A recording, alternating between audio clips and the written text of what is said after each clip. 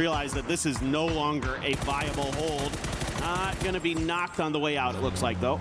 Okay, I'll just say it. Falcons, Gustav, if this is the level of shot calling you're going to go for, these early game pushes, stuff like that, try to find more points, I'm about it, man. This is exactly what you need. It's also a momentum builder for your squad, right? Coming in, getting these 3 kills off the start in Circle 1 makes you feel like you can do anything. I agree. I mean, I think it's really important to get off on the right foot. You want to have that strong start. You want to feel like, you know, you're accumulating those points game over game, making sure you're putting yourself in that top tier situation where you're getting 10, 11 points on average per game.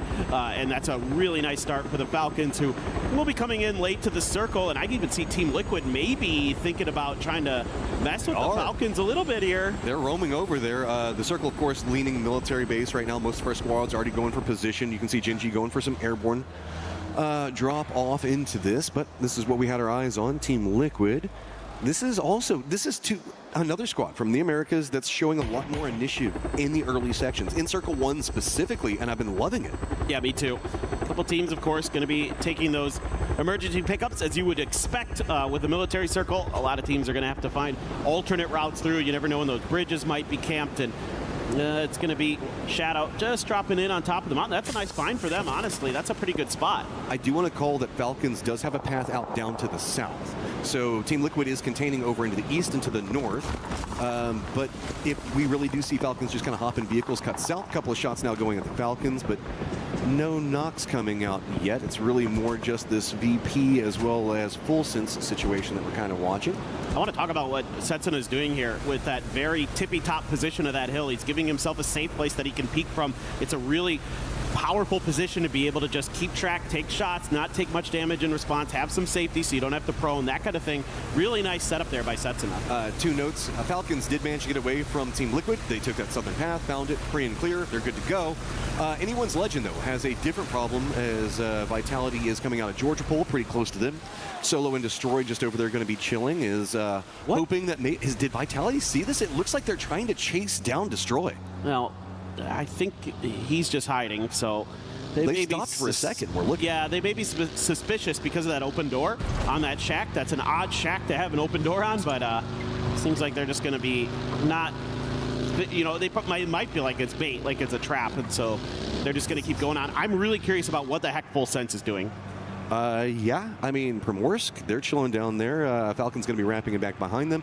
Team Liquid going to get a little bit of airborne nature to themselves as well, seeing how they can scout. As all the squads, really, that we watch coming into the circle are going to be the tail end of that skirmish that was going on. Are Falcons running right down to the same point that Full Sense is at? Well, I'm kind of curious if this was like sort of a pseudo camp by Full Sense where they're trying to deny boat access from Primorsk. Maybe saw the kills in the kill feed, know where teams drop, and it is going to be a southern shifted circle still on the military island, still a lot of the base in there, still a lot of teams that had already made their move inside of this, but this seems to me like, so Full Sense, I think, was reading the kill feed, knew that Falcons were fighting AGL, knew they were dropping on the western side, and thought that maybe they can go for a little bit of a camp here. Kickstarts into their territory. I haven't seen anybody shoot yet, so Kickstart has no idea this is going on. A couple of shots, don't manage to get the knock. No, do manage to go underneath of it, hit the toes to get the knock onto him, so Kickstart going to go down. I mean, it is right next to the res station, so do Falcons go for this? It looks like Tig's thinking about it. That's what this is. They have 10 it all down, and they want to go for the res, and the Falcons just kind of drove into it, expecting that they could maybe come in here, get a boat for free. And in fact, they have found that this area is already occupado, so it's going to be a little bit difficult now for the Falcons, who probably want to try to get their teammates blue chip back up and running, but Vitality's driving right into this as well. Third party could be convening on this one. Okay, Tig, back on the motorcycle. I think he's going to try to get out, but the timing on this is going to be terrible. It's going to be right as Vitality is on their approach on Military Base Island itself. You can see the GAM's using the BRDM to kind of bully against the other BRDM. Tig does get spotted by Vitality. Gedrox is going to get the knock and the flush, and that was a great start for Falcons, but 2 down early is going to make it a lot more complicated and not even really resable. Remember that we still have Gustav and Trimsy that have to cross the bridge just to get back over onto Military Base Island. I guess they could take, like, I don't know. There's a couple of ways they could do this, but I think that most of the boats have been already taken. I would suspect that there's not going to be great options for the Falcons. Maybe there's one leftover boat at the ferry pier, but I kind of doubt it. You're going to have to maybe try to cross the bridge otherwise. So, Tig's just trying to drive away and not really ready for the fact that Vitality was already going to be in the vicinity. Wasn't trying to drive around that hill or anything, so he kind of figured it out too little too late. Going to gas up the BRDM there, keep it fully fueled up for GAM. Now Vitality as well has kind of question marks about how they're going to get into this next circle. Full Sense got back in their boat and they're on their way over. Destroy also roaming back behind all of this. 17 did pull an emergency pickup, opted to go away from it. Instead, hopped back in their vehicles. They're going to the eastern bridge, I assume because they wanted to hold onto their vehicles for longer, given the way that this circle's got a lot of open area. We are very southern leaned on our military base island. That's going to be the more open sections, including, of course, like the airport itself. That's going to be very wide out, except for the damaged vehicles and planes that are around it. But then to the south of it, it's the much more open section that we can see that T1's got a 2-2 split pretty much entirely across the fields down to the south. That's a huge split for T1. I'm very curious what, what they're going to be able to do with that. Yeah, Shrimzy has been not super quiet about what he's been doing, so Vitality gonna have to clear some of this territory. They suspect he's in the vicinity. Does have that level 3 gear, but that first spray really awkward. Gets the headshot though in the end. Looking for the double down and he's got it. Just popping heads right now, putting in the work. Take down Tiggleton. We'll all get 2 of you as vengeance. Gustav still on the other side of this. Nades raining down on him. But Gustav could go for a great flank position, make sure to really cut this off. Shrimzy wants to make sure that he secures out the kills, gets those points, now sitting at 5. Even if we do see Shrimzy and Gustav go down, that's a decent start on the day, even if they do go down early. Yeah, for sure. I mean, 5 points here is pretty okay for the Falcons, and any more that you get out of this game is going to be very, very nice, considering you've been having to fight sometimes at your own decision-making, other times at other teams. And Shrimzy was a really nice little move there to dodge some of those frag grenades that he knew were going to be coming his way, to get those first aids in and to get ready for the follow-up fight. Gedrock's looking for him. 2 follow-up fights that are going on. Full Sense is going to get eliminated by Team Liquid, who's crossed over the bridge, bumped into them. Big firefight to remove them from position. So Team Liquid also finding a lot of points as America trying to frag out early in a very desperate circle. Is in a weird turn of fate, Destroy is now back over next to the Falcons. It's just taken them so long to get away. Destroy, who's just trying to solo survive out in all of this, has realized maybe I could get some shots into it. And yeah, Destroy gets the knock on to Hello My Bad, and inadvertently, anyone's legend is going to come up and rescue Falcons. Key point here, AJUDA did get their revives as well. I can see their players on the very southern coast of the military base. So Destroy able to do a lot of big things for AJUDA and keep them alive in this. There goes Gedrox, and Vitality is down. Great work here from Shrimzy. 4 kills in this game, 3 on the Vitality.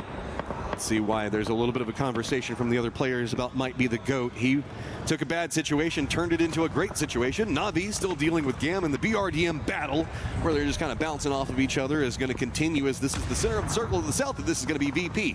Quick update on all the other positionings. T1's managed to regroup over into the east of this. Geek K is going to be to the west of it. Gen G much further over to the north, but Myth is trying to hold out VC as Vicious is kind of roaming around every single angle around Myth right now. Yeah, Vicious is just trying to find something kind of safe-ish in this circle, and it's, as you mentioned earlier, Matt, it's difficult in this part of the map, and they're already losing players. Simon T's gone. I mean, I have no idea. Into Narnia. There's AJL swimming out there. That's maybe they're trying to hit the players in the water. No. Oh, a good one though. That one finds the mark right on top of Navi. The follow-up is going to claim Boostic's life, trying to get that BRDM to a bit of a safer spot, but Navi, I was going to mention how nice it is to have a BRDM in a circle like this, but mortars are a decent little counter. I mean, you just got to be digging in this circle. It is just bad. I mean, full rock and stone moment's going to have to stack up. Team Liquid's going to be wrapping on a Gen G on the other side of what's going to be going on with this. VC still roaming out in the fields, not feeling too good. Myth taking the shots at him, but that's allowed GAM more maneuverability in this point where they could be a bit more pressured. Circle continues to go down to the south, and Twisted Mind's going to be feeling really good about that. Yeah, for sure. I mean, it's Twisted now. It's just an important job of keeping that eastern edge of the mini pier clear.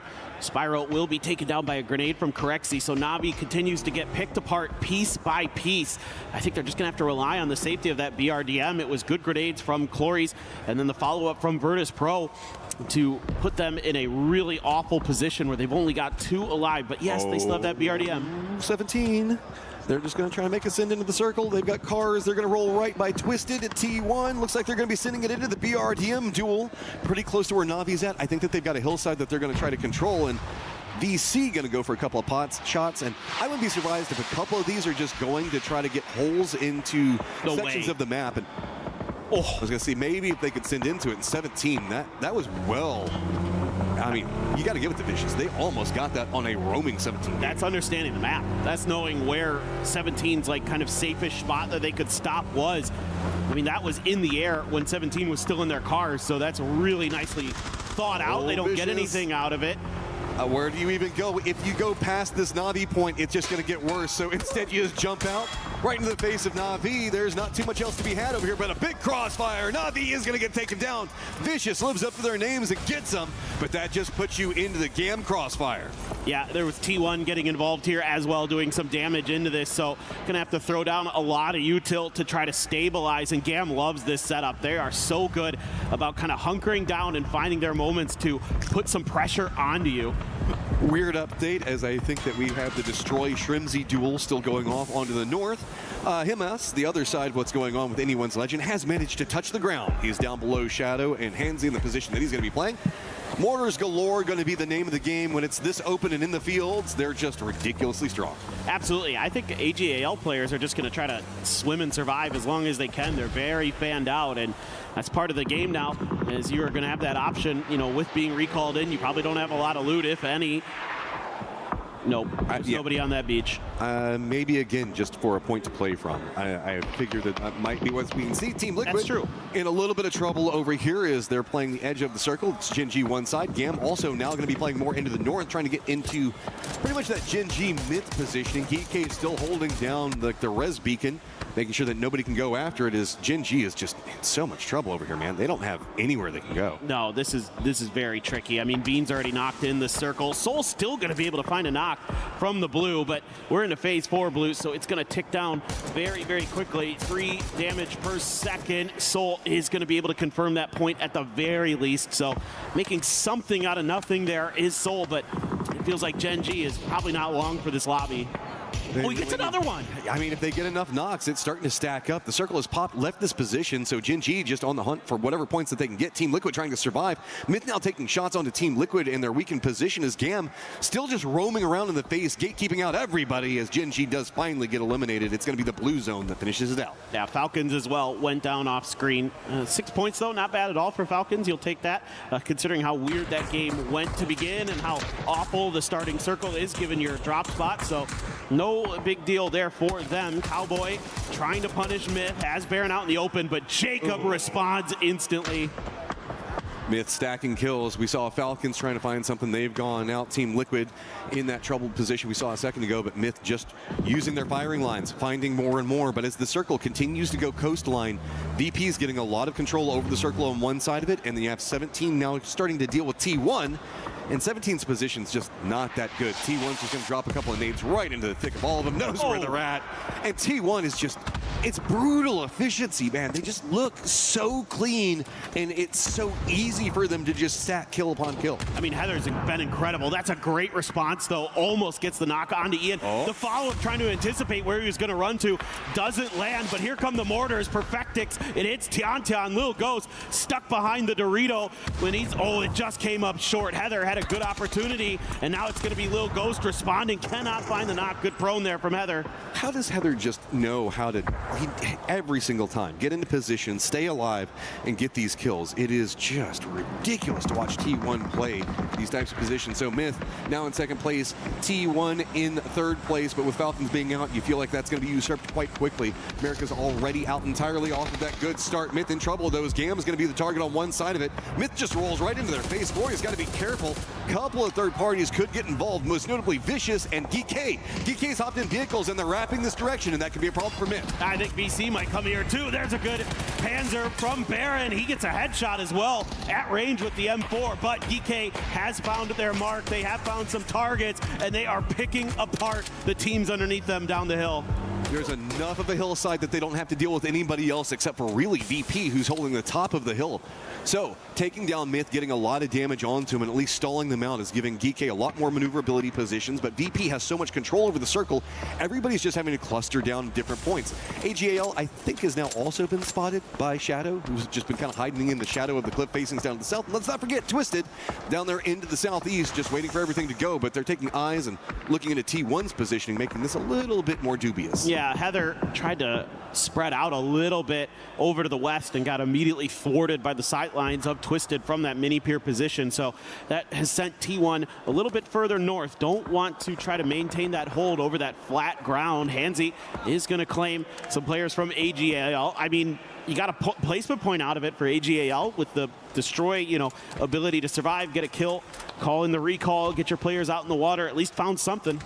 Finding more successes than the squads that were trying to use this coastline to get those couple of points to qualify and knock Shadow out. So Shadow learning the lesson of what was going on yesterday. You can tell VOD review coming up big for them. But GK and Myth now need to get in the circle. Twisted down in the southeast also needs to do the same thing. VP is also starting to lose a lot of their, I guess, high ground control position that they've been playing. And Shadow doesn't have any options except really to force their way right into VP's positioning. So that's going to open up some more maneuverability for the rest of the lobby right now. It's just pretty much this high ground that we can see coming up in the coastline leading into the cliff. And everybody's about, what, 20 meters, maybe 10 down lower than them. Yeah, exactly. It's a nice vision point to try to find how you want to make your entry into this, because you're going to have to probably crash somebody or try to create some space in the middle by setting up the vehicle for it immediately, get the pickaxes out, start digging in to see if you can find some space. But you're going to be under the sight lines of a lot of teams if you have to do it on foot. Lucarux tapping away with the M4, did find one knock, but Hansi found a big one onto Beamy, and they are getting cut down though correctly with the SLR. This is so difficult for Shadow. Other side of it's going to be Twisted Minds. They've got vision, crossfire galore onto Shadow, and they go down. Means that Beamy's probably going to be resable. Looks like Twisted doesn't have an angle onto his position. Nixie still has to keep an eye on GK, but GK is very focused on what's going on with Myth to the north of them.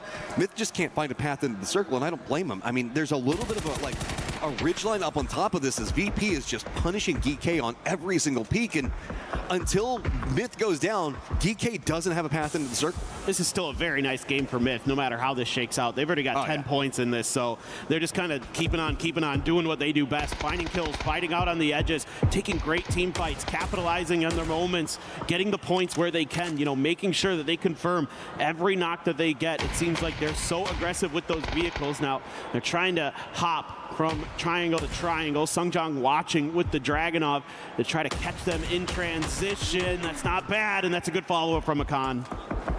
Myth is just trying to creep their way in, so they still need to get right up next to the road or at least cross it, and you can see that that's going to be nigh insurmountable. Nade, depending on the bounce, gonna go to that side of the Dorito, but it was already red. Scappy's gone ahead and pulled Baron into a new spot. I think that they're right on the edge, so as long as he gets this res up, it'll buy him at least this circle, but good luck after that. Heather just domed Sungjong. He just absolutely wrecked him out there. So that's given Myth the opportunity to really make sure that they can get this res to go. In fact, Scappy's going to take the point. Okay, so look at the lay of the land with the circle. T1's got control over the east. VP is trying to hold on to their high ground for as much as they can, but Twisted trying to sneak in right underneath of them. DK right on the edge of the zone, not too much further they can go. VC is playing a little bit of a hill right on the other side of where Myth is trying to cross, and they haven't managed to get too involved as Myth is going to finally get eliminated. DK, where do you go? You're going to have to deal with VP close range, or you just run down into VC, but neither one of those fights feels good, and it feels like VP is just taking more territory control and making this brutal by the second. Yeah, GK's in a very awkward position. It should be mentioned today that GK kind of made a power move when it came to the drop spots today. They were threatening to challenge AJUDA all across the maps, and that might have been part of the reason that AJUDA was in a weird position early where they started to get picked apart. And also you notice that GK's loot is very sparse compared to what they would like. You see some MP5s in there, you see an SKS in there, maybe not exactly the guns that they would normally want to be bringing to these fights. I saw an M16. Granted, they're a team that can thrive with weaker weapons, so to speak, but they're kind of trying to find a way around VC. This is great from Twisted Minds. They're playing the coastline, moving in. You can see that they're just trying to corral VP further up the hillside, so that way they have a little bit more maneuverability over here because it's pretty hazardous. VP is trying to deny it on that side, though. They're trying to get into a point where they can keep an eye on the coastline approach. Twisted going to see if they can be enough to kind of bully their way in, but they are getting some assistance, Twisted is, by T1 on the other side of this. T1's realized that GK is right on top of VC, so their focus is turning a bit more down into VP's positioning, and they don't like how that strong position that VP's playing is kind of giving them as much control as they've got. So it looks like EN might be moving their way down as BB does spot out Lou. I don't know, Twisted. Now you've got a pinch on both sides, and there is nowhere to go. Open field in front of you. Yeah, I mean, with Virtus Pro already pretty well dug in here, you're going to have to land some really nice grenades. They try to flank Lou out to find a bit of a freebie pick, but it was well read by Virtus Pro. Now T1 swung down to the backside of this. They want to make sure that Twisted is dealt with. They'll leave Heather up on his own to corral GK, who they know are pinned on that hillside up on the northern edge. They can't really peek out too efficiently. EN thinking about the frag. Did that grenade just bounce off of Example's head? T1's never found a fight that they don't want to be a part of. Perfectic's going to go down. Type's going to go ahead and find Example. So that's going to be Twisted Minds down out in that position. So 5th place. We've got our top 4 now. T1's going to go ahead and regroup. Heather made a contain play, holding back GK as well as Vicious. So VP still holding their point. So it's a 2-2 split at this stage as the circle pops, and really VC the only one in it. Yeah, seeing a little bit of frustration there from Batu. You know, again, this team will bounce back. I think a 7-point game, not definitely how you wanted it to roll, but with Twisted, they're always want to just keep popping off eventually. Twisted is so smart, and they're trying to do like these damage control maneuvers on these really brutal shifted circles that we're seeing. You know, whenever you're smart and you've got the gameplay coming in, you're trying to figure out a strategy to deal with coastline military base to the south on Circle 4. It's so hard, and but that's what you get at this stage, man. 7's good, yeah, exactly, man.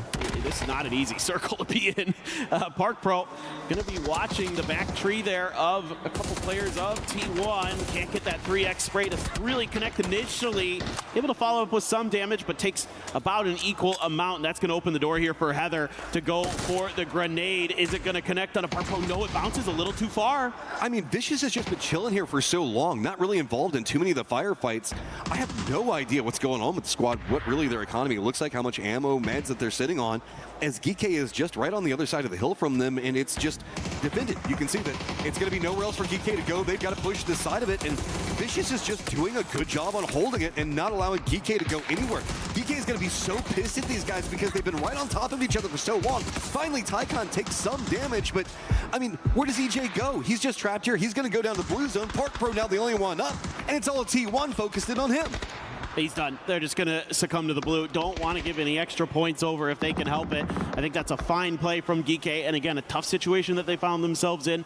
Not easy to be on the outside looking in of this current circle. T1 continues to swing around the side. Raining found a big knock onto Virtus Pro, and they're looking to try to capitalize. Smokes are down. They're going to keep moving forward. Can they get there fast enough? Jumping in the vehicles. They want to get into a great position. Great shots already finding. Tycon's going to go and get the knock on to Nixie, but everybody's getting a piece of what's going on with VP right now. EN down for T1, but they continue the push around on this angle. VP doing a great job on defense, but it's going to be Lucarux right in the face of VC, and this is exactly what T1 wanted. They wanted these two squads on top of each other so they could dismantle them at their leisure. And to make everything worse, Lucarux just going to try to run him over. He's out of the car, trying to do some damage. Hops into the smoke, is barely alive, trying to go for that first aid, has a little bit of time. Meanwhile, Type is on the hunt, and he has taken down Virtus Pro members. They only have one standing, and that's Lucarux in that smoke. Make your enemies do the work for you. T1 now at the top of the leaderboard, but Lucarux surviving in a desperate situation, finds more, picks it up in the end. It is going to be T1 feasting on it all. Well, this is exactly what we were looking for from T1. They've been second so many times, and they come out with a big statement chicken dinner to kick off the finals of EWC 26. That's a scary situation to be looking at. 11 kill victory coming up from T1 is going to put them in a great position on the leaderboard to start off everything and really unlock that aggression that T1 loves to bring in the earlier stages.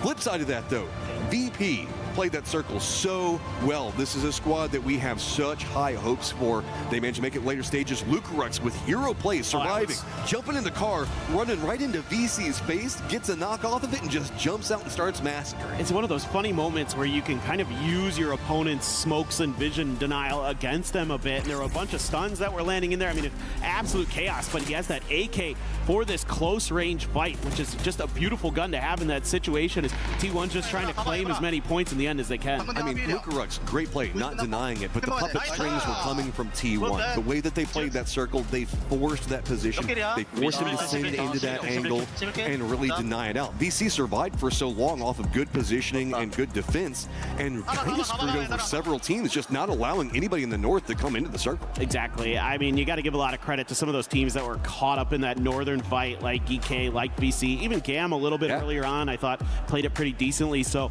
you know, even though they don't get a lot of points out of it, GAM, they were causing a lot of havoc up there, giving themselves some opportunities for points. They just couldn't capitalize. I mean, we had action off the get-go. Playing path was crazy, leading us all the way down to Millie. Let's go ahead and get everything set for game number 2.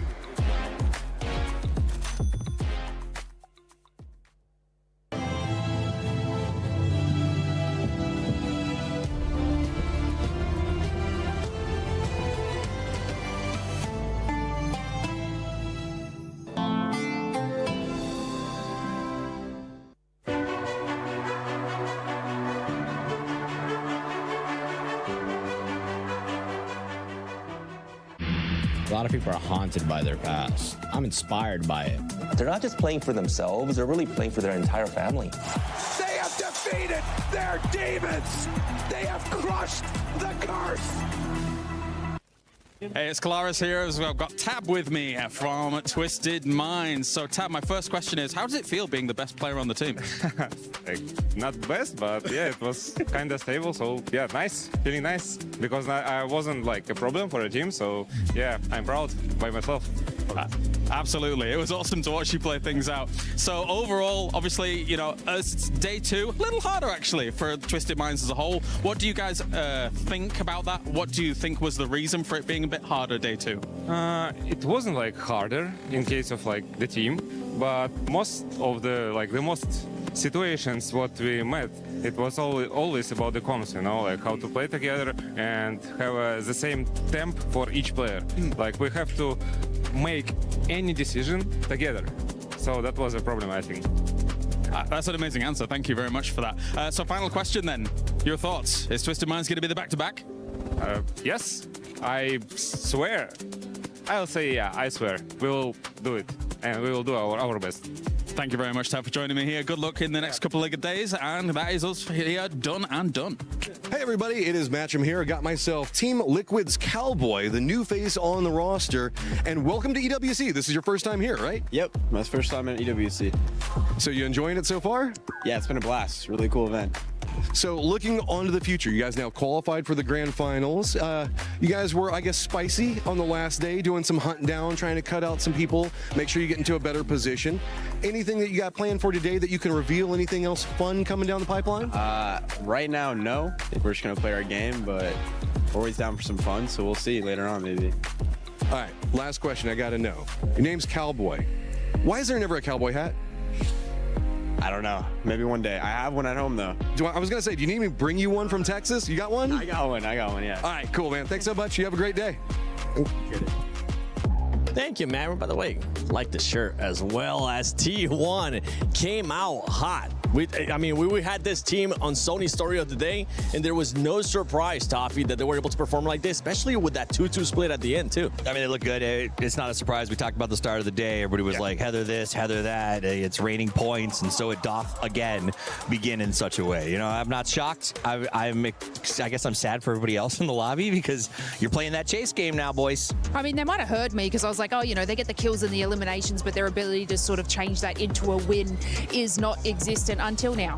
So reverse cast a curse, I believe, for T1. But I mean, yeah, they played that exceptionally from start to finish, and to see them be able to get to that point as a full squad was exceptional. Yeah, what actually impressed me the most about that as well is the play they had, right? They sent 2 down to the south to kind of watch VP, make sure that they couldn't encroach on their position. Then they sent the other 2 towards the north to watch what was kind of going on between Vicious and I believe it was Geeky. But man, I have to say, for me, Lukarux, that was one of the sickest clutch plays to get Vicious out of there and secure second place. That was so sick. Super true, because that's the hard part, Laces. Do you just go for that easy 1 flush, or do you try to take that 1v1 that will ultimately amount to 2 points? That's a tough decision. Yeah, I mean, this is what I'm saying. Like, it was something that it looks like they pre-planned it. I mean, their ability to adapt is exceptional, but I feel like this is something that they might have calculated from the group stages, because we did not see this sort of like play style in group stages. So that took something to the drawing board, and they are absolutely smashing it. The willingness to risk the one in the hand for the two. You know what I'm saying? Like, as it was, he had an easy flush right there in front of him and said, we got to go for those bigger points to chase teams like T1, who started incredibly strong. Vicious coming out in 4th place. We talked a little bit about them and how they kind of surprised us on their second day of play, making a lot of point runs. These are the teams, in fact, if you even go back a few more ticks, you got your Falcons that were knocked out, a couple other top contenders.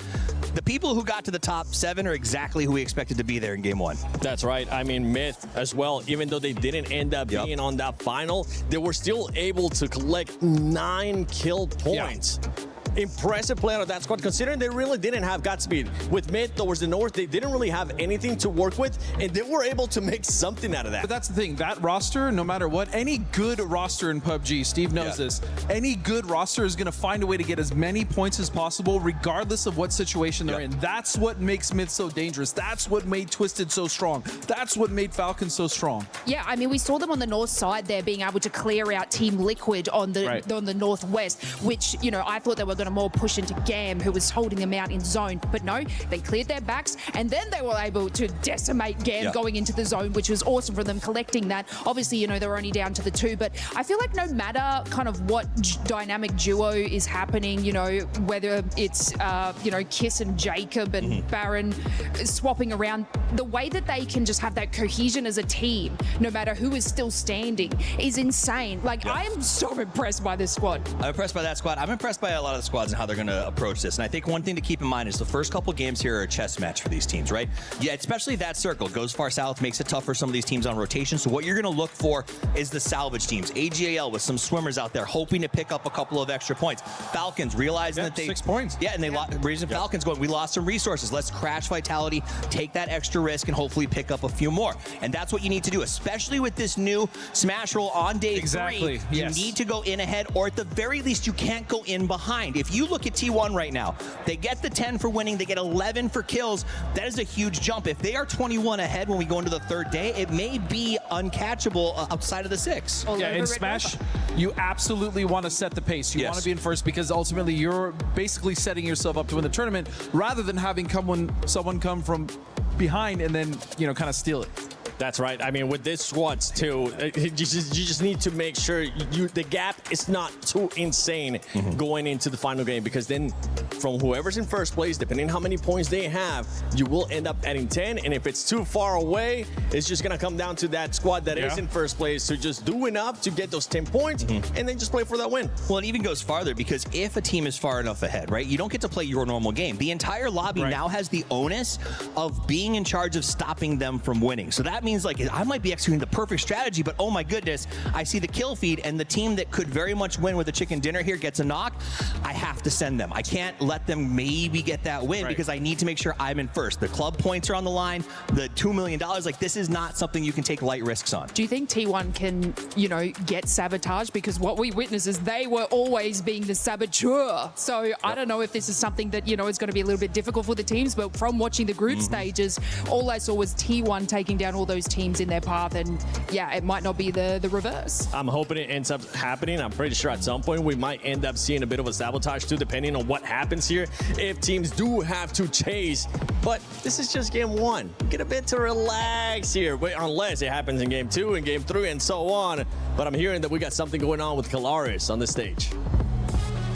There's always something going on with me. There's a lot in my head. There's a lot going on here at the Esports World Cup. But of course, we had some great players in that first game, with everyone trying to deal with military, as always here on Erangel. But there's been plenty of great plays throughout the tournament already so far. What have been some of your best? Oh, man, I think the first thing that comes to mind has got to be that example drop shot when he was... look, I don't know if it was intentional. I don't know if it was done on purpose, but, man, it looked cool. It really did. You see the cinematics, UAS going over the top of his head. It was insane. And then don't follow that up, the Tiggleton double mortar. Yeah. The back-to-back mortar and then them going off and then just farming the rest of the northern side of the lobby.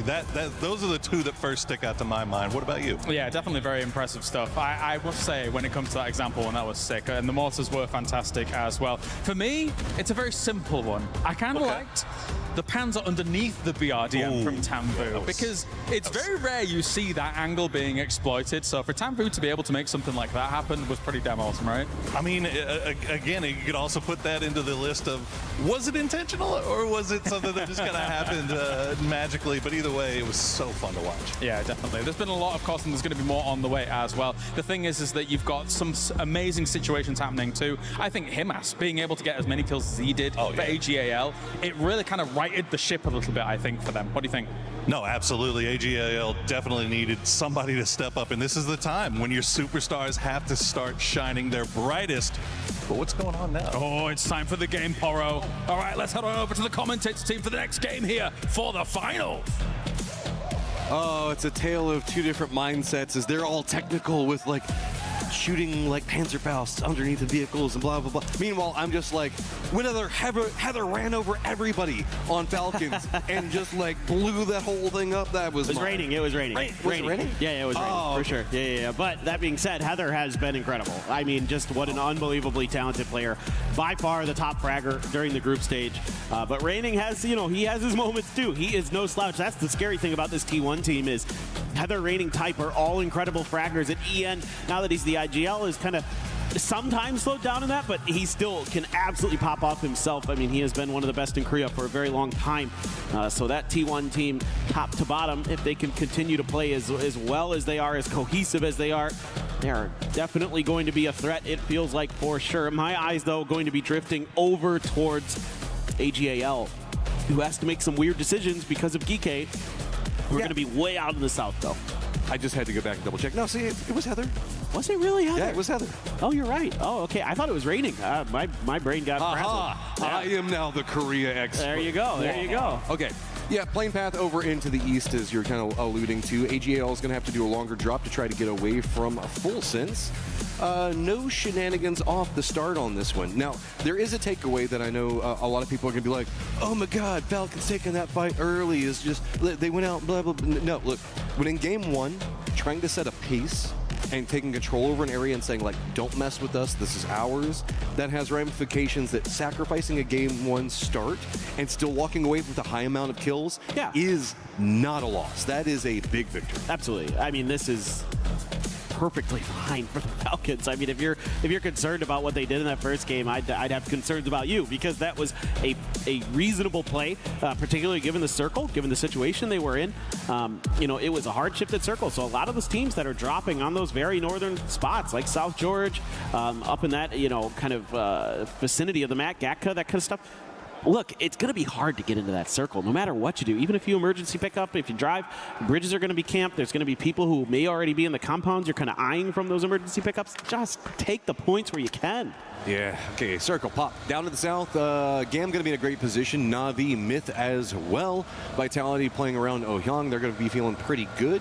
Jin Ji is going to be inside the circle, and just to the east of them is going to be Geekade. But we're going to have longer wraps coming in from the guys that went to the island up to the north. That's going to be a VP, Shadow, AGAL, Full Sense, Team Liquid, kind of. I think that they left ALO kind of very close to the edge of the circle, so they should be fine. 17 and Twisted going to be right next to each other on the edge of the zone. But T1 and Myth do drop pretty close to each other, and that could be a recipe for something fun to brew. That would be nice. Getting to see those two teams take a fight. I mean, the rest of the lobby would love that in particular, given how well they've been playing lately. I mean, when we're talking about like what's going on and how we have expectations coming into this, yes, T1, Myth, but whenever my eyes go European right now, for me it's VP. VP off of the performance on day 2, just overall great. The way that the squad can really just kind of find ways to make terrible circles work for them is incredible. You can see a lot of squads, like Batulans was getting annoyed at that last game, just due to how the circles kind of fall together. VP has this system that seems to work where they can take a mess and just turn everything advantageous to themselves. Yeah, I mean, I think back to some of the games last year that they won in really bizarre situations where there's just like flat fields. Like I can remember one here on Tego where it came down to like a 1v1 and they're able to clutch it out because of some really good smoke play and the way they were able to position themselves. I can't remember, it was a tie team. I can't remember which one they were going against, but anyway, they are really sturdy in those moments. The thing that hurt VP during the group stage was they had kind of a run there on the first day where they just couldn't get into those late game situations like they normally are really pretty adept at doing. So as long as they can do that, you're feeling pretty good. You may get your wish here a bit. Nope, no damage done. T1 getting shot at and not stopping to fight? Not my T1. Well, they probably know who it is, and they're probably like, okay, of any team in the lobby to try to fight early, maybe this one's not the one we want to try to contest. Especially when they've got a compound and all that other fun stuff. Another European squad, Na'Vi. Great position. Center of the circle. They're trying to push back against 17, trying to get a bit closer to them, but I do like the fact that we get to see T1 in this rotating where they opt into stopping because there's really nobody playing to the west. The way that this has kind of all come down, Hosan's going to be kind of the northwest-ish. It's kind of central. It's in that like odd spot kind of in between both. Team Liquid's going to wrap over there, but that's the only squad really in the West. Yeah, and I think this is a really good thing to talk about. You know, you're really highlighting well, Matt, that they went all the way across the circle to get here, right? So they're trying to play a bit more edge. They're trying to not just take that early position. Kamal's will take Panadol down early again, so full sense. Having struggles in the early game, but let's pencil that in for later. I think T1 wants to play a little bit more edge. They want to take those fights, and they're happy to not just claim a central compound. You know, they were pretty close to the center of the circle compared to a lot of teams, and they opted to go far west. That's really interesting. That really says a lot about their current mindset for this tournament. Well, a lot of times when we've talked about T1, right, they had a different coach at the time. Yep. You were talking yesterday a little bit about that, and kind of, do you think that this is more of a distinct playstyle difference now coming out from T1 due to that? 100%. 100%. It's a Lash K, the difference between him and Sonic. Like, Sonic is a much more like central heavy. Like, you think back to those old Donawan teams when they won PGC, like they're going to look for those center circle dives around 3 and 4, whereas here you're going to play a little bit more spread, but you're going to look for those edge fights. That's very much that old Element Mystic kind of idea with a little bit more aggression baked in compared to what we saw when Lash K used to be a pro. So it's a lot of that kind of thing that T1 is so good at, on top of having just incredible players. I mean, they're so good. Yeah. Top of the world right now is going to be Na'Vi in a great position. Everybody else still just trying to rotate in.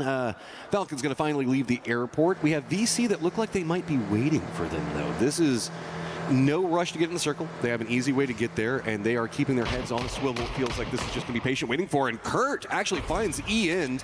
Maybe T1 trying to bite off a little bit too much, as this is a great move coming out from Team Liquid. They were the last ones to actually get into this area, and how is it that there's nobody in the West, but somehow these two squads are the only ones fighting? Well, I think T1 might have like gotten baited a little bit here by Team Liquid. I mean, if Kirk can get out of this is going to be a great freebie point. Now, you could recover the chip. It looks like Heather just did that. There are some revive stations that you could go to. Hosan is the one that my eyes immediately go to as being open. I mean, Team Liquid is hunting, man.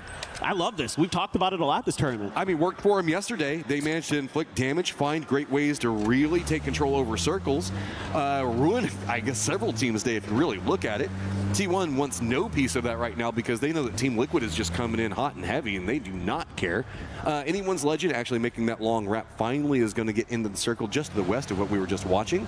VC did not end up staying long enough to wait and catch Falcons, so they're going to go ahead and go for the circle while Falcons has an easier path. And we still have Shadow and Full Sense fighting up in the army base. Yeah, that's kind of turned into a bit of a standoff up there at the very northern edge of the map. Maybe sort of a fight for territory. I don't know if this feels good. You've now put yourself in between Team Liquid as well as T1. Team Liquid's realized, whoa, there's way too many cars over here. Let's not defend this angle anymore. Let's go ahead and try to regroup. And I think T1's just maybe looking for a revive station is like kind of the weirdness of this whole situation. Having a couple porters, not the best cars to have in this spot as T1. I think they're a little bit lucky that everybody else was also in cars in those moments, or otherwise they might have lost another player or two. I mean, they can run down to Songam, but I guess that you don't want to make the commitment into that stage yet. Maybe they were thinking school because that's easier to get out of. Yep. But this is taking so long for them to find anything. They got to go way west. Everybody else is starting to make an approach in these late wraps. Finally, we do have also Shadow has left Full Sense to their own devices up there as we're about to get circle number 2. Look at this. They might kind of run into a timing here between AGAL, but we'll see. It depends on where AGAL wants to make their turn. if they were thinking about contesting this. And Delwyn might have got an idea that T1 was going in that direction. Exactly what I'm looking at, Matt. It just depends. I mean, yeah, but we did see that AGL went for a very coastal wrap on this one. So T1, in their adventure to try to get their teammate back, just keeps bumping into everybody in the world. Most of the squads that were playing center don't have to move too much more. And I mean, for T1, this is really throwing off your timings on the circle. I think they're going to get in here with just enough time, and I don't think AJAL is going to be able to punish this initially. Now, this will give AJAL a very good idea that there is a team on their backside, so they can try to set up a bit of a gatekeep onto T1 potentially, but this is going to be a tough revive to get to go for T1 in the long run. Just have to wait and see how they make it go. Gen G close to Team Liquid, who has split up into a 2-2 split, but it feels like everybody is next to Team Liquid right now as they kind of threw themselves into the thick of it all. But yeah, Gamma spotted out VC. VC, we remember they were kind of a little bit slower on their rotate into all of this. So Duckmai at least going to find Duck Juice in return. Team Liquid, you can see, while they do have that hillside on the west in control, it's going to start being more contested as AGL is going to try to find angle. Gam's Tanvu does have vision up on Duckmai and is trying to dare him to go for the res, but just doesn't get the angle that he wants. Yeah, Duck season up here. Oh, look at that. Levante comes up and over the hill. That's Vitality striking, and Gam continuing to have problems. The timing on that, the Porter was rolling away. If he held the angle for a little bit longer, he could have found it, but Levante just coming in, ruining opportunities. See if Gam, what they want to do now, they have to retreat more down to the south. There's just not much else of an option. Yeah, Falcons actually stole that point, though, so Levante not able to claim it despite a great timing on that hit. Well, Gam's going to also bump into Falcons. Yeah, man, this is getting really awkward for Gam. They might have to take that fight. Meanwhile, there is no safety to be found for Vicious. Tycon immediately getting peppered as he tries to push out and get some info. Has to go back and go for the heal. No doubt Falcons know about this. That vehicle not going to be the quietest thing in the world, so Hong F just looking for somewhere to set up shop. And the question for me right now is how aware is Gam of Falcons' position? They would have seen that flush in the kill feed, so they know Falcons are going to be somewhere, and they may have heard the shots and kind of triangulated that they're over in this direction. Now they know for sure. Now what does Falcons want to do? Gustav's still playing back behind. He was trying to play anchor position, take a couple of shots of Vitality, but Vitality still looks like they're trying to get a piece of what's going on. Kickstart now going to play anchor and try to hold back Vitality. Gustav's going to go for an emergency pickup. I think that might just be scouting, but the way the rest of the squad's trying to regroup, maybe they don't like this approach. Given the way that these hills kind of stack together, I don't blame them. You can kind of go up that hillside. You don't have a lot of information on what's going on in the center. Meanwhile, other side of that, Full Sense, where are you going to go for the stop as Ian is going to be coming in same time. It's just helicopters everywhere in the circle. Yeah, this is a revive, I believe, for Full Sense. So they're going to be dropping that into Songam, but it's going to be T1 who's going to drive in that direction. But they're going to see that helicopter. They're going to see the parachutes. Is that going to kind of make them rethink trying to go inside of the city proper to sort of get relooted up, get their fourth player back into the mix with some decent gear? So whenever we look at this circle, right, there is actually a crescent that kind of comes around from where Twisted's playing, where we see, I guess, the southern section of Navi, where Liquid Gen G are. There's a hillside there that leads into a valley that nobody's really wanting to play. Full Sense, though, managed to crash down just in time to get flush on Hong F. So they'll take that one for free, but they're still going to have to make a run into the circle. So most of our teams, like I was talking about with that, I guess, crescent hillside, all of them are going to be coming mostly from the south and mostly from the southwest, the way that we see this coming out. I don't know how we're going to see Gen G and Team Liquid be able to deal with the amount of threats because they're all just going to be rolling right on top of them. It's going to be pretty dicey in the middle of there, so your team fighting going to have to be up to snuff for sure. AGAL has gotten inside of the circle. Oh, Swalzi, okay, that US is okay, and he seems to be as well. Himas, though, just going to roll up underneath this hill, trying to figure out exactly where Gen G is situated before he makes his stop. He's got to be a little worried, though. This hill kind of exposed on the backside. Clory's last player alive for Gam, and Falcons are in the car with him. I thought they were going to take a drive together. No, Did they not see him? Maybe not. I mean, is he up against the tree side? Oh, yeah, he's in the back up against the tree. Well, this is what I'm saying. Oh, sneaky, sneaky. I don't think they saw him. No, I don't think so either. No way.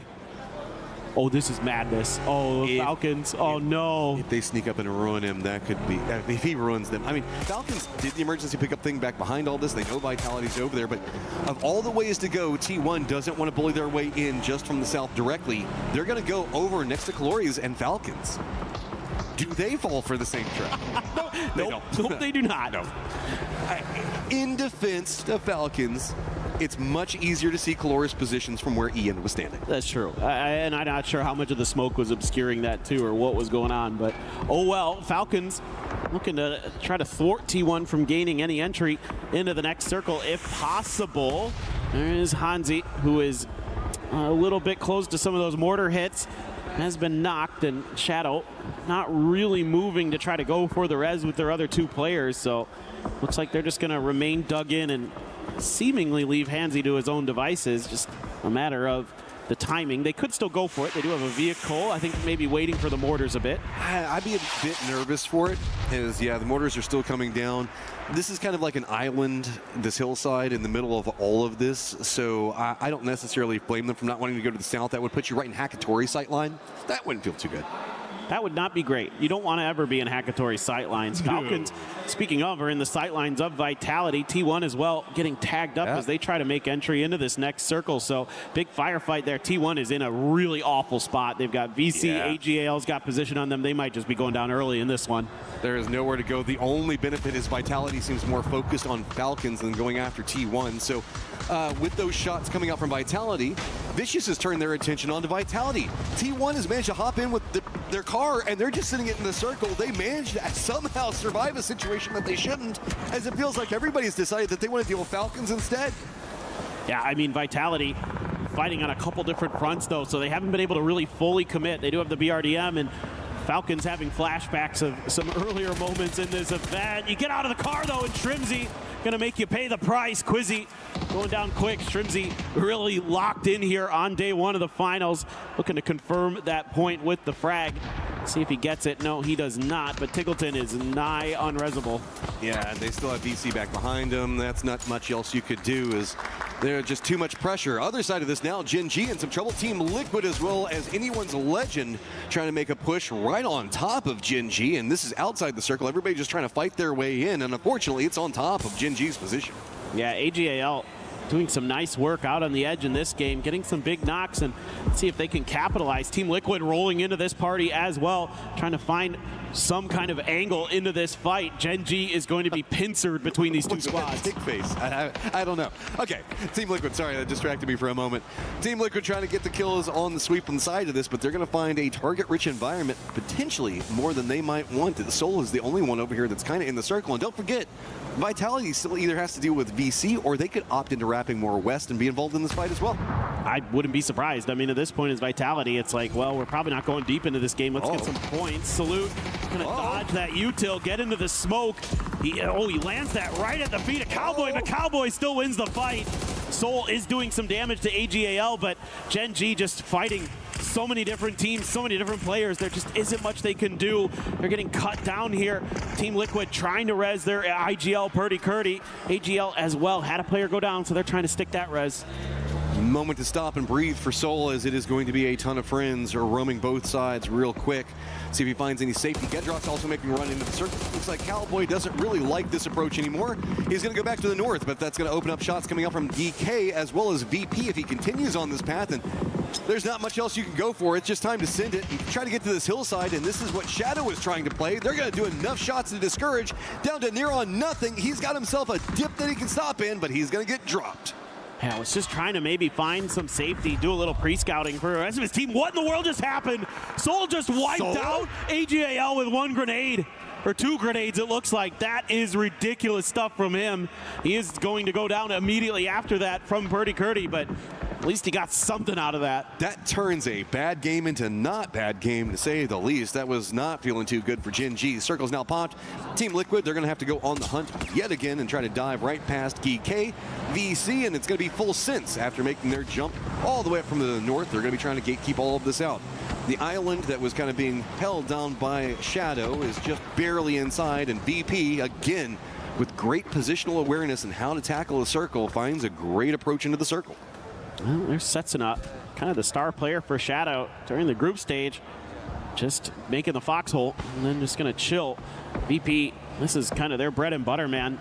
Playing a little bit of edge. They've got a lot of terrain to work with in front of them. You know, they're so good about kind of inching their way forward. The problem is GK just a step ahead in this next circle, so they will be able to find some level of safety next to this revive station, so can't go too much further forward, and you have a couple different squads that you have to deal with. Team Liquid is going to send it again towards the center of the circle where Cowboy died.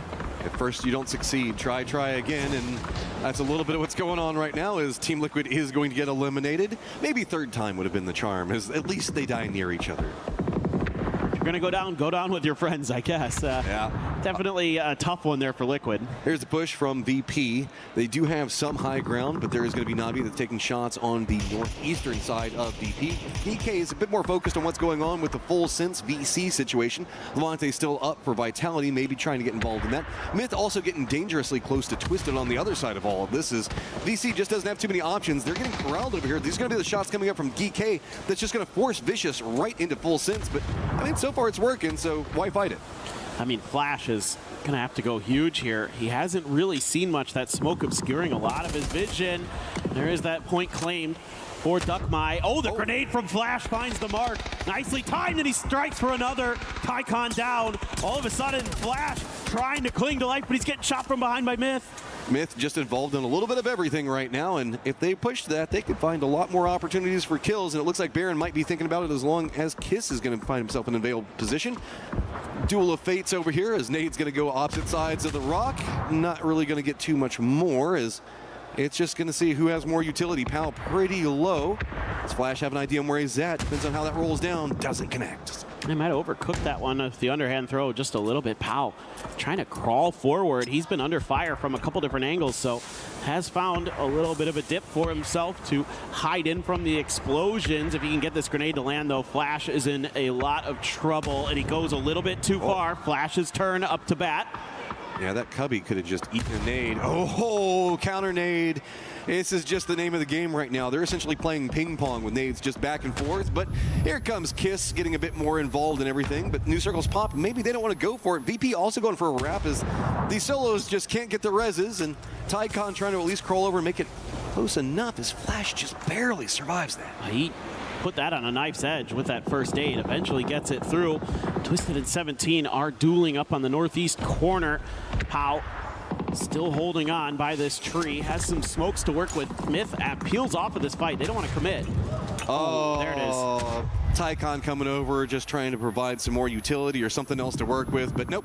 In the end, it is going to be Flash that gets the flush onto both. Okay, do you have time to get Belmoth and try to make a run into the circle? I don't know about that, because down in the lower sections of it, we've got this firefight going on as GK tried to creep over to see if they could get a piece of what was happening with Flash, but VP is just finding more and more territory control as they pick up kill after kill. Just quiet consistency, performing time and time again. Yeah, it just feels like they might be on for another big game. Who knows, maybe even a chicken dinner in the cards. You are going to take down Sungjong, so DK has been eliminated in front of you. You've claimed a lot of this southwestern edge to yourselves. Na'Vi still up and running for themselves, so they could be very much a threat in this. Otherwise, everybody down to just one or two players. In the case of Twisted, well, goodbye Flash, but in the case of Twisted and Myth, they only have two left, so the big heavy hitters going to be these EMEA squads trying to secure their edges of the circle, kitty corner from each other. Gedrock's going to be chilling in the middle in a vehicle. Is that BRDM? Maybe, I don't know. So easy way to look at it: to the north, Na'Vi strong; to the south, VP strong; and then to the east, the west, and the center, it's just going to be a spattering of solos trying to survive. Myth with their duo up. Do get some vision onto Luke Rux, get the knock onto him. If anything, that might be just drawing a little bit more of an aggressive position, as Baron also does spot out Perfectix, finishes him out. Twisted just can't seem to find a way to make that one work. Oh, dude, look what they're doing. They're just out there on their own. They have so much confidence in their individual ability that they're taking fights against two different teams. Kiz is taking on all of VP by himself. Now, granted, he has the luxury of being a bit higher than them and has some cover from the crates, whereas Baron just swept over. finish off the remnants of Twisted Minds and is now looking to regroup with his teammate. And there's going to be quite a bit of util here for Kiss to work with. A couple frags in the bag. This is weird. We've got a reverse situation where all the teams are now playing low ground because we're only in phase 6 with only 5 teams alive. It's just brutal shifts have caused destruction to the lobby. So Myth is our high ground team as a duo, and that's going to be about all she wrote. So Satsuma finally going to get spotted, so we're in our top 4. But it's North versus South with Na'Vi and VP. Myth getting involved in Gedrox. Yeah, there it is. There's the BRDM. We finally got close enough to see it. Yeah, it's kind of what I figured it was, considering he was just sitting in a vehicle in the middle of the circle. I'm like, surely that's a BRDM, right? Like, somebody would have knocked you out of the window by now. And absolutely Kiss looking to just tag that vehicle up. Doesn't want that to be a threat in the later stages of the game. Still going to have to put some fire down, but VP very aware of it and returning. What in the world is that? Ferris just hit a double mortar onto VP. And that is their split section, too. That's going to be a big problem. Myth still has the high ground. Gedrock's actually going to roam over here. Is he going to try to flush those out by running them over? Mortar's on the chase. Nope, they're going to go ahead and pick him up first. Sorry, Gedrox, you're denied. But you run right into it! Gedrox, no! Oh, no way. That is such bad luck. There was still one more mortar coming. Baron finds Nixie, and all of a sudden Virtus Pro, who had been playing this so well, is done in by Ferris Mortar plus a few other kind of weird circumstances. They're going to try to hang on. One player left, and they almost had Beamy dialed in. That was just a little bit to Beamy's left. Oh, VP in first place, but man, it has just turned terrible. Myth now running down on top of him. The Vultures are circling. Beamy, what you got? Nade prepped up. Can he manage to drop it in the right spot? Does get the knock on to Baron. So Kiss now just over here, I think just trying to find loot more than anything else. Could be, yeah. I mean, he's just trying to get this point where he can. Can't do it, though. And that should be the end. Oh, that grenade bounced too far. I mean, this should be Na'Vi's win right here, right now.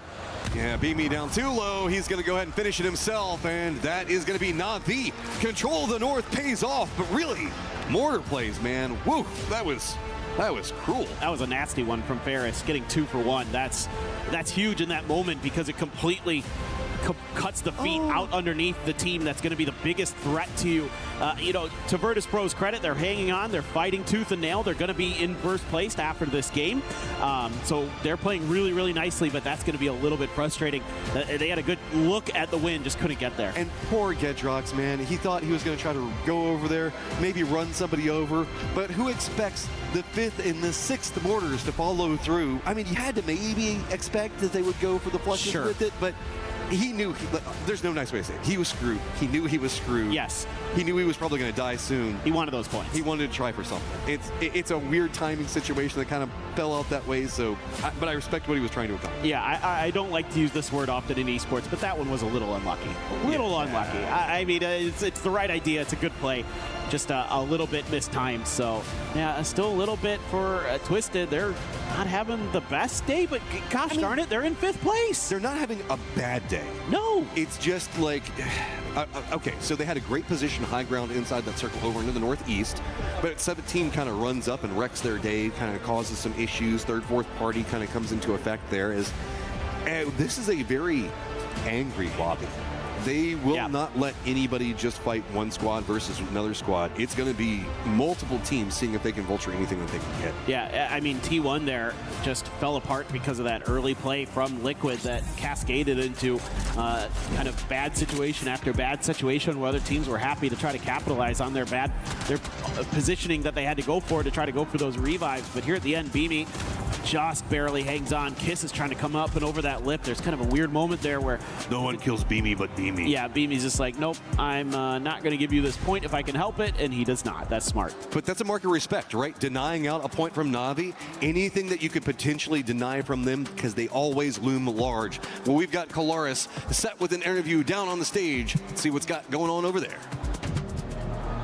That's right, thank you, boys. Yes, I'm here with Lucarux from Virtus Pro after a good 2 games here to get things rolling for the final. Lucarux, let's talk about the first game. You getting into that late game circle, holding the cliff for a long time on the south side of Erangel, up against the Vicious as well as T1. What was your guys' thought process going up against those teams and how you were trying to potentially counter their positions? I mean, we did a really good rotation. Zone 2, we got in a good spot, and then we got a zone. And then in the end, like, It was against T1 Vicious, and I think GK was alive. And in our heads, we saw that T1 has the best position, so they're obviously gonna win the game. And we had like bad loot that game, and we just went to play for second place to kill GK and Vicious. Okay, it did look like that, so that's actually really good for the clarification. Thank you. And into game 2 here, obviously you're having to play Edge for a long time over on that western side after the shift goes away from the south of Hosan.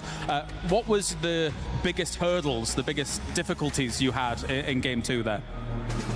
I mean, when we played the group stage, we had a few bad things with Mortar. We learned from that, and we, like in this game, we just used what we thought about.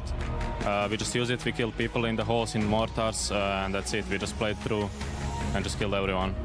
All right, well, thank you very much. A great start for Virtus.pro here to get things going. Thank you very much, Lucarux. And that does it from here, down on the stage.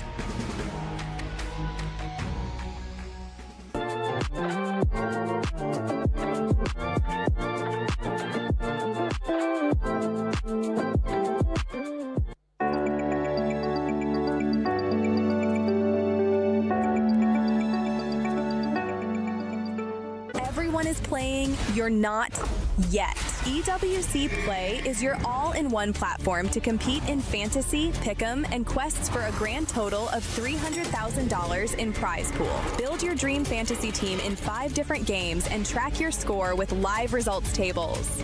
Predict the winner of every game, every group stage, and every tournament. Complete daily and weekly challenges to earn boosters that help you climb the global leaderboard. Got what it takes? Join EWC Play now.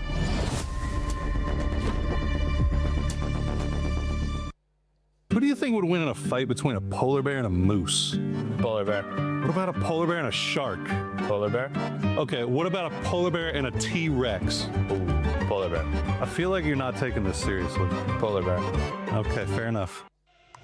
What about a polar bear in first place? Because right now, for VP, that is back-to-back second place finishes as Navi is able to come up with a win. Polar bear.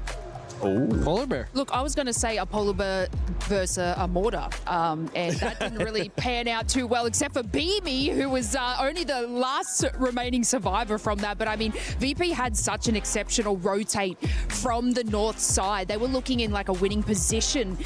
Even Navi was more on, I guess, the eastern side there. So these two teams were sort of having their nice way into that sort of pick. But, you know, they did sort of move further south into that. And unfortunately, you know, didn't really get to hold on too well. But I mean, Beamy was like that survivor against that god crazy attack. Yeah, and it just goes to show you how good VP is when they're playing their game, right? We heard Lucarux talk about it. Look, we had a great rotation. We knew that was our timing. We got in the spot. Hey, our gear wasn't great. We knew T1 was going to win that game, so we just made sure to push Vicious and Geeke to make sure that we got second place. That type of decision-making is what makes a team like VP so difficult to beat when they're playing their A game. I mean, it did make them great at getting their points. It also opened the door for Na'Vi to sort of find themselves the first sort of jump start into that end game, opened up some space for them and let them get a couple of extra kills. So VP totally made the right choice. And then as we get to this, you see Ferris right here capitalizing on that fight. And there's nothing cooler when you're Na'Vi in this situation than looking down the barrel of the scope and seeing Myth and VP fighting, the top teams battling it out, and you get to take those points away from them. Yeah, we're making sure and talking about earlier some of these top teams that perform really well in groups, maybe having a slow start or being forced to have a slow start by some of these other squads. That's currently what's happening. T1 was not able to follow up on that win that they had earlier, Lace, as they ended up being in 15th place with just one elimination. Yeah, I mean, see, this is what we see from this roster. Like, it's either go hard in, like, with one match and then it's a slight fall off. But no, they're going to be able to bring it back in the next couple of matches. I mean, we've seen the points. They are, like, quite steady up on the leaderboard there. And I don't have any sort of, you know, doubts that they're not going to make it up there. But yeah, look, I know we were talking about conversions of, you know, being able to get these eliminations and then getting the win. I was kind of a little shocked about the chicken dinner for T1 this early on because I thought it was going to be more of like a kill race for them. But look, I mean, everyone shows up anyway. But yeah, look, T1, I think it's just a slight off game for them. I don't believe there's going to be any more chicken dinners from this team, but there's going to be a hell of a lot of eliminations in my books. Well, they'll definitely get a lot of eliminations. Whether or not we see a chicken dinner, that is yet to be seen. But I do also want to talk about Na'Vi since they won the game because of, Steve, we were talking about how good they were starting to get that system rolling in the group stages in their final day, right? We saw that their rotations on point. We saw that their cutoff rotations with some of the other teams coming specifically. I believe T1 was their victim in one of those games. So, man, they are really starting to get their macro down, which makes Na'Vi the scariest. And I like the strength of their mental. They went out in 14th with 0 kills in the first game, right? So they came back in. They said, okay, we got to make that adjustment. They didn't sort of shift off or get worried about it. They came in, they had a really good game. They walked away with the win. And it was a reasonable win, 6 kills, right? So it wasn't something where they were like, we got to go hard on this one. They played strategic. They held their position. And I think that's what sets you up on day one. Teams that stick to the system, that play smart and salvage points are the ones who are going to come out ahead by the time we get to 3. Yeah, and you were talking about a team that was able to bounce back. A team that wasn't able to bounce back in the second match was none other than 17 Gaming, as they ended up just getting only 2 eliminations after finishing the first match in 11th place with 0 elims. But we're going to be starting a new segment, and that is the Lace Means Clip. Is that what you want to call it, Lace? Laces, memes, adventures. I don't know. I just made up that jingle on the spot. You know, you would assume Gam would have escaped from the early altercations with Falcons here, but no, not Glories. This man's just going to sit in the back seat, having a sip on some juice, and just relax a little bit and see what happens. The fact that the Falcons had to return to this position to be able to eliminate him, not understanding that he is literally just hiding in the exact same spot where they killed the earlier teammates, is my meme of the day. And I mean, it writes itself. And you couldn't see his face, but throughout that whole segment, he didn't even have his hands. He was giggling. He was just like, they don't even know I'm here. I was going to sit and wait it out. I mean, I did think that he was parked inside of the car. Something that, you know, I think is interesting is this is, again, showing how these end games are changing dramatically, Godspeed, over the fact that we can now destroy terrain. Like, if you go back to what the game looked like a year ago or farther, it's very different in how the end games go. A lot more teams making it deep, and it seems way more challenging to me in terms of how you figure out how to survive when you get those final 6 or 7 teams, Godspeed. Yeah, I mean, we talked about it in the green room. It was an observation that I think, especially, I mean, that was never really a thing, right? Especially last year, all last year. It's just if you were in a bad spot, if you're in the center, you got mortared, that was it. There was no cover. If you didn't have a car to kind of help buffer that zone for you, you were cooked. So I actually think this destructible cover or terrain is probably one of the coolest additions because it's really allowed these teams to flex in those endgame circles. I agree, because like it gets more teams into the end zone, and we love a chaotic end zone as well. I do. I love me some chaos. And I Shadow, love me some Shadow. digging that we have been able to see. Don't get me started, all right? Don't get me started, because I don't want to get on the hype train again. Oh, if that would have swung back like a good Australian Bama ring, that would have been sick. But at the end of the year, we're going to be having something special coming for all the esports lover, and it's none other than Esports Nations Cup.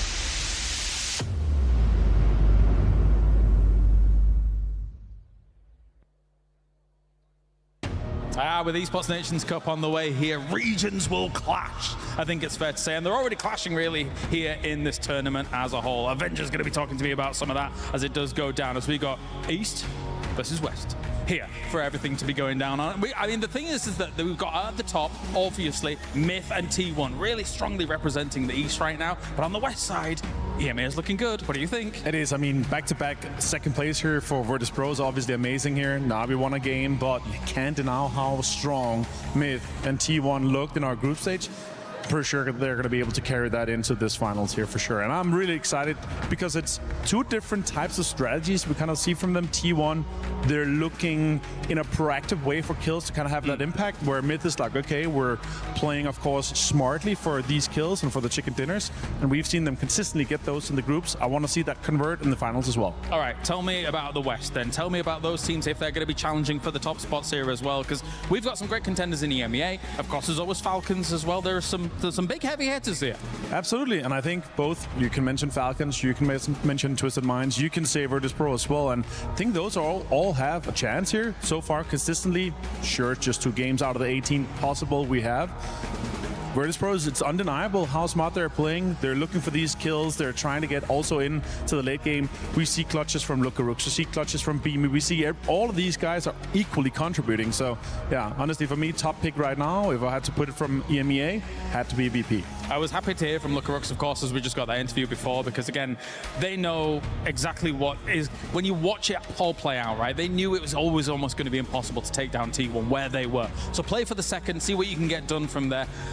Take the mature decision in those moments, right? Yeah, exactly. And we saw it's a 3-point clutch. It's 2 kills. It's eliminating one that's in your 3rd place, right? To getting that 6 points for the placement was absolutely insane. The way he did it as well, playing under immense pressure inside Molotovs, inside smokes, around cars. Sure, they were a little bit passive, but still, you have to be proactive. You have to kind of try to grip that and make it your own choice. Quick pivot back to the East. Sure. China, 17 gaming. Do you think that they can rise to the occasion and bounce back? I sure hope, because we always see they're a favorite, they're a contender, they're up there, but right now, I gotta say I'm nervous. I don't think we see them in the top 4, to be honest. Ooh, okay. I mean, they do have the chops to do it. Of course, they are a previous recent PGS champion, being able to take that off AJUDA at the top as well when that was going down, which was also down to the wire. So discounting the idea of AJUDA being able to make a bounce back, you shouldn't be doing that too early, right? No, absolutely not. I think there is definitely a chance where they could come in. We see him as pop off. We see him as come up to the level that we know he's capable of. Yeah. We didn't see that in the group stage, though. Oh, indeed we did not. All right, thank you very much, Avenger. Time to head to the commentating team for all of the extravaganza in another PUBG game. So much to look at. ENC down the path. So much cool stuff on the way. I feel a bit like bad for Setsuna. He just narrowly, with Indonesia, qualified for ENC, what, a week and a half, 2 weeks ago, something along those lines, and then just barely qualified in. He is just squeaking it out right now. So to get to this stage, they're actually doing pretty good. They're like middle of the pack at the time. Yeah, look, they're playing better than I think a lot of people might have expected, and you know, Setsuna able to just survive. For Shadow's kind of lack of firepower, let's just be honest, let's call it what it is. At times, they don't seem to be able to match up against some of the best in the lobby, but they're pretty smart with getting into the late games, kind of hedging their bets and at least finding points where they can. Got Miramar plane path up and ready to go, as it's going to be pretty far down the south over around Resort, ending around Alcantara. So, the question Claris was asking it mean to Avenger. 17 Gaming. Did they do it? Do they have the gusto right now? Yeah. I'd never doubt 17 at this point. Like, they've just won too many times at PGS's. Like, they're that team that'll surprise you when you're kind of starting to count them out. That's when they're gonna bounce back. But right now, I'm just fine with them. I think they can, you know, maybe play a little bit better in terms of looking for kills instead of looking for center circle, like mid game. Like, they seem to be one of these teams that's looking to make that dive in the middle, but you know, and I get it, because with the ability to dig with the pickaxes and things like that, like, you can make those center circle positions work, but it takes time to get those set up. So in those moments, you're going to be very vulnerable, and they're getting kind of caught up in transitional moments where they're kind of trying to fight teams, and then they're you know, maybe losing a player on the drive, or they're stuck in a fight where it looks fair initially, but then the other teams are so hungry for the third parties that they're getting caught in some of those spots. I do not know what's going on with China. I know that we often have been seeing a lot of our internationals down in Southeast Asia, much more time zone appropriate. Don't want to come up with excuses, as we do see the circle pop, but it feels like right now, yes, you are right. The moment you start counting out 17 is whenever they rise up, but this just isn't 17, in my opinion. I don't know what's going on. China's just kind of really suffered at EWC this year. I think the meta just that they have regionally isn't working right now. Like, where that's kind of true. A little bit of a mashup against metas from other regions could be a problem. I think to me, when I look at them and the way they're playing, you know, since the switch to DPP this year, is that they want to get those center positions and just kind of lock it down, right? They want to play that like safe standard game where you're able to kind of, you know, dig in and look around you very easily and just kind of track all your targets and try to hold that through. But there's so many good teams in this lobby that are great at third partying. Oh, Gen G, that is so scary. Bolt in hand. And they aren't going to continue to try to put pressure onto Quizzy. Vitality going to thwart. You know, we've seen this from Gen G where they look for these early picks a couple times in this event. It actually has worked out a lot. They just haven't been able to kind of scale into the late game off of that. So that's going to be thwarted this time, though. Rotate starting to come in as, of course, we do have that very southern plane path. AGAL as well as Full Sense going to be pretty decent spots off the get-go. I mean, we know we've seen the circle a lot. Pulls down to Resort can be problematic, but at least it's got enough space for a lot of teams to play. If it pulls to the west of Los Leones, that's a little bit more field heavy. There's still a couple of dips, hills, but it gets a lot dicier over there. Down to the southwest, a bit better. You never know. We might get Partona. The way these circles go, Partona is still on the table. You never know. You never know. But Los Leones is eating up so much space in this. You feel like it's going to be a component for rotates, and a lot of what we're going to be looking at moving into later stages is T1 wants to get ahead of it all. They're coming in over on the west, around Chumacera. Everybody else that went very far to the northwest is going to have a really hellacious rotate. Yeah, last year I would have said there's like a 75% chance this ends by Resort, but obviously the circles are different this year, so who the heck knows where it's going to go. Definitely anybody's guess at this point, and we've seen some pretty crazy shifts with the new settings as Virtus Pro on foot, being diligent. I have to be so...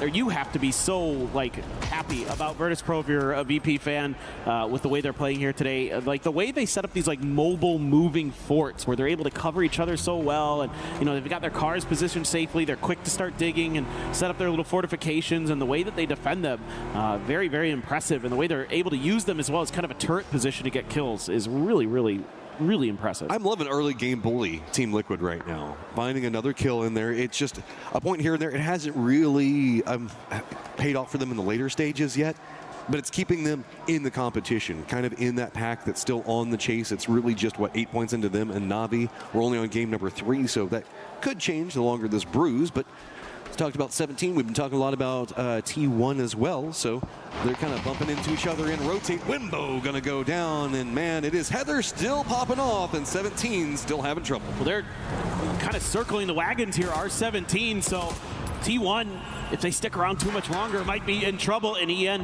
has a couple shots that ring out next to him. Going to be able to use that hillside along the road to protect himself. And Heather, he ran out of bullets. Otherwise, he might have had a knock. Might still get it anyway on the Lil Goes. And it's going to find it. I don't think you want that smoke right now, 17. You got to kind of figure out what's going on. And it just pulled him apart, man. T1, full brutality coming after him. It is just Xiao Wu running for the hills as 17 just can't find a way to make the game work. Honest, it was Heather with that mini hitting those shots. Yep. That is ridiculous stuff. He is unbelievable right now, and he's a player that I have been very, very high on for years, since he kind of splashed onto the scene in Korea. And I mean, he's even better than I could have ever imagined with the way he's playing at EWC. This is his best yet. Yeah, we're definitely in a opposing era for T1 right now, as it feels like they're trying to take control of their destiny as fast as possible instead of leaving it until the tail end and having those big games and those crazy plays. They're just bringing it off the start. Like, you can see that was a shutdown moment. T1 spins around and says, you don't mess with me in the early game. We will fight you, we will kill you, and we will ruin you. Yeah, Heather's the mean girl, man. Like, he's just not having any of it. Regina George, there you go. I mean, he does kind of have a mean girl name. He does. It is like one of the quintessential mean girl names for sure. I see. You stumbled across something. As Xiao Wu, run, Xiao Wu, you in trouble. Batulins is mad and he wants points. This is terrible for 17. We just talked about how we thought maybe they could have a bounce back, but they get caught up with T1. I think this is going to be a good game for Team Liquid, maybe. They're coming in pretty early compared to a lot of the rest of the lobby. I mean, they're like first half, believe it or not. They might be looking at this game. They even stopped to get a kill, and they're probably like, we're going to be coming in so late. This is going to be a tough circle for us. Actually, they're pretty well situated to maybe do something in this. I don't know. I just get nervous on Circle 1, though. Like, yes, they have a good position over the west, but look at the cluster in the center, man. We've had such a centered meta that's popped off with these squads that just really want to frag out early and fight, that I feel like if you come into this stage, if you get Circle up, great. If it pops this direction, which it could do the way these circles go, but it feels like Circle 2 is almost our friendliest circle time and time again. That's given everybody right over there, and then it starts the hard shift craziness afterwards. Yeah, for sure. It usually, too, is still going to be safe enough that everybody's fine. This is Vitality? Yeah, Quizzy's trying to get the heck out of here. Geeke is going to see him on the exit. It's seems like it's going to be A-OK. Help with Hello My Bad driving there. The Coupe offering some pretty good protection with that low-hanging roof that it has. Blocks the bullets pretty nicely, so they will get away. And Geeke going to be on the very outside, the very last team to be getting into the circle, at least as far as we can see for now. Falcons doing a very eastern wrap to come into this. Myth, a very western wrap. Everybody else just kind of coming in from the north. Xiao Wu's going to continue to find squad upon squad passing him by, but I think he's just kind of hunkered down out there as VC does stop. I think that they're just trying to scout, though. I don't think that they're really on the hunt for any solos or any remnants hanging out over there. I think he just kind of, I don't know, did he get any of the blue chips? Did Xiao Wu, or did he just have to run? I think he just had to run, didn't he? Good question. I'm not too sure. Maybe he tried to circle back for it. We didn't get to see. Or he's waiting there to circle back? Could be. I mean, there's so much going on the map right now. I didn't catch it, so I'll have to wait. I mean, he's probably thinking about it at the very least and would love to. It's still early enough that if he could get them, would be a nice chance. And he has a revive station not too far. Okay. Well, it could still happen, Matt. It could still happen. It could still happen. The dream continues. But we get that circle that we saw so many times last year with a little bit more of a southern lean, keeping in Partona and Resort. So our squads from the north around Los Leones just going to have to condense in. But the long wrap coming up from Falcons as well as Myth probably going to pay off pretty big. Yeah, actually, Falcons are going to be not too displeased with this circle once they can get in there. Virtus Pro as well, perfectly fine with this because they're going to be able to skirt past AJUDA, get a little bit more southerly shifted, get those cars into the warehouses, get them safe as well as they can. And meanwhile, AJUDA is busy looking at some stuff going on around them. Team 1 making the move right by Full Sense. They have Shadow Esports just ahead of them, but Shadow has pulled up shop pretty well south up on the compound. Meanwhile, T1 is going to take this edge of the mountainside. This is such a great spot to play if they can keep the defense on there. Really, it's got a couple of vulnerability approaches, most notably over into the west, but I think that they're keeping the player over there waiting. Falcon's going to wrap into the south. Could be bumping into Shadow like you were talking about one moment ago. VP's going to make landfall right next to Na'Vi. Those guys had a little bit of bad blood after last game. AJUDA running a 2-2 split. Does keep control over territory, but it feels a little bit dicey if anybody opts into a crash because that has been a theme. Go for a 2-2 split too long in this, and boy, suddenly it's just a full man like clown car that's on top of you. Exactly.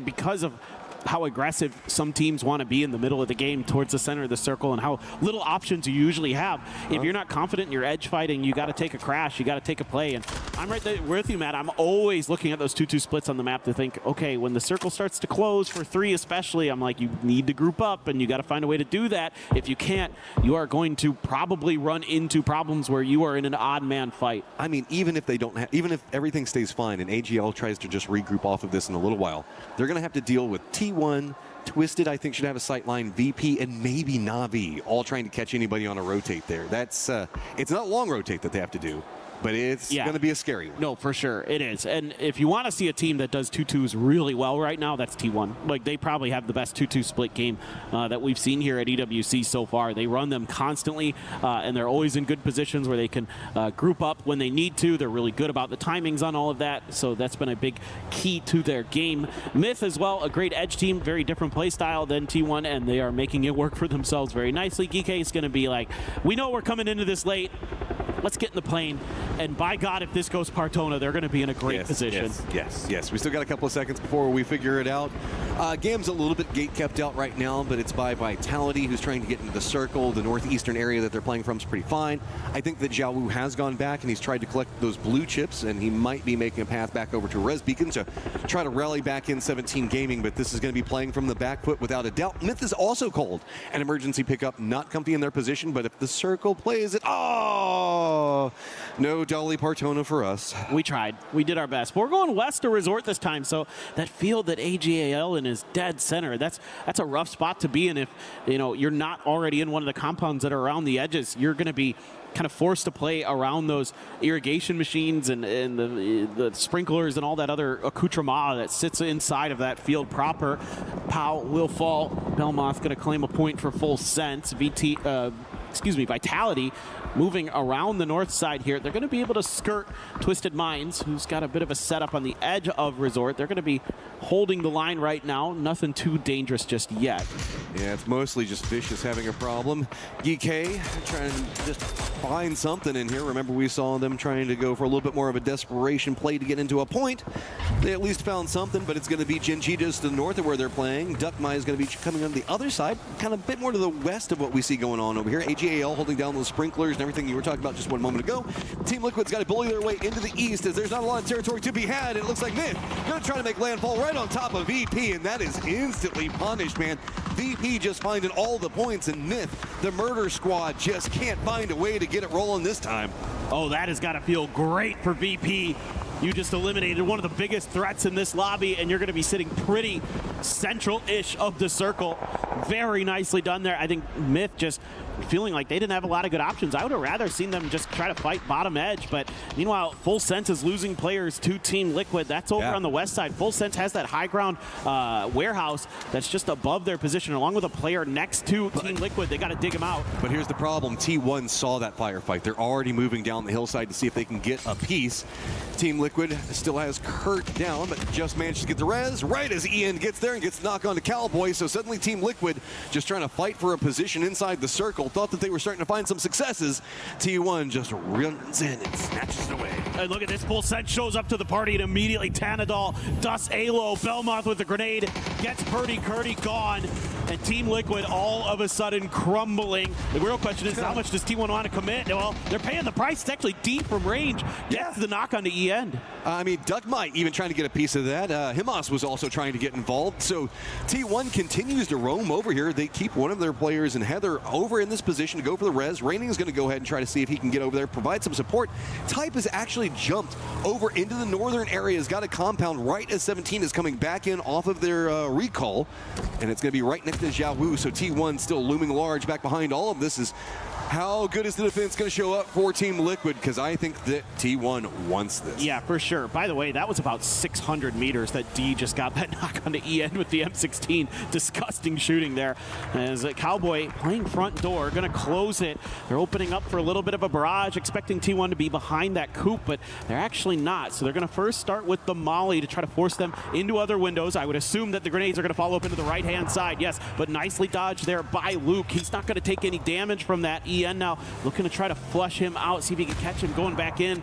Cooks the grenade well, but again, Luke, very nicely done to avoid any damage. Just a full push. You can see the Team Liquid was hoping maybe they could stall this out enough that the third party could come in. Not going to find much, but Cowboy does get the knock on one. Type instantly lands back over here. Assist, and of course, it's going to be Heather that gets the last, killing it all. T1 finds 7 kills already, but it is now Jin G's turn. It is time to fight up in the northeast. This isn't even near the circle. Vitality just pouncing on this as well. Yeah, Gan gets in here. They're going to get dealt with. Salute with a P90. Thinking about trying to stick the res, but those sound cues going to be oh so important. The grenades up and over the top, not finding anything. Salute finds one. That's Gedrock's down, looking for a little bit more, using the safety of these crates to try to hide. P90 in hand, goes around the outside, finds another, but he gets lit up. Yeah, the hunt is now on. Quizzy going to be leading the path around the side. Can he get another knock? No. Jin G gets eliminated. Vitality plays it fast and furious. They still need to get into the circle, though, but managed to find some kills of their own, sitting at 7 and a climb coming up for them. VP's got a great position in this new circle as Falcons now also going to be touching the safety of the circle, but it's going to be very close to a 2-2 split coming up from Shadow. I like this from Falcons. You're going to be pretty safe underneath this hillside. There's not a ton that Shadow can do about it. My real question is how much angle does Na'Vi have into this? Probably not much, given that, again, everything kind of uphill in front of Falcons. So you're at least going to be able to find some level of safety here, depending on how much the next circle hard shifts. You will have to do some driving potentially, but maybe you can find that pick onto Shadow Esports and make that aggressive maneuver. As we can see on the map, there's a big 2-2 split. Oh, Quizzy, no. Oh, no. And they can't Come really pick him up, guys. I mean, it's pretty far away. VP's taking those shots from, I don't know, probably like 500 meters away, so maybe Quizzy can get over there in time. 17's got some loot, and it's going to be enough to maybe make a knock on to Ian, but he's already got a nade prepped on the other side. Ian's got to just go ahead and reinforce this position again. They keep trying to go down to that hillside they were playing before, but squad upon squad just crashes into this point, and they'll take the kills every single time. T1 might lose E-end here. And that wouldn't be the end of the world. Grenade around the corner. Wenbo had moved to the other side, so he's not going to take any damage. There isn't much heals. Isn't much to work with for this beat-up, called back in 17 squad. Type finds one. This might just be more points going to T1. Oh, what a spray from Wenbo with the MP5. I mean, 17 needed that. It just wasn't finding anything. Heather's still going to have an idea on what's happening with the pusher on the other side of all of this. Couple of flashes going to come out. Good play. Peeks around the other side of it. Heather just finds it yet again. Every single time it feels like there's a problem for T1. Heather solves it. Dude, he is so good. That was a perfectly placed stun, and that nullified that pumped shotgun, and it's going to put that into the hands of T1. There is Duckmai looming on the edge of this fight. He might have a role to play, and this Type might be in trouble. The longer he stays out there, the more likely he is to die to a backstab from Duckmai, but Duckmai isn't really looking into this just now. Wenbo, I don't think he has any health left to use to heal up. He's just on a sliver, and that should be it. There you go. Okay, well, 17 tries to rally something back together and instantly gets punished on it. T1 still knows that the hillside that they've been kind of bouncing back and forth between is going to be open behind them. They should feel good with that. Duckmai's got to make a run of his own. Vitality needs to get in the circle. Nothing going to feel good about it. Twisted, how on earth do you get around Na'Vi to get into a circle that's going to have Falcons to the south and VP defending it all? Yeah, this is really nice for Falcons. They're able to just quietly backfill Shadow Esports as they finally group up into 4. Shadow going to be making another deep run into this one. 3-1 split in the current circle. They've got a nice compound. Should find themselves some pretty good placement points at the very least. Vitality, one of those teams on the outside, but I think they're going to have to just kind of fight their way through AJL to get a spot in. Oh, Twisted. This rotate doesn't feel good. There's one down. A lot of damage onto the rest. It's going to be now Falcons getting a piece. Other side of it, Perfectix nowhere to go. Batulins isn't over here. Expecting this to go bad. He stayed behind, but now he's all by his lonesome and back to snake life. This one's going to be frustrating for Twisted. Right now, it's a donut in the game for them. There just isn't a lot they can do. Hakatori has the M24. I'd love to see him pop off a bit with that. Nixie tries to go out there, claim a little bit of prize that he's going to pay. Trimsy is just continuing the warpath. He has been outrageously good. Kickstart will claim the point, but it's a knock from Trimsy. If Falcons find success, it's going to be based off of Shrimsy because he is coming into this mad, man. I don't know what is going on. Na'Vi does manage to sneak by the positioning from VP on one side, but that's going to make them a bit more vulnerable to the Falcons' position. Batulin's going to just try to creep in, but Favor is still back behind for Na'Vi, was trying to cover, make sure that VP couldn't get too crazy on him. So he's still pretty isolated. If he runs down that hillside, he is going to get punished quick. Vitality did find an entrance up next to the sprinklers, and it's going to be near where AGAL is playing, but that also puts you next to T1. And as you can see, that's never a good place to be. Nope, that is about the last place you want to be in any circle. Right now, this team, look at this, they're a man down and they're still happy to try to take a fight. I mean, they had some room to play with to try to play it safe, but that's not going to be the name of their game. That Molly right in front of the T1 player's faces. The mortars coming through, trying to find that flush. Hello, my bad. Has that P90 that he picked up off of Salute's body. Good blue zone, and he's going to run out of the blue zone grenade. Has to go for that first aid. AGL looks like they want to get a bit more of what's going on, but they do spot out the Tulin, so that's going to be Twisted now down and out. Heather does get knocked. It's going to be Duckmai, the sneaky snake back behind all of this. The solo trying to get involved. Circle pops away, and it goes right to Shadow Esports.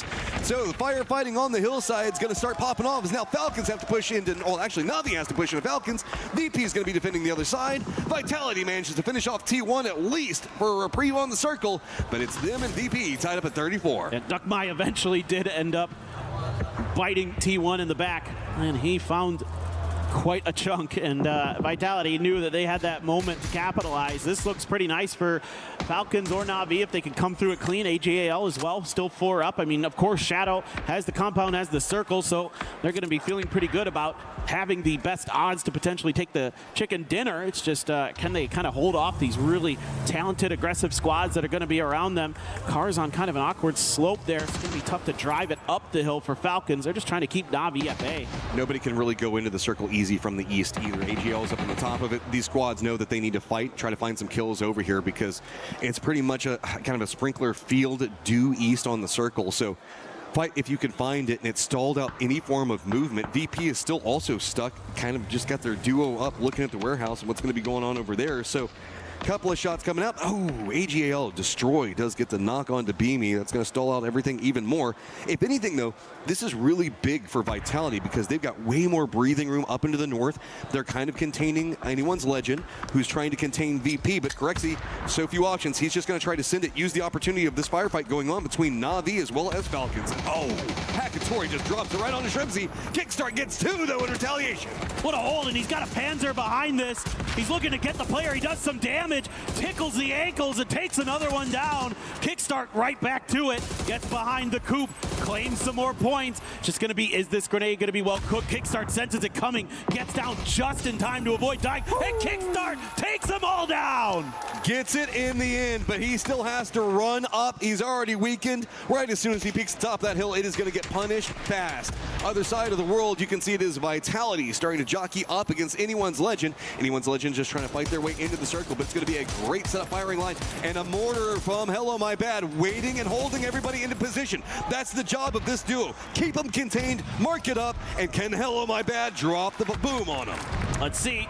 Yes, he can. He got Himas. He took down the biggest danger that AGL will bring to bear. Almost gets another one of the Solalzi. Oh my word. Delwyn getting tagged up. I think that was the P90 from Hello My Bad there. So everything crumbling. Shadow's flanking on this one. They see an opportunity to take control over the game. It's Jexy. He hits the shots on the Hello My Bad. The mortar now down. Peeks the other side. Vitality is eliminated. Shadow coming alive, but they've got to fight up against anyone's Legend.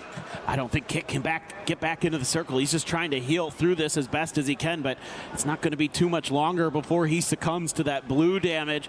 Meanwhile, a pause in the fight. AGAL back up to 4 strong despite significant damage dealt by the side of Vitality, who'll go down in third. A great timing there from Shadow, though. Knew they needed to get active, and better late than never. This is 7th and 8th place respectively. Would not have expected that on the start of the day as Shadow and Anyone's Legend.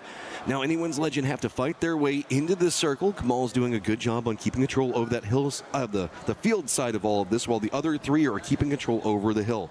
AGAL has a firing line that we know can just absolutely demolish teams, and they might be leaning into it. It's just going to be 3 inside of a car, tail end back behind that, try to jump over this hill on the other side, run down the fields, take that southern position. Kamal's going to have all the pressure instantly put back onto him. No clean sight lines popping yet. Kamal's, can you defend as though AGAL just steals this, runs right up into their face, and takes it away from them. It's a really nice read here by AGAL, realizing that Shadow had pushed out with quite a few players, so that means that this compound was going to be weak, if not completely wide open, and they're going to capitalize on that. So immediately Shadow has to reinforce this. They can't give up the longhouse cover to AGAL for free, so they are going to challenge it. Molly on the outside, not really going to do much there. Goes a little bit too deep to cover the doorway, so AGAL able to take their half of the longhouse. They're back up against the blue zone again. At least they got into it. Found a way to navigate this pretty clean. It was a good read on how to hold the circle. You did a great job on explaining through all of it. But Kamals has got to be the guy that keeps the contain, opens the opportunity. Setsuna gets a nade on Imas. That's going to feel great. Hansi gets one as well. So now AGAL, after a great rotate, in some trouble. But notice Delwyn's position. He's playing the other side of the rocks. Can he find a good angle? Yes. Does get the knock on to Jexy, and is pulling all the aggro down to himself. Finds another one onto Hansi. It's a good start here, and it's a good one for Setsuna again. Going to claim another, and Shadow has 2 players up. AGAL just Solalzi destroy. Sticking the res. Looks like he's going to be afforded the time, but the problem is while you do this, that means Shadow is also going to have the time to go for the reses themselves. That's a great initial util barrage from Shadow. Had the blue zones to force players into positions where the frags could connect onto the backside. Really nicely done by them. Can they capitalize? Can they close this game out? Setsuna had a couple of clutch moments whenever it was needed.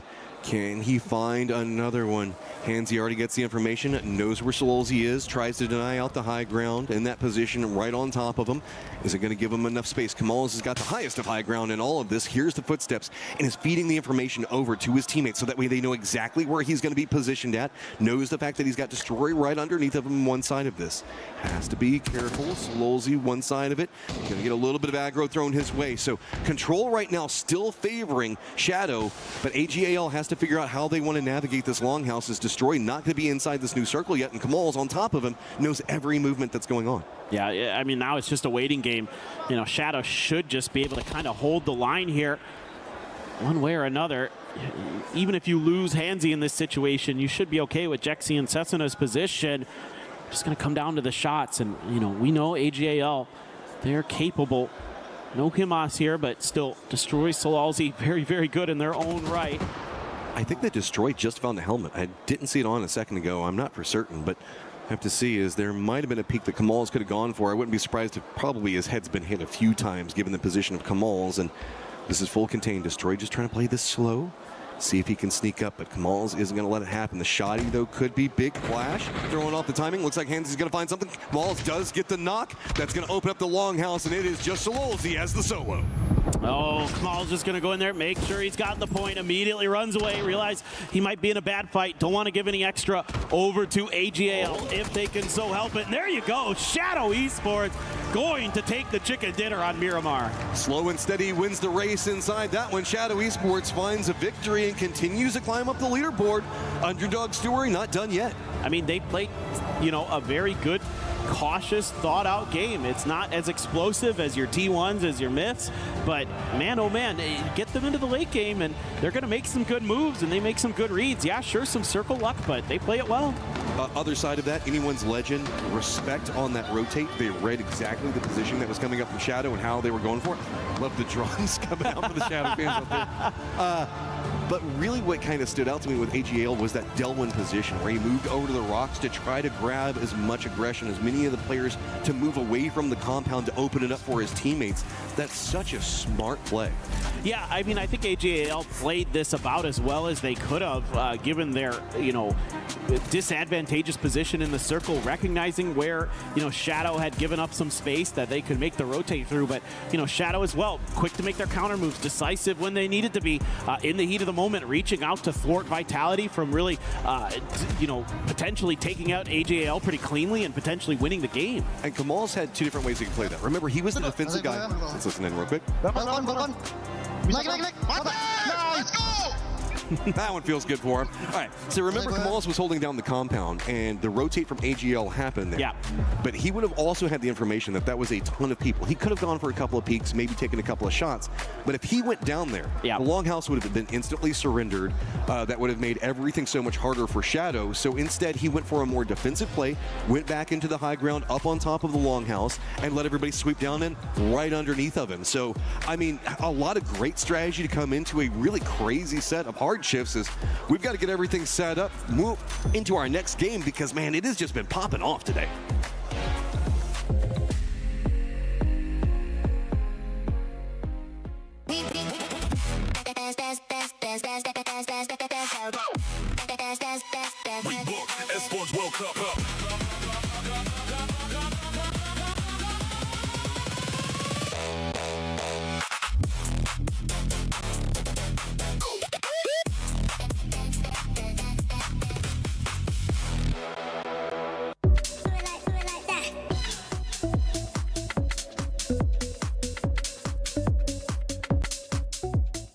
He can come in here and play my game. Let's go. He knows nothing. Let's go! Tyler 1, you're done.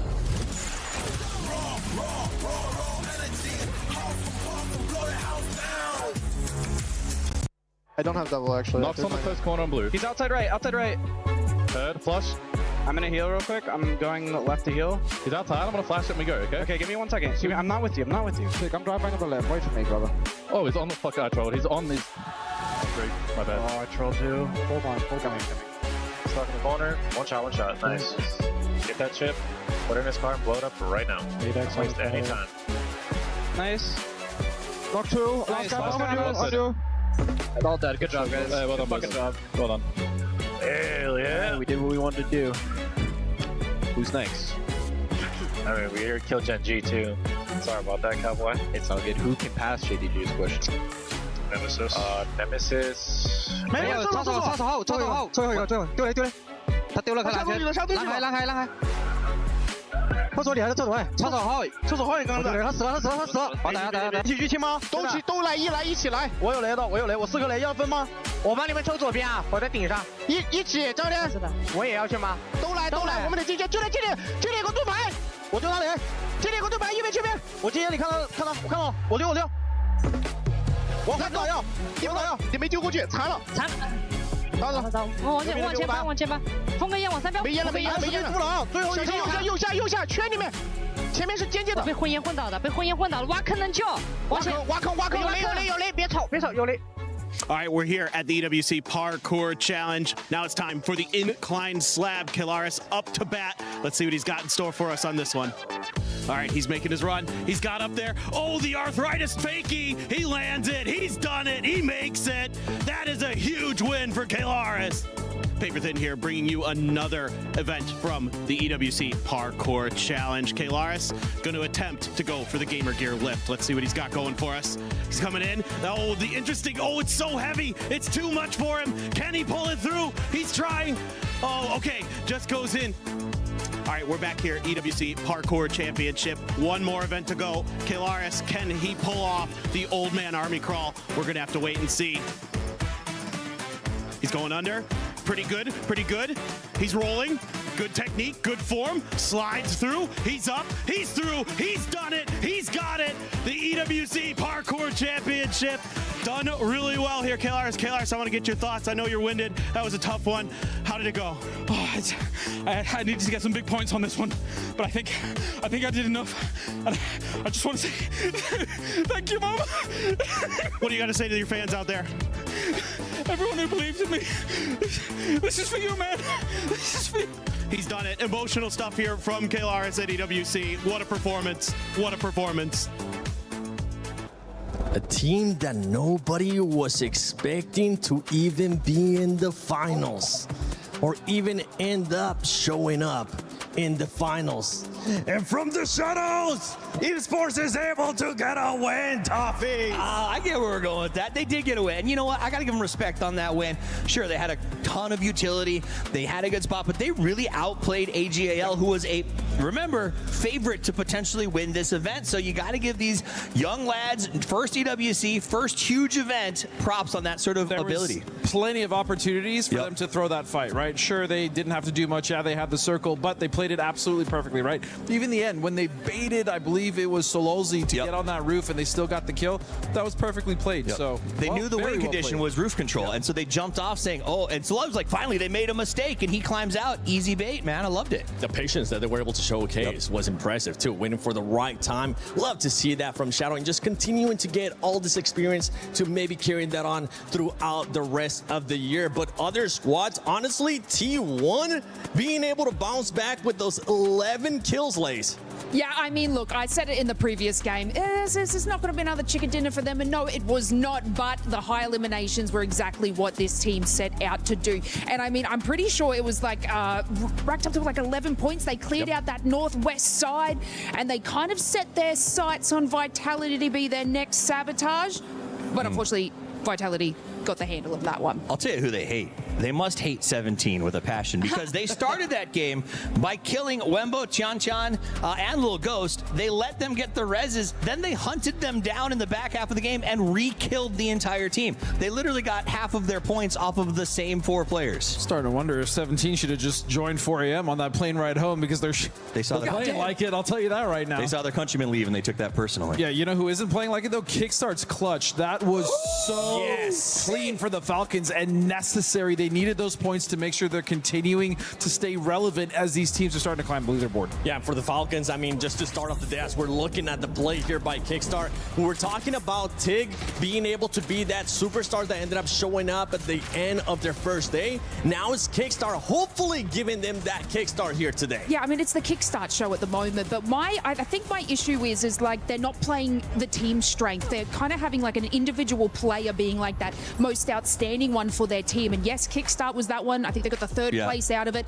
But I'm really disappointed to see that it's not the entire team. It's always a solo superstar. I need to point this out though. Okay, so Kickstart was down to 2 magazines on that one. Yeah. He let one go, got the double knock, switched to the Panzer to save himself time, pulled it out of his pocket, got him low. Then he was down to about 26, used it on the first, and only had 20 rounds to finish the last fight. Was at 8 when it ended. Like, that was literally everything he had, and he managed to get a 4 out of it. That is crazy to me. Yeah, I mean, look, I look all the way back to PGIS when he was playing on Zenith, right? And we first really got to taste what he was capable in an international land like this, and he does not disappoint. Anytime he's on this stage, anytime he's on an international stage, Kickstart, at the very least, will show you something that you haven't seen before.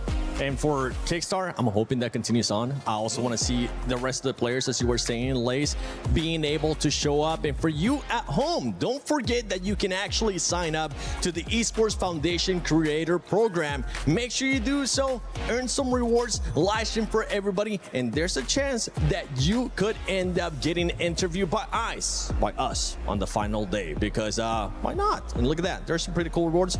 Is that a trip for 2 to where? Week Paris? 3 of asking for the PlayStation 5. Oh, hold on. Hear me out. PlayStation 5 doesn't sound bad. Make sure you scan that QR code. I will. And go apply, join, and earn rewards for the Esports Foundation Creator Program. Talking about some squads that we were expecting to come in quite heavy today. Myth, I'm not going to lie, Myth has kind of been a little bit disappointing to me today. Look, I wouldn't say too much disappointing. It was kind of like a great start for them. Yeah, it's a little bit more slower in the reins, and for them to sort of go out early in that match was kind of the golden gate for everybody to catch up. But look, they're still in that top sort of section of the leaderboard, so it's not counting them out just yet. It is very super close. Like, if you were to go to the next page, you would see how incredibly close these points are. And look, if anyone can bring it home and make those conversions, it's Myth. Absolutely. I mean, at the end of the day, it's still 7 points per game that they're averaging, which is a great start at 3 when we're looking at sort of the long run on this thing. The team that really has me, as you look at this, Virtus Pro at 34 points. These guys have not let off the gas. 8-8-4, 6th place, 2 seconds. They look good right out of the gate. When you got a player like Beamy sort of on that team who is probably one of the best that does it, like, this is, you can't let them get ahead. It's going to be who wins in a fight, a polar bear or a hurricane, and it's always a polar bear. I think something else to note about Myth too is they were seen as the biggest threat in the tournament, so they have the most eyes on them, right? They do. That's true too. It makes sense that a lot of teams are going to know their rotations, they're going to know exactly where they're going to want to drop, and they're going to try to punish them because they know how powerful Myth is. And that is exactly what happened in that last game. That was a rotation that they got cut off on. We've seen that before. Everyone goes home and gets ready for finals, and the first team you watch all the videos of is the team that won, right? So that is sort of sometimes works against you. And Myth, maybe a little bit of that, but you know what? They got a 16th at 0. That's their one bad game. They're allowed. Yeah, they could end up just readjusting. Only 3 matches in. We do have 3 days of a lot of gameplay. Something that I did end up noticing, though, when we saw the first page of the leaderboard was how frag heavy, how kill KP heavy is those first 2 squads. But as we're getting ready to finish off with the next 3 matches for day 1 of PUBG Battlegrounds at EWC 26, we got something special with the coaches going on. Extreme from Team Liquid here at halftime for our first day here for the final. Talk to us about what's happened so far here for the team, these first 3 games, and your overall thoughts. I mean, first few games, there have been a couple big mistakes, couple bad shifts as well, but it's mainly the mistakes we want to focus on. Biggest thing right now is that we just don't lose the energy, we don't lose the focus, we don't get deflated or anything like that, and we just move on to the next 3. We have like 15 games left to play. There's no reason to be super down right now. Thank you very much, Extreme, joining us here from Team Liquid. Let's bring on now Ibi from Virtus Pro. Of course, same question really applies, but you guys have had a really good start here for our first 3 games, so talk to me about that. Any even slight mistakes that you've seen so far, is it looking good for Virtus Pro? I mean, it's looking really good. We got motion right now. They're doing everything that I want, and what we spoke about, we're pre-planning, we're playing super good. This last game, game 3, we had some good zones. We made some minor mistakes, so we lost 2 people, and we only got like 6 points. I think it could have been more, but so far everything is going really well, and I'm super happy, so we got to keep the motion going. Fantastic, Virtus Pro. Good luck in the next games. Thank you very much for joining me here. Thank you. All right, and finally, let's bring on Gunnar from Team Falcons here, representing the Americas, representing freedom. Let's talk to you about those first 3 games as well. From your perspective, what has Falcons been able to do right and wrong? Obviously, Kickstart just had an amazing performance there against Na'Vi. So talk to me about your first 3 games. The first 3 games are pretty tough. Like, obviously, the first game was a Millie game. So we pretty much just said, like, guys, it's going to be hard to get the Millie. Let's just try and get ours, which we just crashed AJUDA and killed them. And obviously just slopped it out with Vitality and Ferry. And then the next 2 games, same thing. It's pretty difficult. That final game right there at Miramar, obviously our best game so far. Insane individual performance by Kickstart, which plays like that or win tournaments. I mean, if you're able to win before Na'Vi, like arguably probably the most mechanically gifted team here, that's how you win an event. So tough zones, but we're playing into them. We're just trying to get average points, and then eventually, you know, we'll get ours, we'll get some good shifts, and hopefully we capitalize on it. Thank you very much, Gunnar. $2 million, Looty. $2 million. I know, that's crazy, right? What would you even buy with $2 million? I think I would build a zoo. Really? What kind of zoo? Only pigeons. Okay. Hey, don't judge. What would you buy? How much is a penthouse in Paris? I think you can afford for the parking place of the penthouse. Bienvenue à Paris. Wow. Okay. Okay, I might regret this, but I've got to ask, why pigeons? Okay, Bonnie, have you ever seen the baby pigeons? No, I don't think so. Exactly. And I'm gonna just check what they're up to. You're a weird guy, Looty. Okay, gotta love him. We are halfway through day 1 of the finals. It's time to jump into game number 4. Casters, over to you. Thank you very much, Barney and Liddy, as things are getting weird here. 3 games into our finals. But so far, so good for T1. I am Porosaurus. Joining me once again is Martin, the Avenger Goaty. And we have 3 games left to bring you today. And so far, so good. Absolutely. Halfway through the day so far here, and some teams have surprised, some teams maybe not so much. But again, we cannot judge that bad. We cannot judge it that bad already, to be honest. But we are going to be going on Rondo, Poro, and that gets me all excited because it's a difficult map to play, but you can really get a snowball rolling on it. Impressed with what Kickstarter was able to do in that last game, but yeah, let's get this playing and the 64 excited players on that screen. Very exciting. You're getting me excited. Oh, yeah. I'm excited, and there's nothing left, nothing more to be excited about than dropping down onto Rondo. As you could even hear it from talking to the coaches there during the break that, you know, 3 games in, nobody's really stressed. Nobody's really overly pressed about anything just yet. Obviously, those guys doing a little bit better than most, but right. You know, it's again, you still got a lot of time left to play.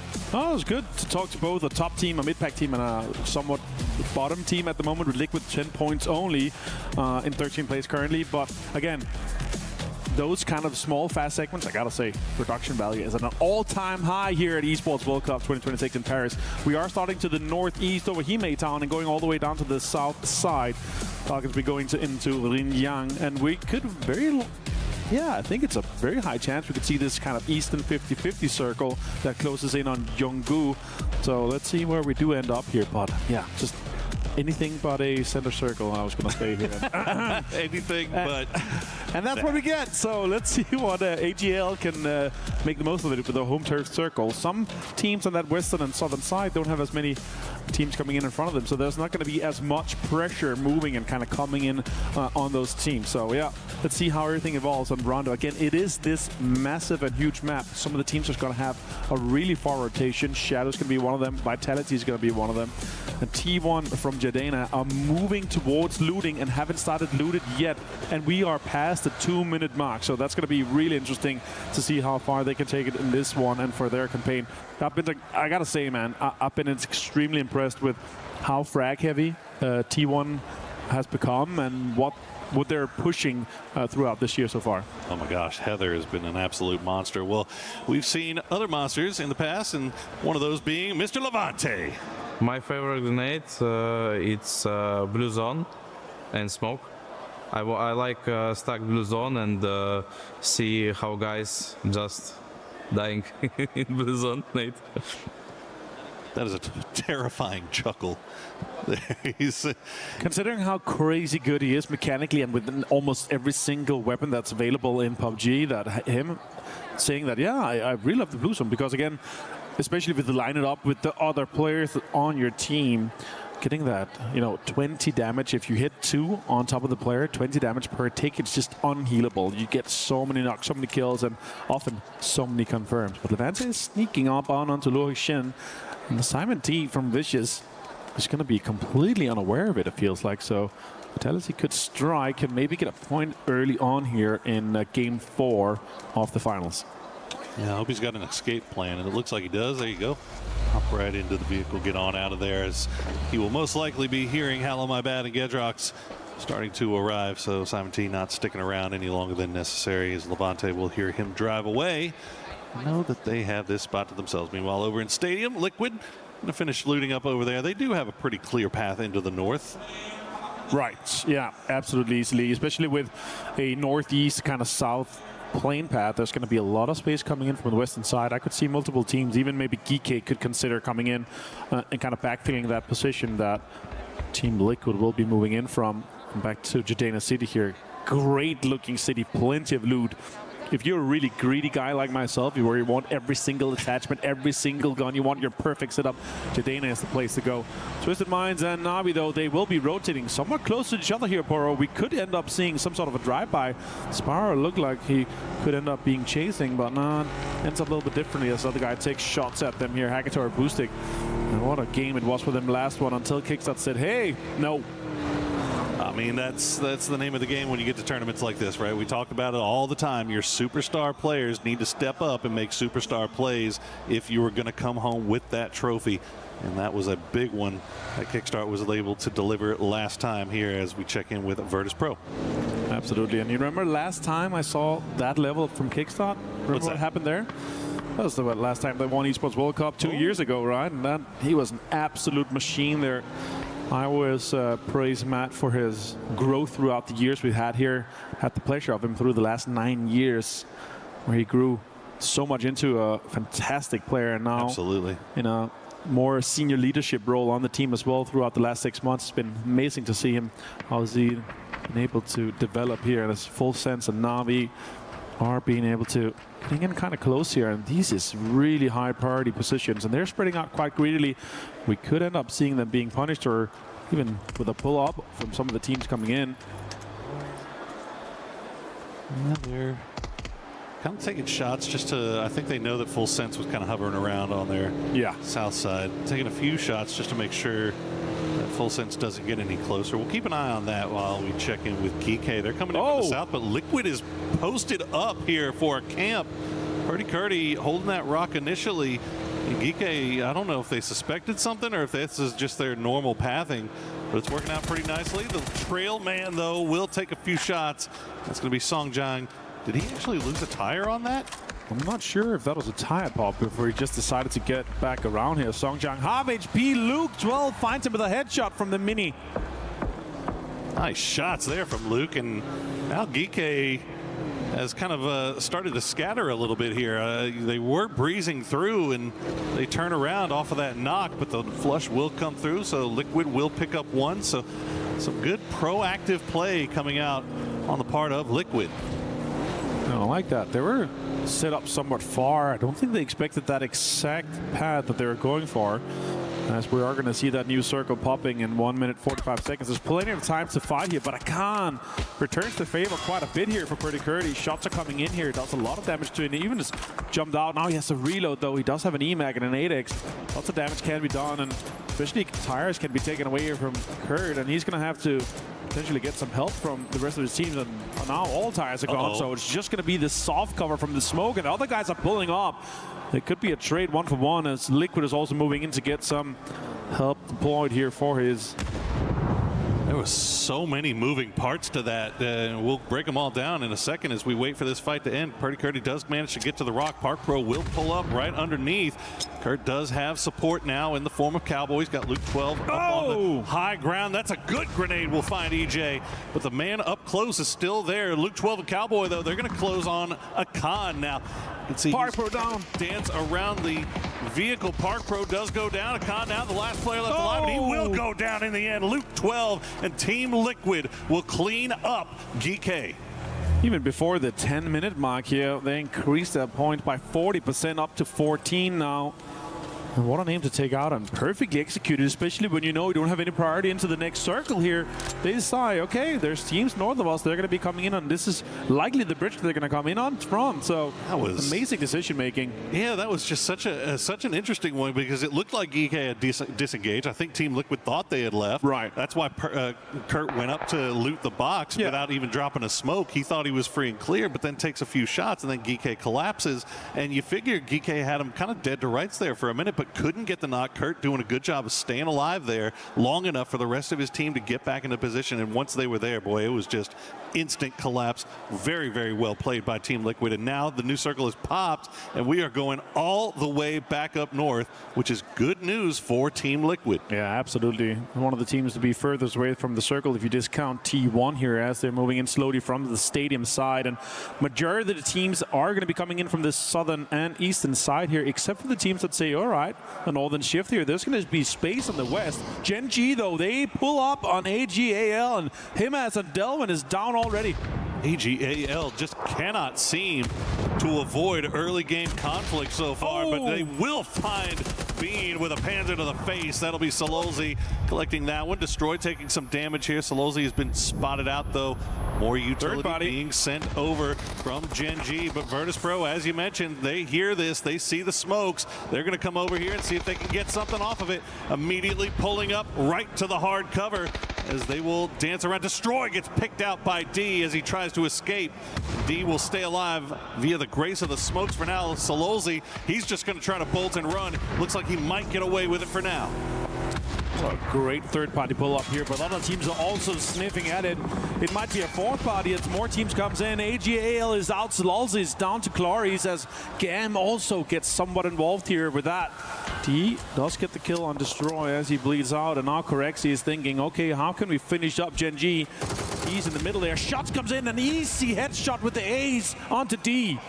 It's good work from Virtus Pro. One left for Gen G. Virtus Pro fishing with dynamite right now, but they don't spot out Sol, but Sol will get one knock. He's going to go down in the end, though, but they need to get Nixie back on his feet quickly. As you said, a lot of teams sniffing around in this area. This is just south of dead center. Very central location indeed, as Gam is now trying to get a little bit further north here. They're trying to solidify themselves a spot dead center. They could be driving straight towards 17. Navi also here close to full sense. Also pretty central location. Very, very high priority spot here with the high ground. Xiaowu, they pulls up and finds Tanwu. A lot of early game action here on Rondo as Gam now squaring off with 17. 2 down for Gam as 17 hold the line in the gas station. Wembo and Little Ghost on the way to provide some support. Looks like they're going to arrive just in the nick of time, but you've got Vitality sniffing around on the north side. Long range shots from Gedrock's going to do some significant damage to Xiaowu, but not enough to get the knock. Wang F low, sees him on the other side. You cannot shoot through this. Wembo getting his cars washed as Hong F managed to heal up a little bit. He's going to push through the smoke aggressively here. Is Wembo ready for this? He could be. Shotgun in hand, jumps through. Yeah, great shot. The sawed off gets the flush with the M4 as well onto Wembo. Sneaky lad. Got in there. Got his car washed and also got killed. It's amazing. Did. He got waxed. Free waxing with that car wash. Well, 17 still managed to keep 3 up. Gam just going to try to escape now with what they've got left, and you can see the shots just coming through as we have ping-ponged a hard shift once again back down to the south. So the compound that Virtus Pro had taken, dead center right now. This is why ping-pong is the favorite past hobby of a lot of PUBG pros, because the circle just goes everywhere. Ping-pong all the time here so far for Esports World Cup 2026. Purdy Curdy and the guys from Liquid actually managed to grab a spot outside the northwest, but they have to figure out what their path into this circle is going to be. Virtus Pro, dead center, Navi in a great spot. Twisted Minds also set up pretty great. Liquid has to figure out, are we going to go and try to get in from the northern side or from the west, as we see mortar fire coming in.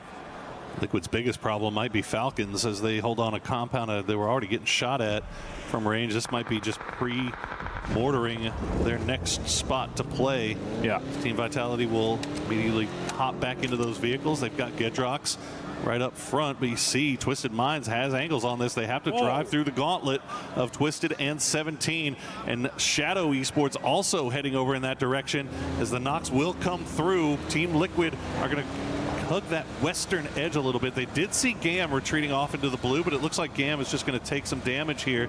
Team Liquid has to make this long wrap, though, to avoid Falcons. Not sure if they are fully aware of Falcons' high ground position.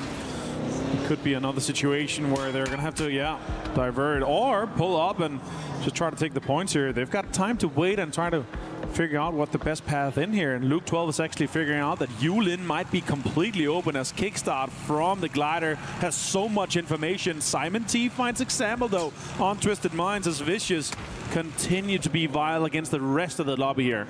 This has been Falcons' MO, putting Kickstart up into that glider, especially on Rondo, just to make sure that they have eyes on whatever's going on here. As we see the grenades start to fall here onto Vitality, that's going to be a good one from Hansi. Will take down 2 members of Vitality. I think they're down to just 1 or 2 left alive. Yeah, you can see they're in the other crater. Gedrox and Levante just trying to survive as Nixie's going to steal that one away with the well-placed mortar. Shadow just playing around the smokes, but they are getting pressed at from Virtus Pro, from Navi. They're going to have to leave here or fully commit, and that's what they're going to do. Is he's going to take out his own teammate. Oh no, that's not the right time for that.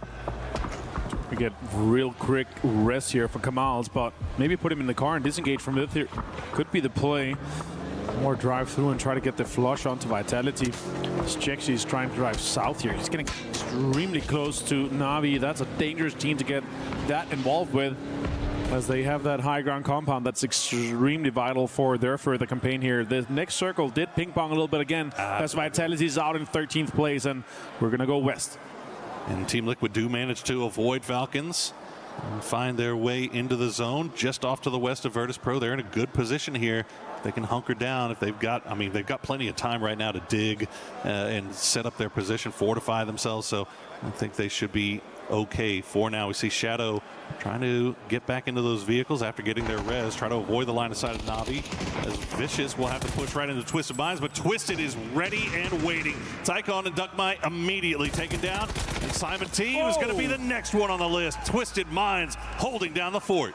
Easy play for him. Saw him now. He's going to get taken out 1-1. Absolutely perfect play here for Perfectix and Petulins to get all of Vicious out. 2v4 and getting 4 points on the board for them here. Sure, they're going to have to make a move to get inside the circle here. Nixie continues with the mortar fire on the rest of the lobby. Finds Jexy. Can he find more, though? And 17, you can see there, seeing these mortars, they're seeing these smokes. They need to find somewhere to play, and this is looking like it might be okay, but they also would like to wait for the mortars to stop falling before they make their way. And Nixie's going to find another one. He is making that mortar do work for himself right now, as 17 will drop the smokes down and try to fight their way uphill. Nate's come in as well. That's going to find some damage onto Kamala, but steal the kill on Hansi as well. Chan continues to be an absolute fragger, both with the utility and the guns. So M17 Gaming wrap this up quickly. They are inside the circle here, but they've got pressure from multiple sides. And also, Twisted Minds could come in from the back and kind of backfill this position. Well, this takes lots of damage. Cards are absolutely on fire. He's not going to be able to get further than this. So much pressure onto Shadow at the moment. This is really tough. Kamals is just going to have to play survivor mode right now as we get a quick replay of those mortars falling on top of Vitality. It has been mortars as the story of this match here on Rondo so far, doing so much damage. We see GAM trying to finally make their way back in once again. They are down to just Wong F as he is trying to go through that gauntlet of 17 and Falcons. Looks like he's going to make it through with just a sliver of HP left. Now Kamals gets out the nade. He had 5 nades. Better get throwing on those, because that's a lot of damage. You could potentially fend off some of the 17 players. Tickleton does find Wong from GAM, so they're out in 11th place. As Navi is engaged on the southeastern side here. Damage is done to T1 here. And Hackatory with an MK14 and a 6X with full 3 gear is my worst nightmare, including all the players in this lobby. And this is a more aggressive posturing that we've seen from Na'Vi during the group stages. They're sending 2 down south, 2 up to the north, all keeping eyes on everything, taking shots at whatever they see. You know, we have seen them play a little bit more cautious when they were trying to make the finals. Now that they're here, they're starting to open up the aggression a little bit. As Hakatori will try to get that grenade ready. No, it's going to go back in the bag as he hears them hop in the vehicle. Oh, good shots from Ian. Will force him back down, but it doesn't matter. Hakatori will find Heather, and Ian will get taken down by Spiro. Usyk confirms us. Make sure they enter the points here. 3 points, 3 kills on the board for Na'Vi. The circle did shift once again on the western side. Myth, Team Liquid, and Falcons are laughing as T1 is eliminated in 10th place. We haven't even gotten a chance to really talk about Myth just yet because they haven't really been involved. Nothing going on the south side, but they have so much control, so much information about what's going on off to their north. Now they're starting to take a few parting shots at Na'Vi. Team Liquid, though, has spotted them out, so Myth will start pulling themselves back together here as Falcons are also controlling what's going on in the northeast, as 17 still have not been able to rid themselves of Kamal's. Especially with a back-to-back western shift, so many teams have to move from the same space on that eastern side, and there's just not enough time or space to try to rotate on the southern side or on the north without everyone is shooting at you. Myth defending the south, Falcons holding on to the north. Na'Vi's gonna have to figure out what do they do here. Do they do a pull-up and try to third party the 17 fight? As Gustav finds Lil Ghost, and they know there might be teams and players and kills available out here in the northeast. This is a tough call for Na'Vi, but they're just going to send it right in. But I don't know if you knew if Perfectix was right there. He'll get 1, he'll get 2. Can he get any more? He sure can. Perfectix, he's going to wipe Na'Vi all by himself.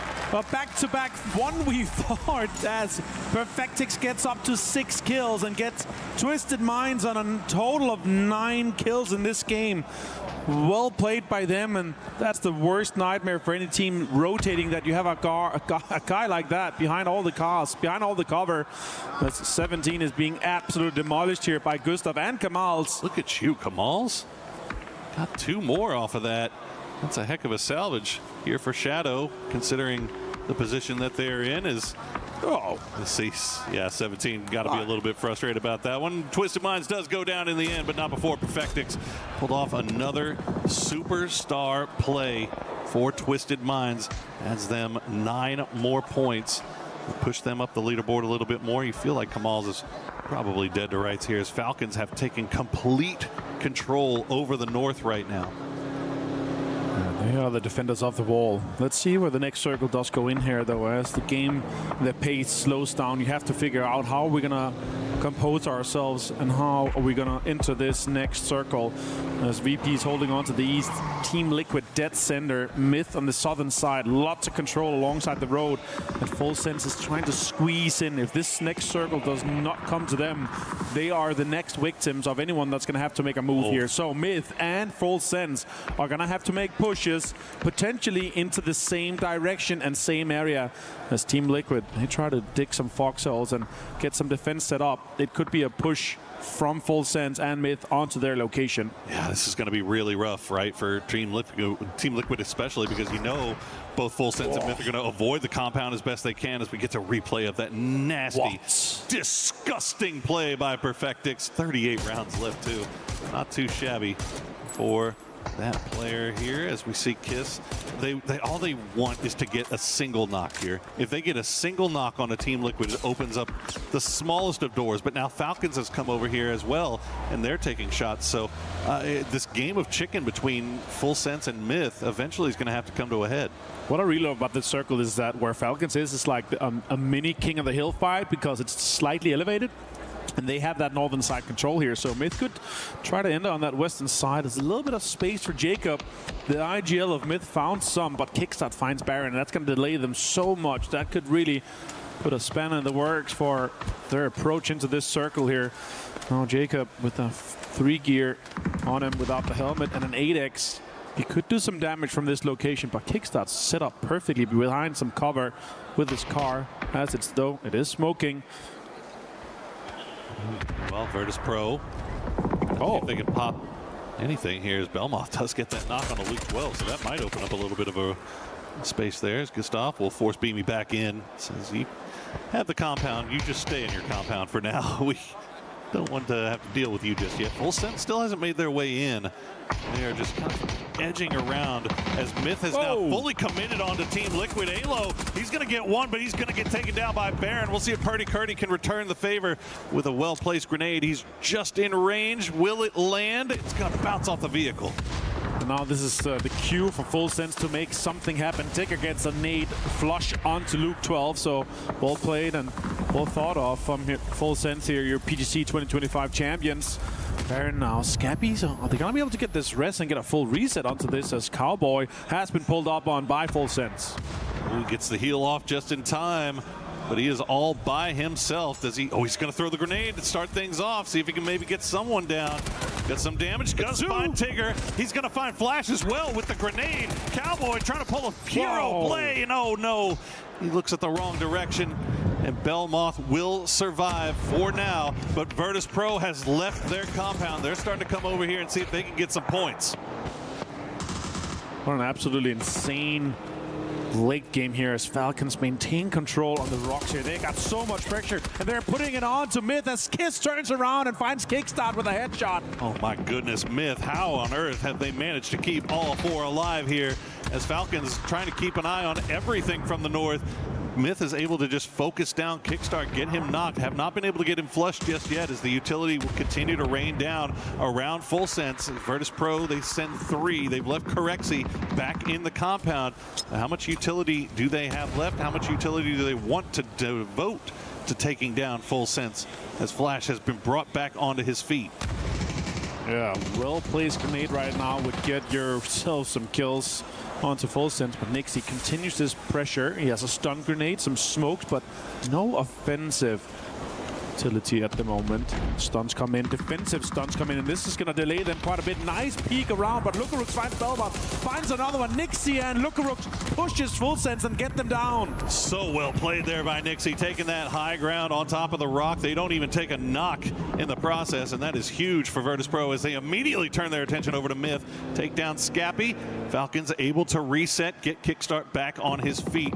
So they are back in control on that northern side. We'll see if Myth can return over to Scappy. He's a little bit separated from the rest of the team, and the terrain that they're working with over on that western side is a little bit more difficult to deal with. Oh, great shots with the 3x spray onto that AWC here. He's got plenty of bullets to do so. 1,000 damage almost for Nixie and 5 kills. This is his game. Surely that's a man of the match right there. Taken. Falcons are moving in, and this continues to be that rough fight for terrain as the fight for the King of the Hill continues here in this game, match 4. Seen a couple examples already of that excellent European marksmanship. Started with Hackatory, then it was Perfectix, now it's Nixie. Can Nixie carry his team, join the rest of his team, getting a victory here? But Myth, they're going to just go ahead and full send, and Nixie is there for it. Nixie collects his 8th point as he is going to taken down by Tiggleton. Not flushed out just yet, but he's brought very low. And now Virtus Pro, they have a decision to make here as the rest of Falcons will hop in vehicles, start going for the roundabout. Nice Panzerfaust from Lukarux, takes down Gustav, but at least it was only one of them. It's a 3v3, not sure, but still 3v3 in standing. Corexi finds Shrimsy, and there's a lot of pressure on Falcons right now. 7 kills so far. Lukarux catches a headshot. Lukarux has to hide behind that cover. Kickstart has the Doritos still to play around with. That Panzerfaust going to sail a little bit wide for Tig. As Shrimsy, oh no, he tries to crawl out from behind the rock, but Lukarux is on time. Will find the knock on to Tiggleton, and now it is all down to Kickstart. He's got a rock to play with, and he is outside of the zone, and the rest of the Virtus Pro gang is starting to collapse on top of him.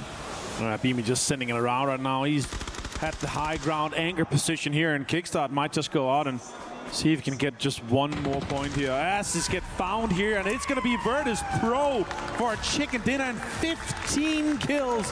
What a way to assert dominance over this lobby. Super well played by Virtus Pro, and super well played by that man right there, Nixie, going nuclear in the late game to the tune of 8 kills for his squad. Holds the line and secures them the victory in the end. Falcons had an opportunity to try to make something something of it, but they just weren't able to capitalize on that knock the way they wanted to. No, I really like the way that they're approaching it. It's okay, we have a knock here, we might have an open position, but they're just not ready for Lukarooks with that Panzer on that southern side. He was playing it so smart. Obviously, sure, Ghillie suit is not going to help everything, but it's going to help a little bit, and that way that was going to be able to execute it here. And Nixie, man, what a way to get into this late game here. And remember, they did it by pulling up on a compound, third-partying 2 teams, and holding on to that throughout that game. 15 kills and a chicken dinner alongside their 34 points they already had. It's going to put them on 59 points after 4 games, Poro. That is some championship level performance. Things you love to see. He's in the tip on orange. Exactly on orange. Yeah. Hey. He killed himself, so it's 14 kills. Nixie is so pumped about that one, though. He should be pumped. He should be feeling good about himself because he absolutely delivered for the boys there, and they capitalized on it as well as they could. But, you know, look, Falcons don't get the win there, but they still get a second place with a lot of kills again. Twisted Minds, they go out a little bit early, but Perfectix, man, he just solo wiping Na'Vi is not an easy thing to do, and he just made it look casual.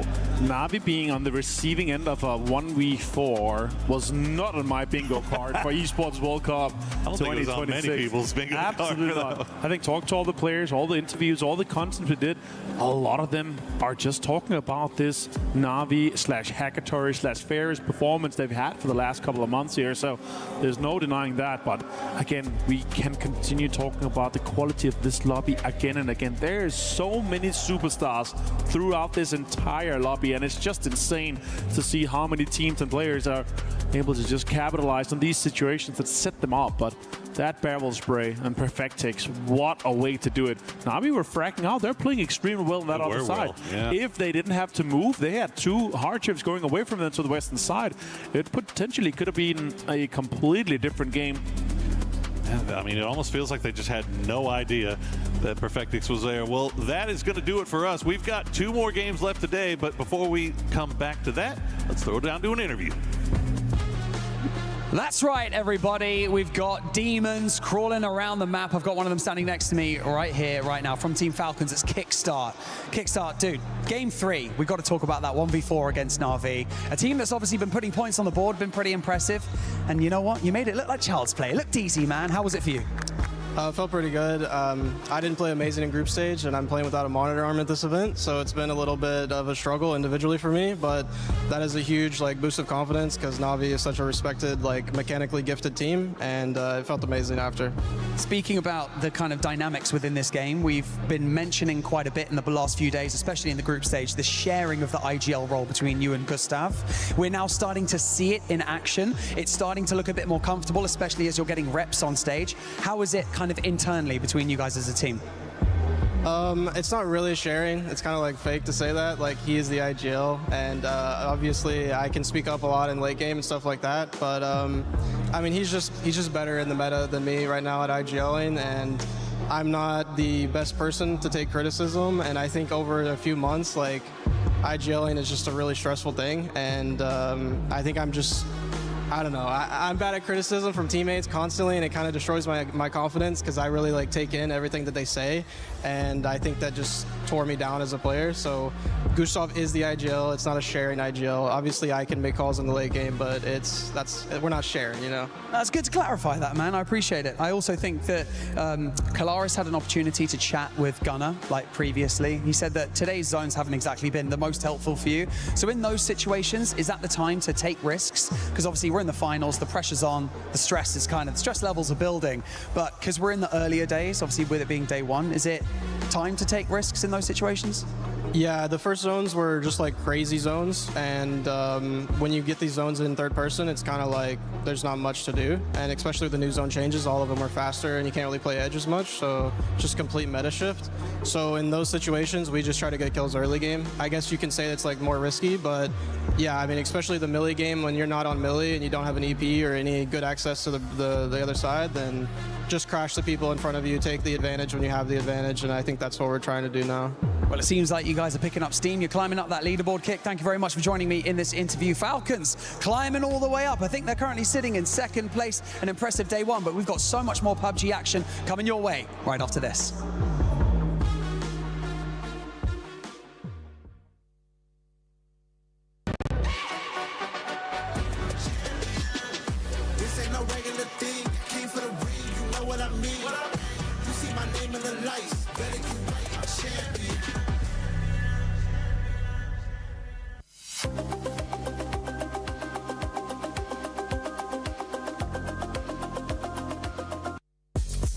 We've decided to pop on over to the Lenovo Legion Gauntlet to get a bit of a CC update here with Ton. So tell us a little bit about what's been going on in MLBB. I mean, you've came over at the right time. Vitality and Falcons actually taking each other on. Vitality just took map number 1.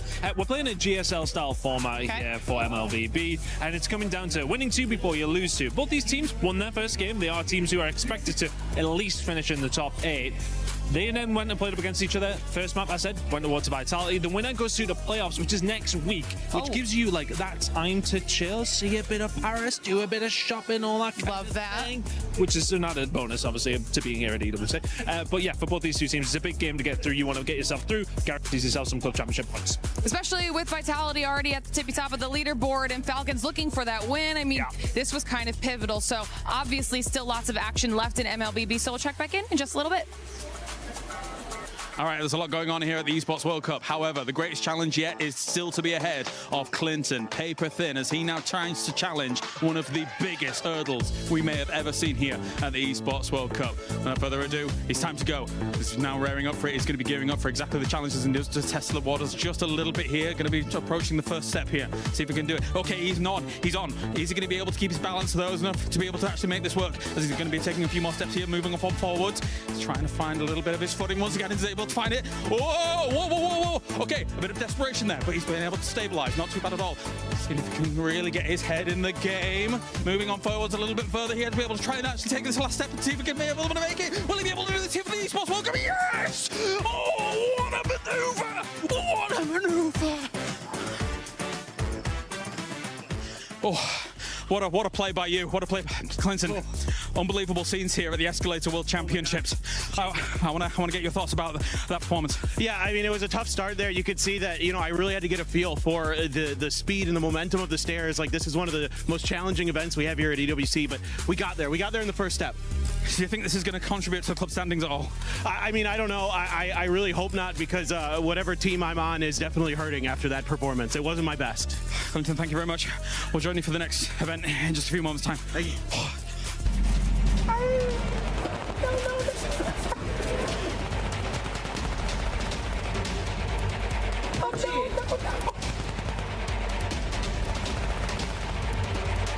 Quick club championship update for our side of things here over in PUBG Battlegrounds, where we've seen some big important wins. We had a win out of T1 in match number 1, a win out of Navi in game 2, and then a second place finish out of AJUDA in game number 3. And that's big for the likes of Navi and AJUDA, as they were some of our top 3 squads on the leaderboard heading into week 3. But of course, that's not all we have in the lobby. We have Liquid, we have Twisted Minds, we have Vitality, we have Falcons. So there are so many other CC squads that are in this lobby looking to get some points on the board, and a lot of these teams are very capable of taking this whole thing home. The real question is, will Myth be able to have the type of performance that we saw them have out of groups? Because if they do have the potential to take those 1,000 CC points away from the rest of our team. So it's going to be a very exciting finals for sure. You just have to keep up with all the action. Such a nice day. Starting to heat up here on day 1 of PUBG Battlegrounds at EWC 26 Finals. VP came off with the win on that one. VP. And also Falcons with a back-to-back top 3. Listen, VP did very well, obviously. They've been killing it all day. We expected them to do this well. Falcons as well, staying consistent. And Myth, you know, we talked about it. Yeah, they had kind of dropped a donut, but that was very uncharacteristic, and that rotation was difficult. So, of course, Steve, they make it into the top 4. Yeah, I just got to say, VP is as hot as we are right now, man. Oh, yeah. These guys seem unstoppable. We talked about Kurexi and his power, and then that last game, Nixie was, what was that, an 8 bomb out of him? Like, those guys were crazy to watch, and it's one of those things like, man, VP starts strong. I love that we started the whole day with that skit about like, well, do polar bears win everything? You're like, polar bear, maybe a hurricane beats a polar bear, but if the hurricane's named Hurricane Polar Bear, clearly they can't be stopped. VP is too good. Hurricane Polar Bear, huh? Yeah, it's like a Ditka reference. Ah, okay. Well, hey, now we know Polar Bear does beat a win because they were able to get a win. Because remember, at the start of the day, that squad was able to get back-to-back second-place finishes. Right. So it's good for them to be able to actually confirm that they can win here in the finals. But talking about some other squads, let's switch it up a little bit. We've been talking about those top dogs so much. I want to talk about those teams that are currently showing just absolutely no life. You got GAM, you got Gen G, and you got 17 that are currently just not doing anything, and they're just letting those hopes of becoming a champion slip away. Look, I'm going to be honest. I think Gen G qualified by sheer luck alone. I don't really feel like they had played so hard that they had kind of earned it. I mean, they were just on the cusp, barely qualifying, and I think that's, you know, that's kind of showing into the finals right now. And 17 is, I mean, 17 actually did play well in the group stages, though. That's what's confusing me. Yeah, exactly right. I don't know what it is. It's not like they're not. I mean, the circles have been a little bit south slidey, and maybe that's throwing them off in 4 games, but it's not an excuse, right? At this point, especially with these guys, this is honestly the team in the region that I feel like takes the game seriously and is still putting the work in and is still hustling. And to see them struggling right now is a shock. Like, as much as I kind of poke a little bit of fun at it because they had so much trouble, regional, you know, friends, and went home, this is not a joke. 17 should be doing significantly better. They know it. Their fans know it. We know it. I do think there's a chance they turn it around. 17 has done this in the past, and we're playing for 3 days, so it's only 4 down. Maybe they bounce back. But do you think it's too late? Like, I mean, if you essentially almost throw away an entire day in the finals, which they still have a few games, right? It's not over for 17. Right. I'm not counting them out. But if they continue to have bad games like this, again, this is the other thing we really haven't been able to talk about today, is this lobby is so stacked, and that's why a lot of these teams cannot make the mistakes that they were making in the group stages and still getting away with points. And that's going to be a problem for the other teams, not just 17, like Gen G, that are struggling, as well as like teams like GAM that you mentioned. One of the problems that I'm having is AJUDA right now, because not only are they a team that I thought might win this thing, you know, they had big expectations coming in, they're also in the Club Cup race, right? Their organizations are watching them with a fine microscope right now. And for them to end up here in this 11th place after 4 games, only 17 points, that's not the track they need. No. They are a team that plays better from the front. They're not a chase team. And so I'm starting to worry that if they don't catch a circle or 2 here in the last 2 games, I don't know where their bounce back comes. And the consistency that we're seeing out of VP is starting to become scary too, because now we're starting to see Falcons show up. I mean, the lead difference right now from first place to second place is 23 points. And it's starting to look like something that we might have seen in the past with PGS 6, but it was meant that at the end on day 3, it was like, we can't really try to sell you a comeback because that first place team is being so consistent, and we're going to have Smash Rule on day 3. And Smash Rule makes it worse, right? Yes, it does, exactly. That lead of 24, if that continues or if that expands itself over the next 2 days, the rest of the teams are going to be demoralized. When they show up and they're like, oh, they only need 10 more points and I need 60 to potentially make this happen, and it could end in any game, like that is just really tough to deal with. No, I agree 100%. And VP, like, just watching that first game and their decision making alone makes me believe that no one is really going to be able to slow this squad down, and so far that seems to be the case, and honestly they deserve it if they're playing this damn good. And they better continue to play this good, because I know the other squads are going to be keeping a close eye on what's going on with that leaderboard as we head to the final 2 matches of day 1 finals here at PUBG Battlegrounds at EWC 26. Kalaris, what you got to say so far, Dave, for us? We enjoyed the sun here, man. It's hot. Great. Well, thank you, boys. There's some amazing running and gunning gameplay coming out so far here to get ourselves well underway for PUBG. In that last game especially. Oh, Twisted Minds, man. Watching Perfectix being able to clutch that out. That was lovely stuff in the 1v4. Dude, okay. We're seeing something really interesting going on. We saw frustration coming out from Twisted Minds, which Batulin's getting upset every once in a while isn't that big of a deal, but when it's consistently happening, it kind of throws off everybody's game. It should let you know what's going on, because we've got a very frag-heavy, chaotic start to these games that are going on right now, and if you're like a super diligent mind like Batulin's, that's going to throw it off. We were talking about this. Superstars, man. Superstars are rising right now just in this very kill-heavy, center-centric meta, and I think that finally we're starting to see Twisted kind of resurge back into that. I think they had some rough times at PGSs, right? I think that's fair to say. Definitely one of the names that you would always have on your lips to be a champion, but in some of those PGSs it looked a little rough. Here, though, I think think maybe some of that EWC magic, I mean, they want that back-to-back. Well, look at the performances that we're seeing right now. The guys at the top of the leaderboard. We're seeing Heather popping off for T1, True, right? true. Nixie popping off for VP. Big Amazingly. ways. Clutches like you're talking about coming up from Twisted. Other side of that, we just saw Kickstart have a big clutch, Tiggleton finding stuff, and really a lot of very big mortar plays for Control. So it's all these guys that have done a lot of research on how to just really push kill counts. That's where we're seeing leads come into play. It's interesting to watch the fact that you've got a lot of the West fighting back against what Myth was able to put up in that group stage. They mentioned it on the desk here as well, and I think it's absolutely pertinent to kind of address here and see how it's going, because the thing is that it just takes one moment for Kiss to have some Kiss magic, and then we're right back in. That's the thing, and we haven't seen that yet. Really, Myth, out of all of our superstar squads, is the one that's floundering, and it's like they're getting caught in this meat grinder where they used to just be able to shoot their way out of, but now that we've got all of the best together in one lobby, that's not working as much. They're getting pulled apart because we're seeing so many fourth and fifth parties, not just third parties. We're seeing squads crash, in circles 1 and 2 on top of each other going for kills. Really far outside the circle as well. Yes, yeah, like that whole thing in game 1 where we saw, what was it, like Falcons and Team Liquid that were over there. Yeah. Everybody's having to deal with really weird plane paths and circles and go, I'd rather get 4 points here than risk just dying getting to the circle. How have you enjoyed, or how have you embraced the new circle changes so far? It's definitely thrown some spanners in the work already, even here in this final. You're talking to the wrong person on that. I'm the one that was rooting for Partona a second ago because I want the chaos. I want to see the best of the best have to fight through the worst situations so that way you guys can take it back to your game. All right, well, thank you very much, Matchroom, for joining us here. It is time now to head on over to the commentators here for yet another game from EWC. Hello, friends. We are back. We have 2 more games remaining to play today, but so far it has been the Nixie show, the Virtus Pro show. They are in first place overall. Nixie with 15 kills on the day so far. An absolutely astounding total. Yeah, absolutely insane. And Lukaruk's having 9, Kickstart having 9, Heather having 9.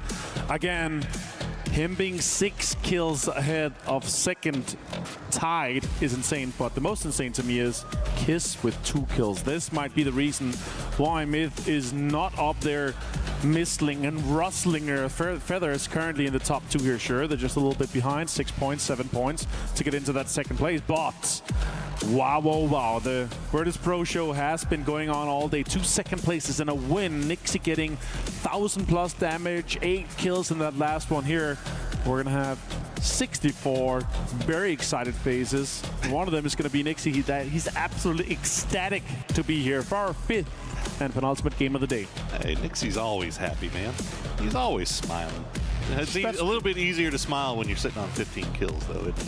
Yeah, I don't know how much I'm going to smile when I see a GK and a Vitality hot dropping an army base up on the northern side as the plane path comes in from the north and goes south-southwest here in between Songam and Hosan Prison. More teams are going to be going in that same direction here. Competition for cars, competition for areas.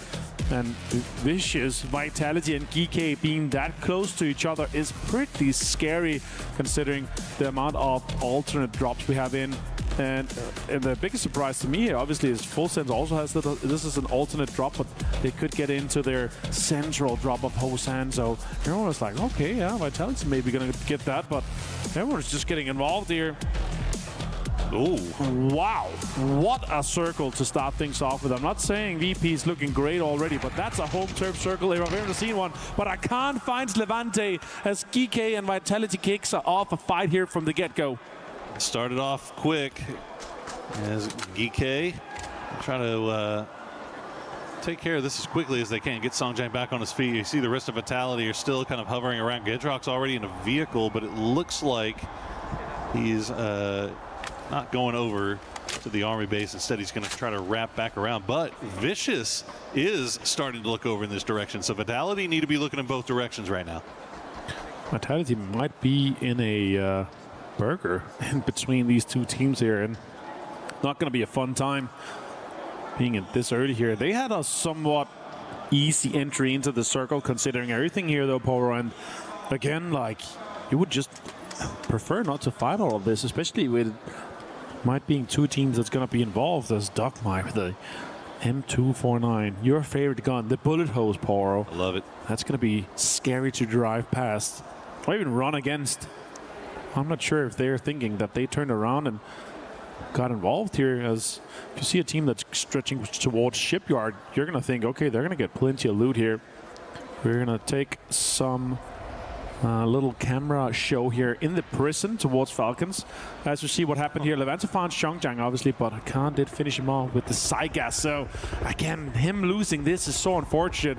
Oh, that's an early E pick up here from Team Liquid as they move out from Palace to get potentially on the northeast. When we had this western plane path, it makes sense that you want to give up maybe even close to Shipyard to get some of these cars and then enter from the other side that's not as occupied here, Pro. So that's going to be an interesting game for Team Liquid.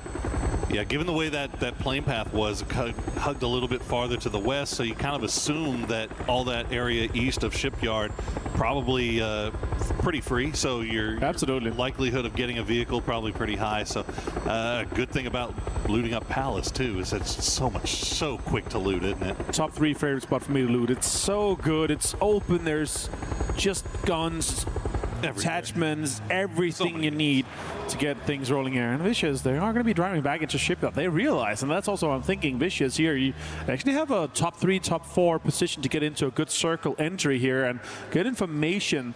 Sure, it's a difficult circle. We might end up with that kind of pizza slice north of Twisted Minds that we've seen so many games from before we had the meta shift update with the land ratio. But this could be a spicy circle considering in Phase 4 we're not going to see a shift away from water as Team Liquid drops in and potentially gets a hold on some of the vehicles and some of the stronger compound on the east side of that small river. We're going to jump over to Gen G and Bean. It's going to be mean to get a BRDM and drive into that circle here. This could be a good game for Gen G. Let's see how far they can take it in their campaign. And you know, coming back to Vicious, I actually like the fact that they pulled away because, look, you know how difficult it's going to be knowing that they had Vitality kind of where they had them and pinched down, and Vicious being in 12th place right now, those are looking like they might be easy points, right? Yeah. So I understand wanting to camp that, but also having that stopwatch in your head saying like, okay, let's not stick around here too long. We still have a great opportunity to get some more loot, get up here and get a good position for Circle 2. So, you know, pulling off of that, probably the smarter play, even though, you know, they really want to get those points. That's a great point. And now we jump over to Shadow Esports here as they are driving in with a, I would say, a quite surprising performance so far. And it's in the midst of multiple of the players that's able to perform. Obviously, I don't think many had it on their bingo card for them to be top 6 already here. Might have to wash your hands and get ready for some action. Shadow Esports with 28 points here. We're jogging just 7 points away from second place. They have not finished a game outside of placement so far today. Their lowest finish so far is 7th. And this is, I would say, probably the hottest circle we've seen from them so far. So with them having a forward rotation from the southern part, let's see how far they can take it and how they can further their campaign here in Esports World Cup 2026 as we are playing on the stage Dia City Grid for PUBG Battlegrounds. AGL also a big contender, also in the club championship. They have been one of the favorites to be competing here for PUBG Battlegrounds as Ferris and Navi are going to be flying over and seeing all of these vehicles below them. I wonder if Navi is looking to get involved or just have the information be shared in between. AGL actually turns away from that. They don't really want to get involved as they might know that their player in a glider is going to have a ton of information as Alo finds Simon and Vicious, then investigating the Vitality situation, lost them out on time, and that might have cost them a player as AGL now drives on the other side here. Yeah, AGAL, I mean, they see the player in the glider and they hear somebody shooting at them, right? So that's already letting you know 2 teams right there in an area where we were hoping we could play pretty free and clear, but unfortunately for them, not going to be the case. But I will say this, though, when it's a one player that's shooting towards them, that feels more like a peacock to get them away more than someone setting up to get a kill on them, right? So that's more what I'm thinking. It's like, okay, if they see one player, that might be just one player sitting in a compound trying to get on the way. That's at least what I'm thinking. That's what the kind of point of view. And when you're a car caravan that's that close, that could just have been a pull-up. I understand it, though. They don't know what side we're going to be ending up on, so they might want to set up for a information towards some of the bridges. They might want to be, okay, how do we approach this net circle? Let's actually see if we end up getting something crazy like a Yeoncheon circle here on the northwest for a big shift as T1 and Gen G, the Korean brethren, are getting involved with the fight here on the western side. Now Gen G in a pretty wide split. They've still got 3 north of the river. They've sent Bean down to the south to keep an eye on the other side of the bridge. And I think he's going to be letting them know that, yeah, the bridge is clear right now. If you can get here, and if you can get here safely and quickly, now is the time, as you see Gen G just avoiding T1 for now. But that northern side right by that bridge is starting to get a little bit more hectic. You've got T1, Virtus Pro, Gen G, and all of a sudden now Geek going to arrive. You see the situation east of Terminal. What AJAL is still driving around trying to find somewhere they're going to play. Wow. Big hard shift down to the south. So that's going to be good news, though, for everybody, because now they know, okay, it is a 100% going to the mainland. But if you're one of these teams off to the north, you were hoping for the best and just got hit with the worst. There's 9 teams outside the circle or on the way to get in there, so 7 teams are going to have some sort of priority here as Shadow drives straight into Navi. Spyro finds one, Boostic finds Jexy, and Shadow Esports is falling apart here with this one. Setsuna, though, he does have a Panzerfaust. Kamals finds Ferris, and Navi's going to have a big fight here with Shadow Esports. All's not going to be able to get the reload done in time. Boostic will finish him off. They know exactly where Setsuna is. Grenade in hand, will send it. Navi will retreat as they are kind of, you can hear shots coming from in and around this compound. Setsuna trying to see if he can maybe just dance around. Navi not going to give him the time to try to go for the res, but Ferris will get stolen away by Scappy Myth. Just with vision onto this, yeah, you can see the grenades just coming through for Setsuna, trying to slow him down, trying to stay alive as long as he can. And this is a messy fight, but it's a tough compound to be in. And there you go, finally, he will go down in the end. But Navi does lose Ferris in the process. Yeah, they have to decide. Are we going to continue this in this center compound as a 3-man, or if it goes away, going to have to try to go for res. I don't see a world where Navi goes for a res, even though that's so unfortunate to lose one player when you're sitting somewhat dead center in a top 3 compound in the current circle. But what an easy wipe it was for them. Navi is not about to have another game where they lose out quickly against a few players, as we've seen in the prior games. We see all the fans coming in here as well, showing support to all the guys and all the teams in this lobby. Guns up for GAM. They are 4 strong. They are currently on the south side of this circle right now. They've got a nice little position for themselves as we see T1 and Virtus Pro. They run into each other trying to cross the bridge. I think that's a headshot. T1 being forced over in this direction after dealing with Gen G early on. Type doing his best to serpentine in a boat. We'll see if Nixie has been on fire so far today. Lands a couple of big shots. Can he get the last one that matters the most? He cannot. So Type manages to escape. And this circle could still go up until the northern side here, the somewhat of a pizza slice where Twisted Minds usually loots. They have hungered down quite a bit here. Twisted Minds, especially being the defending champion of PUBG Battlegrounds of Esports World Cup, they're looking for a repeat. It's going to be difficult. This is the craziest back-to-back red zone in the same area I've ever seen. And oh my, I love that. I hope we end here because that would be simply amazing. We are going to be ending up close to it, just south here where we saw Falcons, is all where the dips were. And Navi holding on to that center compound. Plenty of boxes to loot as well. Imagine how much utility is going to be available for a team like this. They're going to be able to fend off a breach quite easily. And look at Twisted Minds. They're sending it. They could be pulling up to an area just between or in between Myth and Navi. And we'll see where Twisted Minds decides to go. They were getting shot at from Myth, from that high ground, and they're going to continue wrapping around. They might push right into T1. In fact, they will. This example is going to see Type and Raining pulling into the shack, and they'll immediately turn downhill and try to avoid this for now. But there's just not really much to play over here. There's 59 still left alive in such a small circle, as looks like Twisted Minds found one spot where they weren't getting shot at and decided that that is the place that they will be playing now. Yeah, amazing scenes here for this game here on Tego. The 5th match of our finals. And Raining gonna deploy some smokes here for T1. They are spread. They have maintained a good position inside this circle here with a good control of this kind of shelf that is just below where Myth is overlooking. They are putting on some pressure here, but if Myth eventually is going to have to push off from this, it's going to be against T1. A lot of the other teams are trying to get into this circle here from the southern side. There's not a lot of space left. Full Sense, Falcons, GAM, they have a lot of control. And GK and Liquid is trying to get into this. Yeah, that's where it is pros on the north.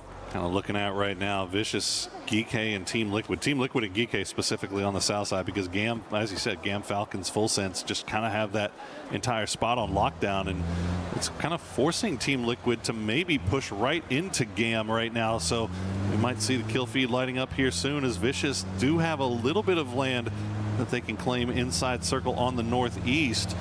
As we see Myth still holding on to that high ground. Now it's mortar time for the boys. And where is that going to go? Is that Twisted or is that T1? You got to imagine it's one of them. You can say what you want about this, but I love myself some mortar combat as Scappy finds a double onto T1. It's Ian and Heather. 2 amazing players and 2 big names to take down. Raining and Type. Vicious also sending it in. Are they going to try to capitalize on that double knock? Shot comes in. Raining finds one. Type finds Simon T. It's an absolute fiesta. Raining finds another one. Dogmai goes down. How is T1 surviving this? Vicious pulled up as a full squad, and they are just getting pulled apart. Pow! Now the last player left alive, as T1 will try to escape to the hard ground, but they won't be able to get there in time. More mortars are being sent throughout the map, as Himas will find the knock on the loop, but the kill feed is lighting up like a Christmas tree, as Virtus Pro once again on time. They will manage to get over here, third party, collect at least one more kill, but the mortars are still falling. There's an absolute insane amount of mortars coming in from both Tickleton, from Himas, and everyone is just fighting for this central area and sending it in to try the third-party correction. Does go down. Lukarooks might be able to be saved here as the mortar range stops just a little bit. Oh, Myth is back on it. 17 is sniffing at this as well. They're driving in close here, just in between and close to Twisted Minds. More damage, more mortar comes in, and it's getting close to all vehicles too. Wenboa gets found. Xiao Wu finds Example. Panzerfaust on the lower fight as well. Xiao Wu finds the entirety of Twisted Minds as they go down in 13th place. Oh my goodness, Virtus Pro's been dancing around, but now the mortars are going to arrive to take down 17. No one is safe in the open ground, as Xiao Wu will be the last one left alive. 417. Looks like Virtus Pro, maybe we're trying to go for the reset, but Myth from that high ground position is now finally starting to get involved. The north side of this circle has been absolute bananas so far. We'll see who's left alive when all this is said and done. Virtus Pro somehow managing to stick it out. Yeah, being 3 alive here is massive. They got a bit of cover. They've got some ridges to play, and this southern shift enables all the teams that are struggling to get in to try to sneak into this circle here. Navi still laughing with being dead center in this one. Purdy Curdy finds a con from GK as this southern fight continues. Vitality is in there. Falcons, Team Liquid, GAM and GK. There's going to be little space left available. Now 17 goes up against Gen G as Salute took a lot of damage from that utility. Nades has been deployed, and they're fighting outside the circle as it pushes in. It's going to close in 1 minute and 10 seconds. Yeah, this is just Lil Ghost by himself right now. Gen G, you see, have that BRDM, but Tiantian and Xiao Wu not in any position here to Lil Ghost. He'll have to play the walls, hops outside, does a little bit of damage, drops the Molotov. We'll get the knock on a D, but immediately traded down by Bean. Soul taking out Bean as well in the process. So they need to get that man back on his feet because the blue zone is coming. Yeah, straight into the secure vehicle and they extract that man. Stolen, yeah, sure. Beamy found it. No, they might be able to save him. It's the first knock, so they might have a way in to try to get that rest, but VP has pushed out aggressively. No. Cowboy finds Akan as GK is now under water. Absolute insane fire here. And mortars are raining in. EJ is trying to set up for a defensive location around the tree as Demi and Virtus Pro goes out for a more aggressive push to try to get some of the control on the northern side here, Poro. And this is going to be so vital as Team Liquid now sends it towards the center to try to capitalize on GK. They got that first knock, and now they're trying to see if they can make anything more of it, but Songjang is holding the line. Team Liquid is down to just one. It's Luke 12. He's got 1 HP left as he is just line prone. Good grenade, though, will take down Songjang. EJ by the tree. Look at 2 HP. Hasn't even had time to go for a heal just yet. Luke, that crash did not go the way that Liquid would have liked, I don't imagine. No, 3-man pull up with them having all the Foxos available to them. EJ now try to go for a nade here towards Luke. It might connect a little bit with the 43 damage that is being applied here. Nixie finds him as the 2 Mortar Kings, and Luke 12 gets found with a nade from Park Bro. Team Liquid out in 11th place. Just absolute insanity. The skies are angry on Tego here today as mortars just continue to fly. Virtus Pro takes down 2 more from AJUDA. It's 1 more left alive. It's Delwyn, and he is nowhere near this. Virtus Pro are just on one today. Oh, what a nade. Lukarux finds Chan Chan, and that is 17 Gaming out in 10th place. VP 6 kills. They're on an absolute tear. Look at this. Aggressive shots with the red dot from the AUG. He's going to try to go for a rest onto Nixie, though. He's still half HP. It's very possible. Could see it happening here quite easily for it, and then they could reset. Still, the circle went away from him. They have a big, long rotation to try to get into this circle here. Na'Vi still laughing. Vitality and Falcon still inside the circle as Myth tries to get into it. Belmont finds himself with a car, and that's a little bit unfortunate for Full Sense. Like that for Full Sense, but fortunately they're not being pressured right now. But Myth, they're in a lot of trouble. They're trying to send it from that high ground. They'll find some dips and craters. Lord knows there's enough of them on the map right now. They'll manage to stay alive for the time being, avoid the line of sight of Vitality, who have now turned their attention back over towards Full Sense. It's just instantly dropping those deployable covers. The Doritos give themselves a little bit more room to play with. They are dead center right now as Virtus Pro are now finally back on the move. Park Pro has been taken out. That's going to be EJ, the last player left alive for GK. Tickleton finds Park Pro as well as the BRDM is moving in, and VP is trying to involve themselves in this northwestern fight. Delvin is AGL's front man, but AGL is down and out in 9th place. And now it's about to try to get involved again here because they could get a little bit of a dip to play here if Nixie gets back into this BRDM. Have quite the line into this next circle here, but with the way that the roads work out, it's going to be difficult for them to have an entry against Na'Vi and Full Sense that is trying to lock this down. A repair kit gets deployed, and they get a little bit of a repair on this BRDM to survive for just a little bit longer. Smart play here from Virtus Pro to secure themselves both placement points and kills throughout this game. They just got to survive long enough to get past this compound from Na'Vi. With all of Na'Vi looking in their direction, they'll use the smokes, they'll use that repair kit, and they'll stay alive for a little bit longer, but they're going to be pushing right into Full Sense as we see the replay of that pull-up from AJUDA.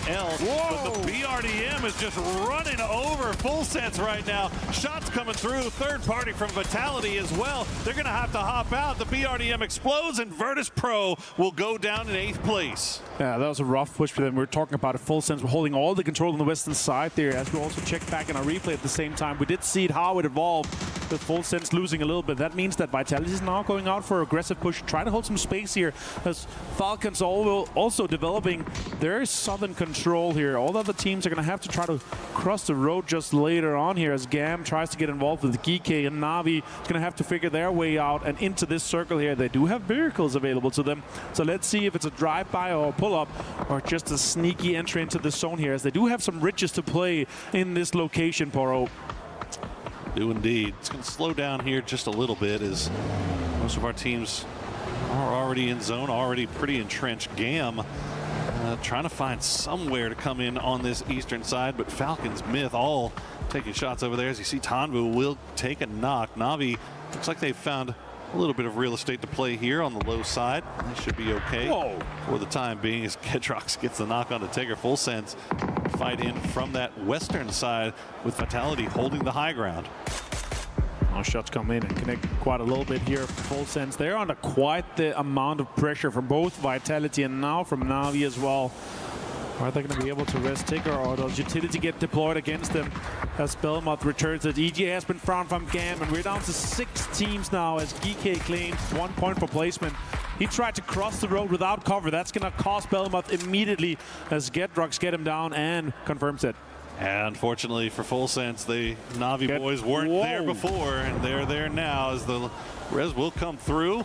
A lot of damage being dealt, though, by Levante. And Tanvu gonna find another mortar.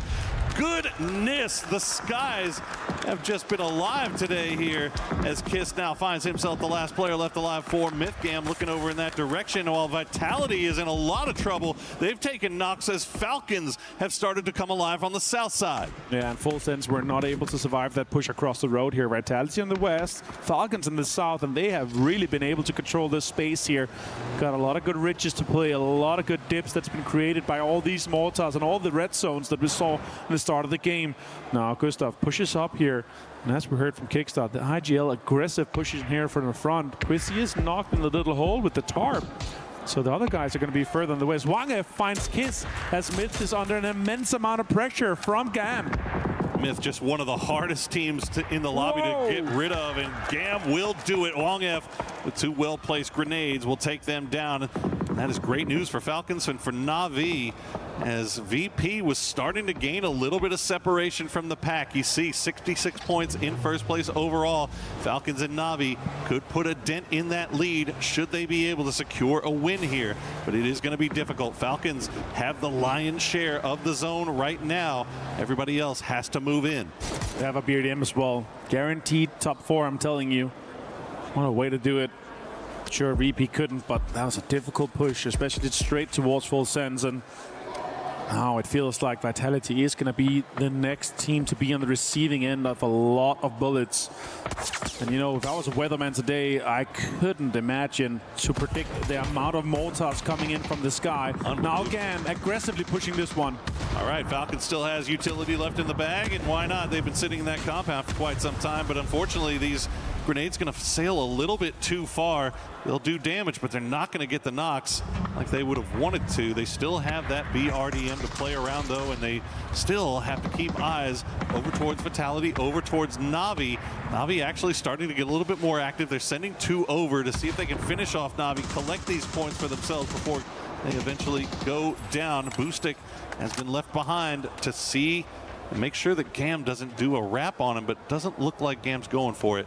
Na'Vi still have 1 left behind, looking over towards Gedrox.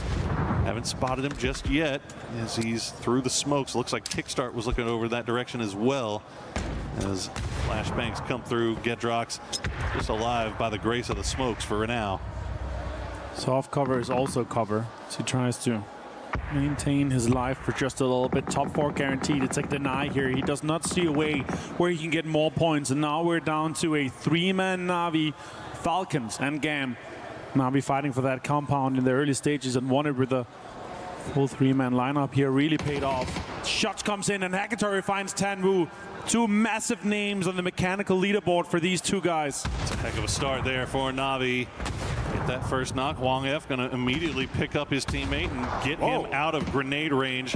See if they can get him back on his feet. A few shots will come through as Falcons will spot out somebody. Nope, Gedrox will go down to the blue. So his point goes over to nobody. Clories will have to try to find a way to hide from both blue zone grenades. Actually fall right on top of him. And he's going to go down as he gets ticked down by 2 unfortunate blue zone grenades for him.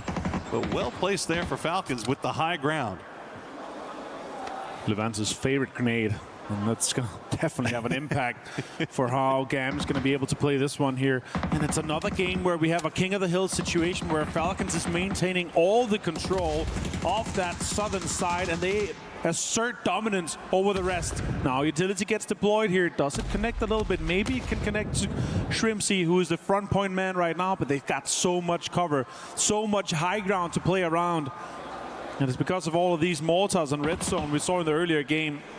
Because CRS come off as Cam could get back to all 4, and they do, as Clarice does get rest by Wang F. It's just so tough for Falcons to hit these grenades on these hillsides. I mean, they just, with the mortars, the divots being the way they are, the hillside being the way they are, it's just, things just aren't bouncing their way. But they do still have this high side. Gam still only alive because of the smokes, essentially, right now. So Falcons, though, they have to be watching 2 different directions. So it's not by any means easy for Falcons here, despite their good position. Yeah, you got to start throwing curveballs instead of lob balls for sure if you want to hit those nades, or not cook them and hope they roll into the small dips that's available. Now shots come in and Boostic finds a nade and a knock onto Doc Juice and Wang F. That's a beautiful work by Boostic. The ones from the side, theirs are a little bit easier to hit as Falcons try to see if they can peek down there and maybe third party, but Gam not going to let him get away with it. Tanbu keeping eyes over towards Na'Vi boys. Na'Vi just continue to make their way through. Hackatoy's going to get another one as Tanbu, now the last player left alive for Gam. One, I think, who is that keeping eyes? Oh, good knock from Tanbu will slow things down, though. And this now opens the door for Falcons as they'll start coming down here. Gam will go down to the blue in the end, but it's down to Spiro and Boostic. It's a 4v2 Falcons for the victory. Shots come in, connects onto Tickleton and gets him down to 62 with 64 HP here as the boost comes in and ticking here. Now utility is really low. There's only smokes available on Gustav. Boostic has nothing left but bullets. And it's not even a lot as the first aid comes off. And now it's going to be a 4v2 with Na'Vi. 2nd and 3rd place here, fighting to get that 2nd place locked down. You saw Gustav going for that low downhill flanking angle. He's not seeing anything just yet. Spiro at the top of that hillside, just spraying the edges of the smoke just in case somebody's there. As Boostic creeps up a little bit closer, using that BRDM as cover to see if he can start figuring out where these Falcons guys are. But it's so tough to push up as Spiro will go down to the blue in the end. And Falcons know exactly where Boostic is, and they will collapse down and finish him off to get the victory. What a way to finish here for Team Falcons. Great game here, and all the fans in the arena are celebrating, of course. It's the defending club champions. They have won it before, and now they show that they're capable of doing it again. 1 chicken dinner here for Falcons, and great placement so far. Assert their dominance on the leaderboard. They finish on 2nd place overall here, just behind Virtus Pro. We have 1 more game though, Poro. It's going to be an insane one. Absolutely, that was such a tough victory there for Falcons. You could see what they were dealing with. I mean, the amount of patience that they had to show, because they wanted to try to get active. They wanted to try to go and third party that Gam versus Na'Vi fight, but just having Na'Vi being disciplined and Gam being disciplined, to have one guy that their sole job was to keep an eye on Falcons and to take shots if they peaked. And both guys did their job and prevented Falcons from getting any more points off of that. So in the end, you know, great Falcons win. I know that we're wishing that they would have been able to get more points off of it, but both of these other squads doing as well as they did kind of prevented that. And also considering how the circle worked out for them, right? We saw some shifts towards the center, and then it came quite far south, and they were just maintaining that control of that hill. They knew if we can maintain control in our quadrant, in our southern area here, we're going to be able to push up, have the high ground control, and then assert dominance of the rest of the battlegrounds here. And what a way to do it for them. Smart play, and it's somewhat what we saw from Na'Vi in the group stage, where the games that we know we can win if we're 4 guys alive, we're going to win it with 5 kills or 7 or 10. It doesn't matter. The chicken dinner is what matters, because those are the 10 points that are guaranteed, and that puts them in 2nd place. It's going to get them right back within range of Virtus Pro once again. And if I remember only one thing from that game, it is going to be the mortars. Well, we have 1 game left, guys, so don't go anywhere. We're going to be right back.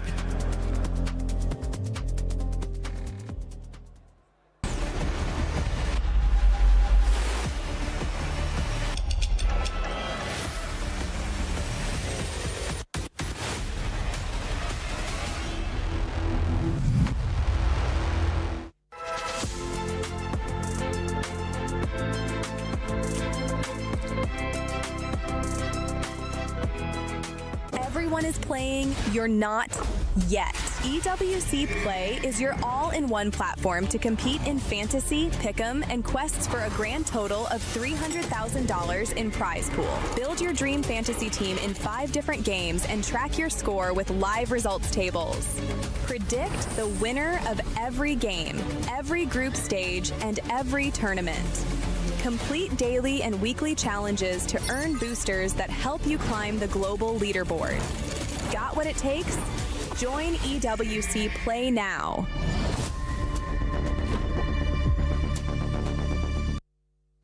Managed to grab Trav over from the Allianz Vault, and it's time to get a little bit of an update about what's been going on in TFT. Yeah, well, funnily enough, yesterday, Team Vitality, which came into it as kind of one of the mid-pack teams, to be honest with you, were knocked out, which is obviously a big thing for the Club Championship storylines.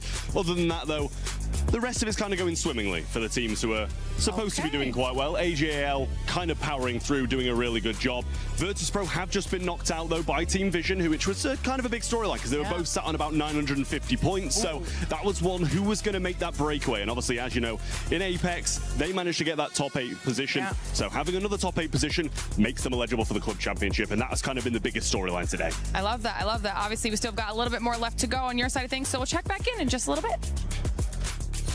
Thank you, Glitter and Trav, with the Club Championship update. And for everybody currently predicting Falcons, congratulations if you were able to have them on your pick'ems. If you weren't, make sure you put them in your next one, or put whichever team you think is going to be winning in the next one.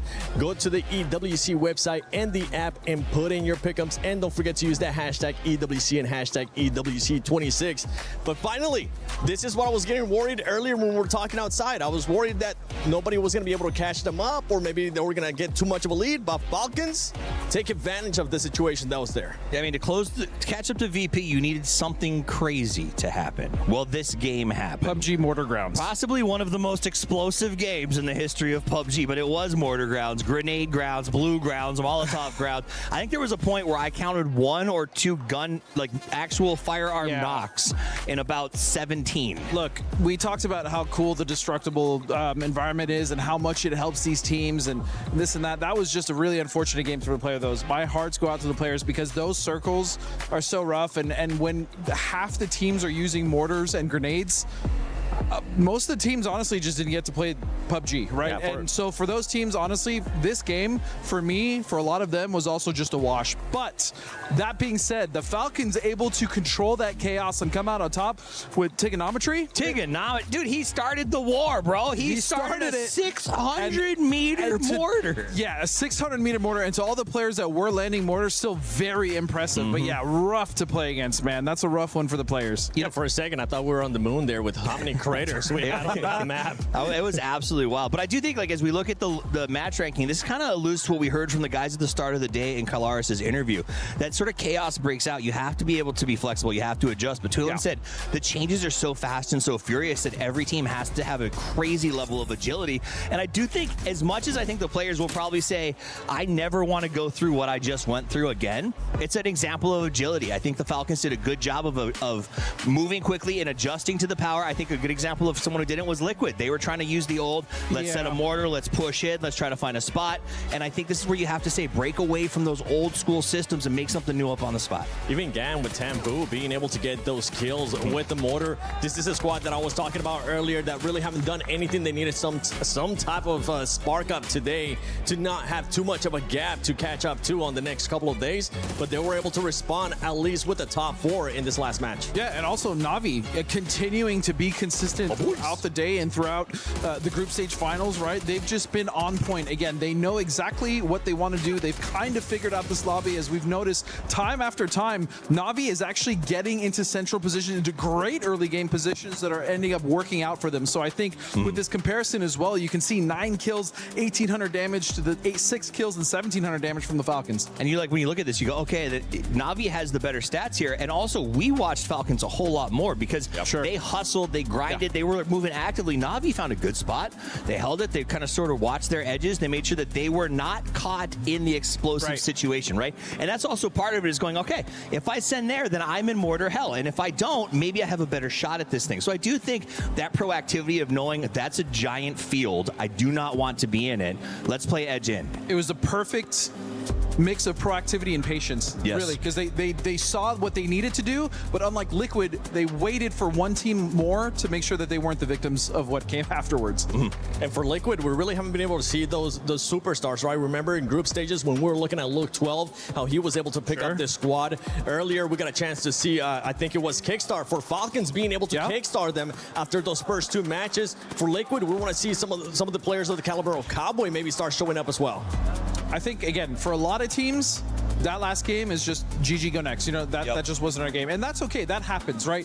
PUBG happens. That's what we say all the time. That's one of those games. That's okay. But again, they need to come off the back of that and make sure that they are going to put up points on the board. And I think if your team is on the bottom, there is a ray of hope here. That game was a GG go next, right? Earlier, that shift down towards Partona on Miramar, that shift was violent, the first one. And I think a lot of teams sort of went, okay, I just got to get some points on this. There has been a few aggressive shifts that we've seen in the first 5 games here. Actually, kind of a lot of aggressive shifts so far. I'm not saying that it's right that you don't have the points right now, but I'm saying if it's your crew, if it's your guys, don't give up on them just yet, because it has been a wild first day, and we still have a lot of land for us to cross here, and it's not insurmountable for those teams on the chase. And as we saw before this game, it was a 23-point gap between first place and second place. I want to see what that gap's going to be looking like now as we have VP there. Okay, closer. 15, a lot closer as Team Falcons was able to deliver that chicken dinner in the last one. Navi as well with the consistency, and Myth, even though Myth went out, they're still being able to get those points via kills. Yeah, Myth on the grind. For me, the biggest disappointment right now is T1. They started so ridiculously strong. They were farming 17 on Miramar, and apparently if 17 avoids T1, they don't know how to get points. So they have had a hard time putting it on the board in the last couple of games here and have let that slide. Now, in a traditional day, giving up 2 games without a ton of points doesn't hurt you that bad. When you got the Virtus Pro playing out of their freaking minds, it does. And that's the problem. Virtus Pro, even though they went out, or not early, about 8th place, they still got kills. Virtus Pro is making sure that come hell or high water, regardless of how the game is going for them, they're at least going to accumulate 4 to 5 points a game, and that is what's making them so difficult to catch, even in these games where they go out, you know, halfway through. Yeah, and that's the crazy thing, right? 7 kills, by the way, they ended up getting in this last match. And for those teams that were hoping to even close that gap, yeah, you were able to close that gap, but you're going to have to do even more if you want to be able to close it towards the end of the day. So going towards the second page here, we see Shadow Esports there, where they really haven't been able to do much after that win. And a team that you guys said starts slow, but right now, with the way that those top teams are playing, I'm going to be looking at Twisted Minds as they were sitting there with 25 points. System team, and I think this is chaos. I just don't think that the adjust on the fly is what they're sort of built around. I'm not judging their intelligence. I'm not judging their skill. I'm judging the fact that these have just been crazy games, that a lot of these players are going to have to go home tonight genuinely with their coach. They're just going to say, guys, we got PUBG. We're back tomorrow. We're going to do something different. We can fight this off. It's just been a really rough day. I'm also just waiting for AGAL to wake the hell up. You know, where are they? Come on, guys. This was one of the best teams in the world at some point, and they're really struggling to put any points on the board. Even in group stages, we watched them struggle a bit, so they really need to wake up here. Maybe they'll be able to wake up on this final game of PUBG Battlegrounds at EWC 26 Finals Day 1. Game 6. Let's see who'll be waking up and maybe carry on some momentum to tomorrow. Oh, yeah. Thank you very much, gentlemen. We have 1 game remaining left here on day number 1, and so far it has been the Virtus Pro show.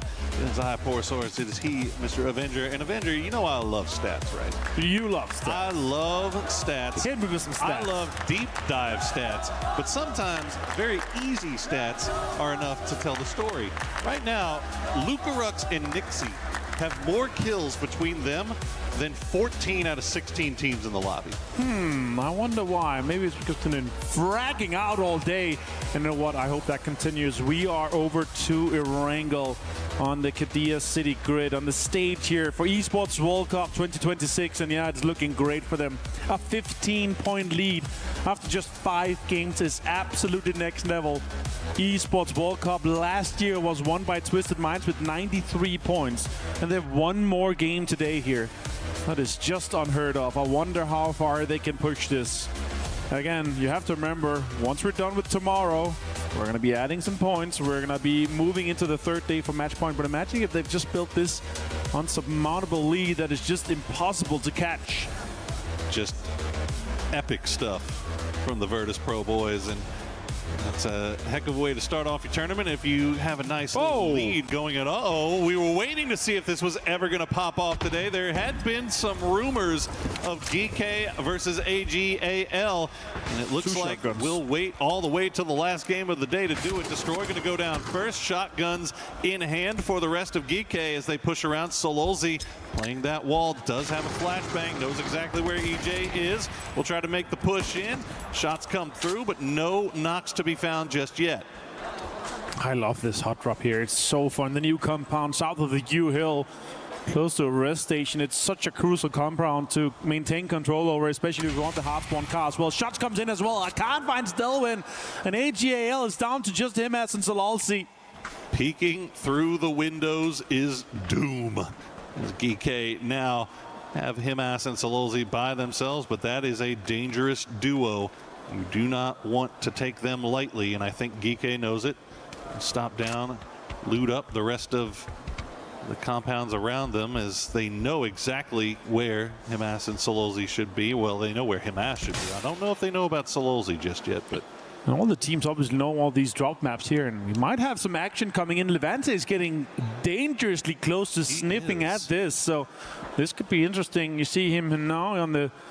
And Lou, too. Look at that. So a lot of teams getting involved here. Twisted Minds. And the Noxar destroys in the open. He could be spotted quite easily here, but Telvin's bleeding out quite quickly. Destroys. Well, there's like 10, 12 seconds left on his knock here, so Destroy's just crawling for information. Navi also gets involved. What is it with you Europeans, man? Yeah, they're sniffing out at easy points here, Pro. That's what it is, and I get it. It's smart, because all the teams, they know that in this area here, that could be the hot drop spot to be investigating.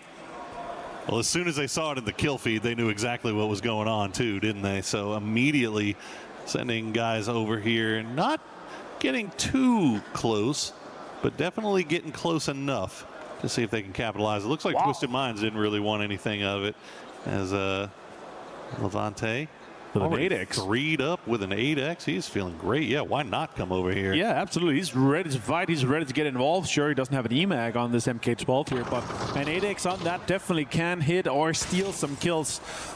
Most of the guys here are missing vests and helmets, as you see here in Songjiang. A Tommy gun with a holo on it, just 2 smokes, 2 first aids. 1 shot to the dome from Levante would put him on his knees. Yeah, I mean, the rest of Vitality has come over here to join him as well, but it looks like Navi also kind of moving over in this direction. But this is, while in circle, it's on the south side, so it could just be Navi just kind of breezing past and saying, if we see something, why not? Maybe we'll shoot. But why not? Why not a red zone power? Yeah, Tell me about it. Why not? Why are we not spicing up even further? We've already had a crazy day here. And look at this. Now Myth is going to start making their way through too as well. So Navi looks like they're going to go ahead and leave it and continue making their way through. But Myth is going to drive right through Vitality as the red zone is falling. And Scappy's going to go right into the dip. Somehow makes it out alive with 1 HP to his name. Goodness gracious. And Baron will get the knock on a Levante. Oh, that's just insane here. And then red zone is going to come in as well. This is going to be rough for Team Vitality to try to recoup from. Baron continues to lay down the hammer as Scappy drives away with this 1 HP. Just insane scenes here. Yeah, why not throw some more 7.62 bullets at it as Kiss continues as well. Why not? You gotta kind of feel bad for Vitality there, right? Like they're doing what they should be doing. They're being smart. They're keeping eyes on the kill feed. They know the drop maps. They know what to expect. They go over there to try to third party. And why not a red zone drop on top of you? And why not have Myth just make their way right through the middle of your split? Just unfortunate timing for them. But it looks like they'll be able to get Levante back on his feet now that they've managed to retrieve him and get to the hard cover. And Myth is going to continue their journey off to the north while we see an E-pickup has been fired, but it's only going to be Duckmai. It's going to be the lead scout here for Vicious as they make their way out of Novo. Well, that makes sense. I like this scout, especially on the eastern bridge. It's very campable, and it's, here in Milta, you might not want to get deeper already. So I like the idea from Vicious here. It's going to get him a lot of information from the guys, and he's going to be able to spot some cars potentially to get some information. He sees that even the dirt road on the high ground and farm is unoccupied at the current time in the game, with 2 minutes and 20 seconds about to happen for the next circle pop here, and the circle closes in just shortly. It's very congested towards that central location south of the river, but we do have a red zone around the river area where Team Liquid is also going in towards here. We're going to be jumping over to Virtus Pro, our current leader in this lobby, with 15 points cushion, down to second place. And it was only just because Falcons won that game, but they're able to try to catch up here. So big names in the top. Also, if you look at it from a club championship perspective, VP, Falcons, Na'Vi, all high in the race. Huge. Most of the teams have already gotten their 2 top 8s in the club championship, making them eligible. They just need a win to ensure that they could get it even further. To take their lion's share of the total prize pool of $75 million here for Esports World Cup in Paris for 2026. It's a lot of pocket change, my mans. Oh, just a penthouse in Paris, like the other guy said. Yeah. Oh, you know what? Parisian Talking about pocket change here, especially when we heard from Barney and Ludi. Barney asked him, what can you get in Paris with $75 million? And Ludi, he said something in French I couldn't exactly see, but what a guy. But you know what I figured out? I figured out, Ludi, what his name means. Okay. Means lunatic. Oh. He's crazy. I like it. Hey, you know what? If it works, it works, right? It does what it says. No, Nixie. It's okay. You know what? I'm putting that on Luka Rux. He just started running down the hill. You know what the worst part about that is? When you go from first knock, which is 100 seconds, to second knock, it goes down to 30 seconds. So that's almost a just flush him and recall him immediately. You're just next to the recall box just to get it back onto 100 seconds. Boy, that would be some next level stuff there, wouldn't it? Hopefully, I don't think we'll see Virtus Pro commit to that. Just I don't think so either. But I just hate being on second knock from something like that. Well, look at the worst part. No, yeah. So we saw Vicious Gaming. They sent Duckmai over in one E pickup to scout out the bridge and scout out farm, and they made a foothold, and now they've got a second E pickup. Because why not? And their timing is actually pretty immaculate, because it's going to be just when the circle pops, so they can decide, are we going to stick to it or we're going to drive in from the circle. It really depends where this next circle pops here. Are we going to go north? That would be insane. Ooh. We do go central. We do have some river involved, but it's going to be quite central, quite with the donut on this game here, as we have Perfectix and the guys from Twisted Minds quite central around the school and apps area. Navi's locking down area 2 alongside Vitality, GNG, and T1. Meanwhile, this standoff shotgun barrel measuring contest continues. And it's just on the edge of the news circuit, so they're going to have plenty of time to fight this out. Oh my, Poro. Why not?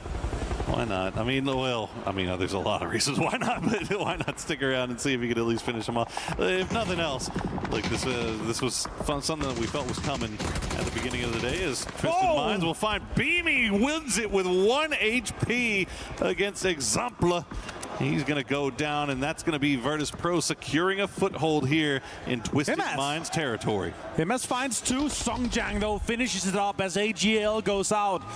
GK managed to wrap this one up, and Nixie flushes Example. That's very unfortunate for Twisted Minds, so it's going to be rough for them to try to defend this area here. They had to disengage from their split. They had a 1-1-2 split, but now all of them are involved for this fight here. Having lost Example is just super unfortunate, but VP with a full pull-up onto this, I would say the highest priority on the apps here. Oh my goodness. It's going to be crucial. And if you thought Geeke was out of the woods after finishing off AGAL there, well, you don't know our teams. Falcons wrapped down there, and wouldn't you know it, Vicious drop from their E pickup almost immediately upon hitting the circle, and they are looking down in this direction as well.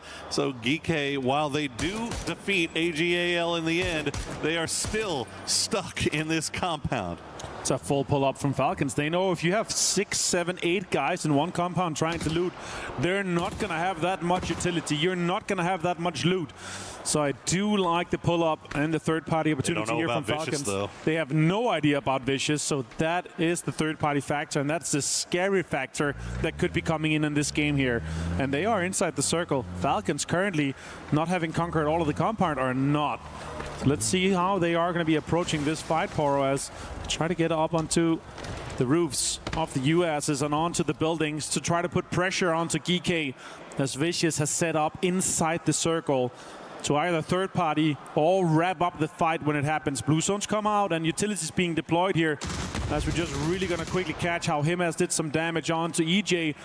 But they did end up getting killed in the end by GK. Why is EJ pushing in that solo like that? It's a little bit nutty, but yeah, I mean, goodness gracious, they almost win it. Good Lord.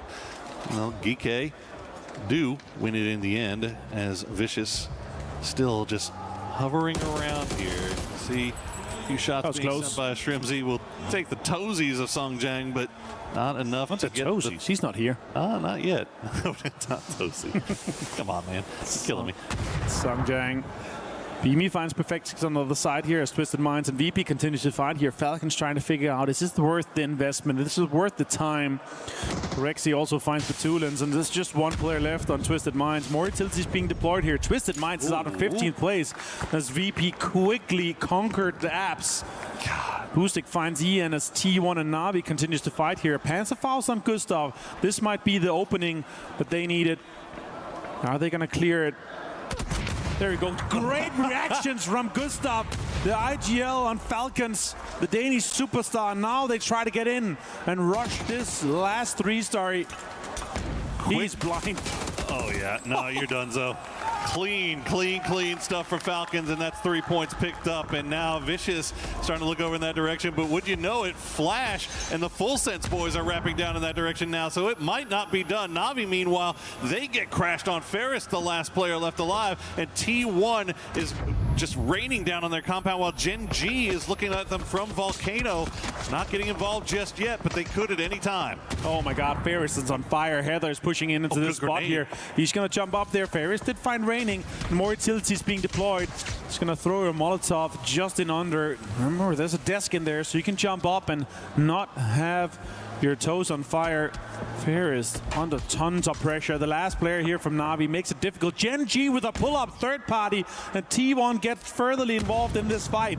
We were waiting to see if they would get involved. They were hanging out on the top of Volcano, but it looks like it's going to be enough to get them at least to get into throwable range. Start spamming utility. Meanwhile, on the south side, Falcons did disengage, but Full Sense and Vicious now scrapping. And look at Virtus Pro. They're going out in the blue to third party that fight, because why not?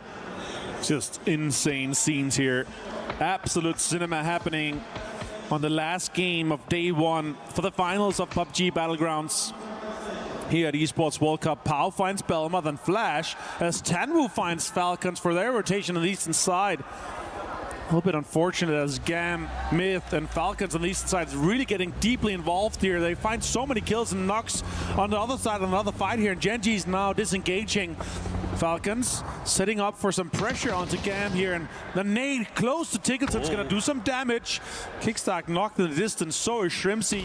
Gustav trying to get involved here, and he finds Cloris. That's a huge name to take down on Gam, and Cloris found Tickleton with the nade that's been dropped earlier. Doc Juice, the last player now, tries to put more pressure onto Falcons as they have multiple knocks out here.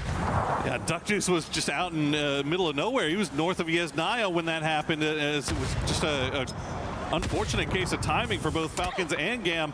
As it looks like Myth is going to try to third party this. We'll see if they can get anything off of it. Meanwhile, you see in the picture-in-picture T1 now taking that fight to Navi. Gen G has disengaged. They pulled back up on the Volcano. The circle going in their direction. They like their chances for endgame here. Virtus Pro, they're coming out of the blue after third partying the fight down to the south, and they're going to find Gen G waiting for them. Falcons now disengaging, maybe trying to get kickstart even here. There could be a possibility as Myth disengaged from this fight here. The circle doesn't start moving until 22nd. Levanta hits Gedrox. That's a little bit unfortunate, but Shrimzy's going to try to find Oh, can he find Duck Juice here? Tickleton does have lots of time on the res. He could start engaging once again, but you have to get this res off before the circle starts moving so Tick can start healing immediately.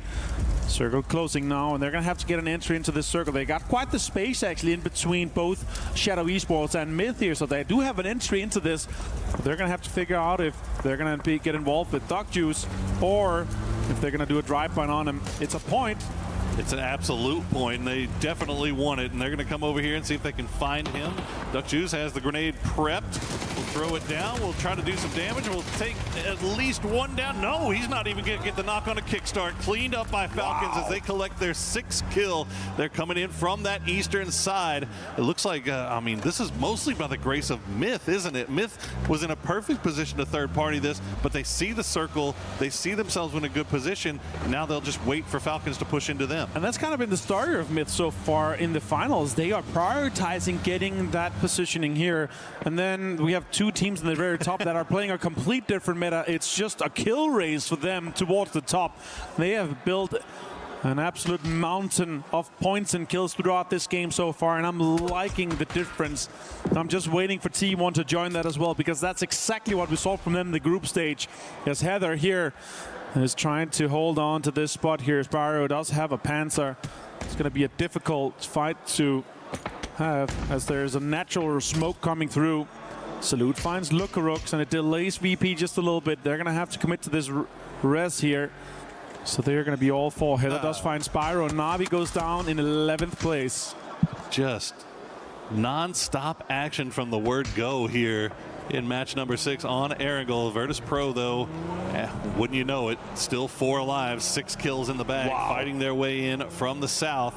They've got room to play with as we wait and see where the next circle decides to take us. Team Liquid slowly coming in from the north. They're going to be our last ones to arrive. 34 players left alive, 10 teams in it.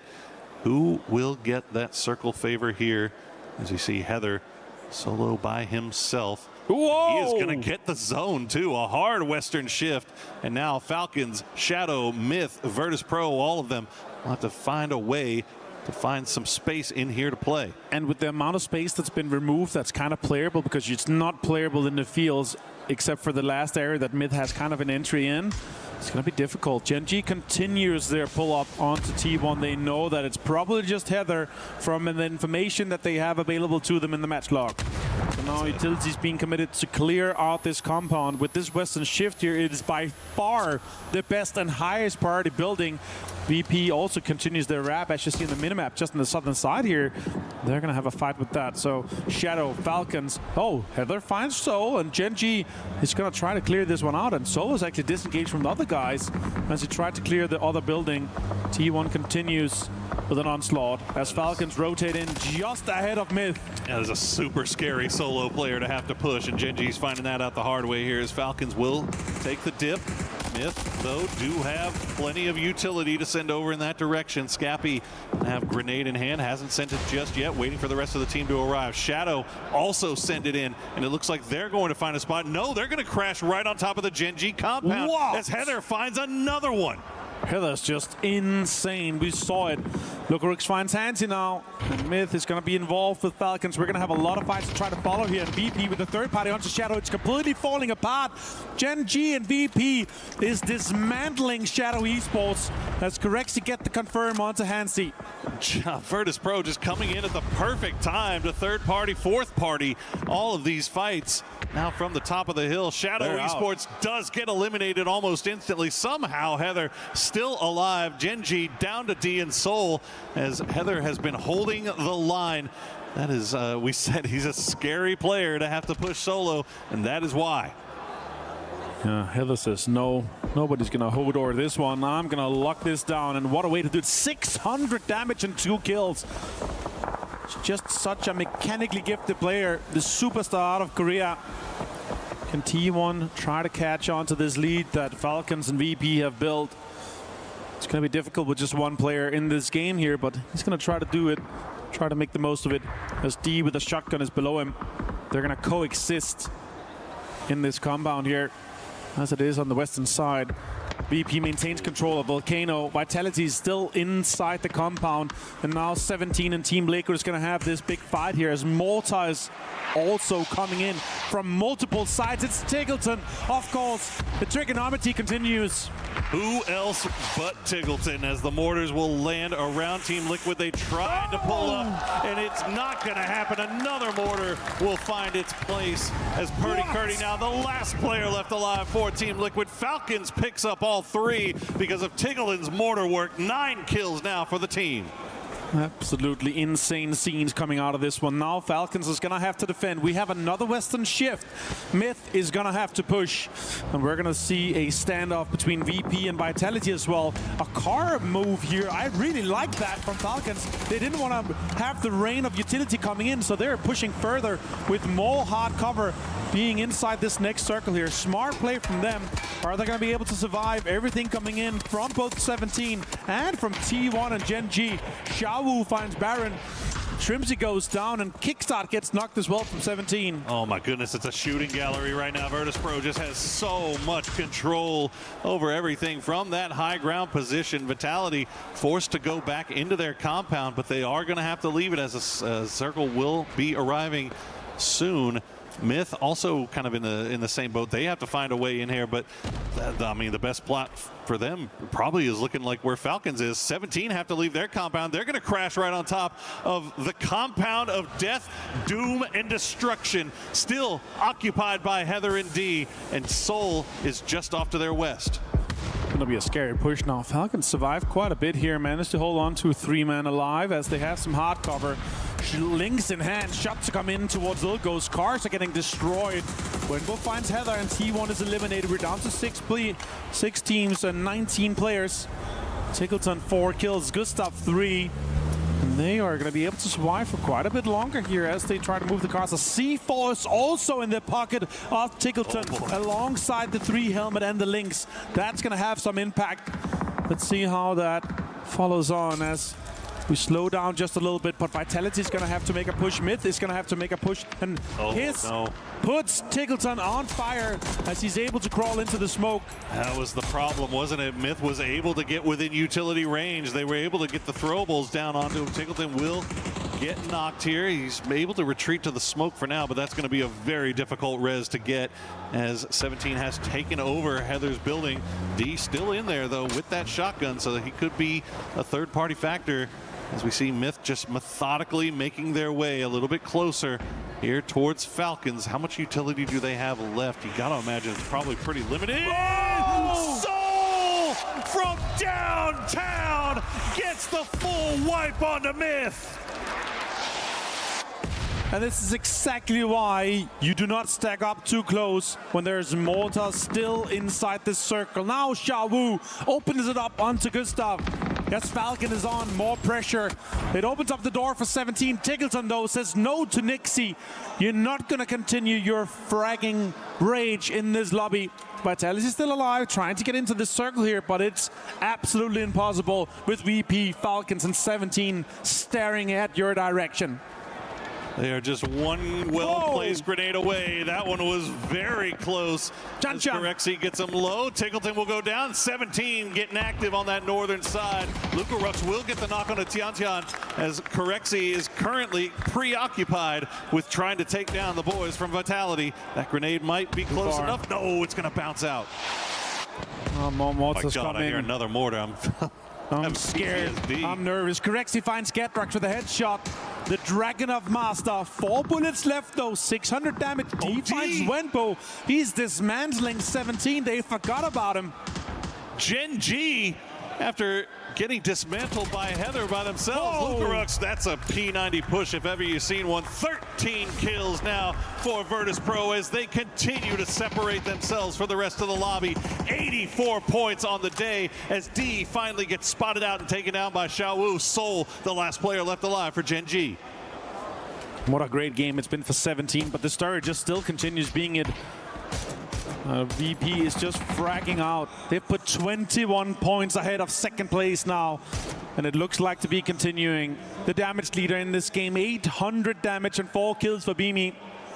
Can Seoul have an impact onto 17 and make it even easier for VP, because it is looking inevitable for VP to not win this game. What a day. Oh, Seoul! For VP, Seoul will find Tiantian. At least get that one down as he continues to play from the side. Oh, taking shots in the back to Luka Rux. Fortunately, he's got the smoke there to retreat to. Panzerfaust may come out at any time here for Lil Ghost. He knows exactly where Seoul is now and will try to make that wrap, but Seoul smartly repositioning once again, playing the outside of the wall. Looks like Xiaowu may have heard the footsteps as Ghost will pull that Panzer out once again. Waiting for him to reveal himself. There it is. He'll take him down in the end as 17 will be down to just Lil Ghost and Xiao Wu, and now it's just all academic here for Virtus Pro. Finds one. As they try to connect another win. Correxy finds Xiao Wu. The last player left alive is going to be Lil Ghost, and this could be the cap, the exclamation point, the cherry on top of what has been an insane day for Virtus Pro. And remember, in 12 games last year, Twisted Minds were able to win it. But in 6 games, they're going to do it, and they're going to put it up to 90 points, just 3 points shy of what we saw last year in half the games. Virtus Pro gets another chicken dinner on the day, on the first day of groups here at Esports World Cup. Unbelievable work from the boys in orange as they put the rest of the lobby on notice that they are here to win, and it is going to take a mountain of work to try to catch them. You just have to hope they slow themselves down in some way tomorrow, because we've seen some phenomenal performances from other teams. Falcons, 63 points on the day. That would be the story in and of itself had it not been for the fact that Virtus Pro is damn near 30 points clear of them. That's just absolute insanity. These teams and these players obviously hoping to take one of the biggest trophies home and help their club towards that club championship. And Virtus Pro, they're looking too damn scary to play against when they're having this much fun, playing a complete different meta than the 14 other teams outside Falcons. It's a kill race for them. The wins are just the fun alongside of it. Look at that, the P90. Let's hear what they have to say for this win. I'm letting go over deep. Well, he's very low. Nice. It was just nice. Cool, calm, collected. Just moving different through the lobby right now. Built different. Virtus Pro, what a performance on day one. And they've been talking about it. You know what? You know who's the best at making a snowball? Who's that? It's a polar bear. I like to see it. Polar bears, well, you can't find a snowball if you're not in the ice, and they are just living in it right now. Cold as ice. You can hear it in their comms there at the end. It's just casual at this point. Like, it's too easy for them right now. Well, we'll see if any of these teams can go back to the drawing board here tonight and figure out a way to stop these guys and start coming up with something that's, because look, if you're Falcons right now, you should be smiling if you're Gunner. You got 63 points in one day, but what a performance here from Virtus Pro. But we are done for the day. Let's throw it over to Barney for an interview. Okay, righty-ho. That was an absolutely unbelievable day of PUBG Battlegrounds here at the Esports World Cup. Sitting on the top of the leaderboard proudly with a smile on his face is Nixie from Virtus Pro. Nixie, let's talk about today. You know, one of the hardest things that we've all been speaking about backstage, and people have been talking about the current meta, one of the hardest things to achieve is consistency. You guys had that in spades today. Your worst position was 8th, 2 first places, coming into like 14 kills in each of them, and 2 second places. Dude, just tell me how. Let's start with that. Let's start with how. I mean, opportunities, that's all. We had really good opportunities, really good pre-planning, and the opportunity just came. We won the games, we got really good positions, and yeah, we just played good. Everyone played good, everyone felt the momentum, and yeah. I mean, speaking about planning, we want to talk a little bit about Coach Ibiza, one of your best buds. Look, he's since stepping down as a player, becoming coach. How's the dynamic of the team been? How has he fit into the role of coach? And, you know, the dynamic between you guys as friends as well. Like, what's his role for you guys? I mean, when he stepped down, we had to fill his shoes, of course, as because he was an IGL of our team. And it took a lot of time to who is gonna IGL, who's gonna do this, who's gonna do that, and he helped us, of course. That's why it's very important that he stayed as a coach, because he could teach us what he knew and everything like that. So, I mean, as he stepped down, like, he did a lot of job for us. Like, he's doing a lot of prep, a lot of things that we like taken a lot of from our shoulder. He's just doing it himself. So, yeah, big props to him. Like, I love this guy. So yeah. I mean, whatever you're doing, it's working at this point. Going into day 2 of the finals tomorrow, obviously you're sitting at 90, I think in the mid-90s when it comes to points. In 6 games, that's absolutely disgusting. Is confidence kind of at an all-time high amongst the team, or are you keeping everyone pretty grounded? I mean, we always were a pretty confident team. It's not, we never really got like, we didn't really care who we fought or anything, but we made sure that we reset after every game, because if you're hyped or doing it, or like, if you like, you just need to keep up the pace, you know, like stay exactly the same, because if you're more hyped, you make more mistakes. So we need to make sure that we reset after each game. So yeah. More insane hype moments though coming off those wins. We heard you from backstage when you let out that massive shriek after that first one on the board. Congratulations though, Nixie, what an incredible day. We have also got another interview lined up across the stage with Kalaris and the main man, Gustav. Yeah, all right, Virtus Pro. 90-some points here in day number 1 of the final, but I've got the man Gustav here to talk about it. Falcons currently in 2nd place here for this one. So, Gustav, first things first, last year around, the landscape looked very different for you. Now you're in Falcons, you've been in with them for a few months. What has it been like to play with this roster compared to some of your other rosters? I mean, it's been amazing. I don't even know how to describe it. I thought 3 or 4 months ago I was going to retire from PUBG. I was starting in high school again about now. So it's been amazing. I mean, it's been so much hard work as well. These guys, they put in hours like no one else. The expectations for us are like, we just put a high level to each other. So like actually showing up here at EWC feels amazing. The level looks very high as well at the moment, I think it's fair to say. And speaking of which, game 5 and 6, there was a lot of mortars going on. 5 might have been the most mortars I've ever seen in a game here. Talk to me about maybe just in general game 5, as well as, is Tig the best mortar user in the world? Talk to me. I mean, I don't like saying positive things about Tig because his ego is already way too big. It's unreal, but I mean, I gotta give it to him. The mortar, like, that's him, you know? And then I think it was Gen D as well, also had a 4-bomb on Myth, and we were just started screaming because we were dead from Myth in a millisecond after that. If they didn't get mortar there, we were dead 100%. So I don't know if it was shrimps. Someone was making dog noises. Like, they were going crazy, so we were happy.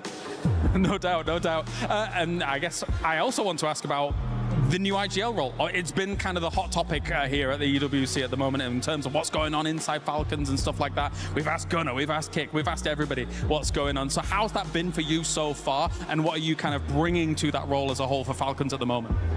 I mean, it's for sure hard because you're Falcons. There's a lot of expectations, and I just told myself, like, there's gonna be so much pressure on me, and that's what's gonna bring me down. So I just, like, it doesn't matter what anyone, like, says, even if my teammates, I just try and stay alpha, like, you know. I just, like, sometimes these games, we just go full dog mode, and we just embrace it, and I've told the others, like, the first 2 games today, it was awful zones, we just gotta grab it by the balls, you know? Just gotta do our thing, and then these later games, I think we kind of got the zone a little bit better, and then we put up big numbers. So, it's been amazing. That's it.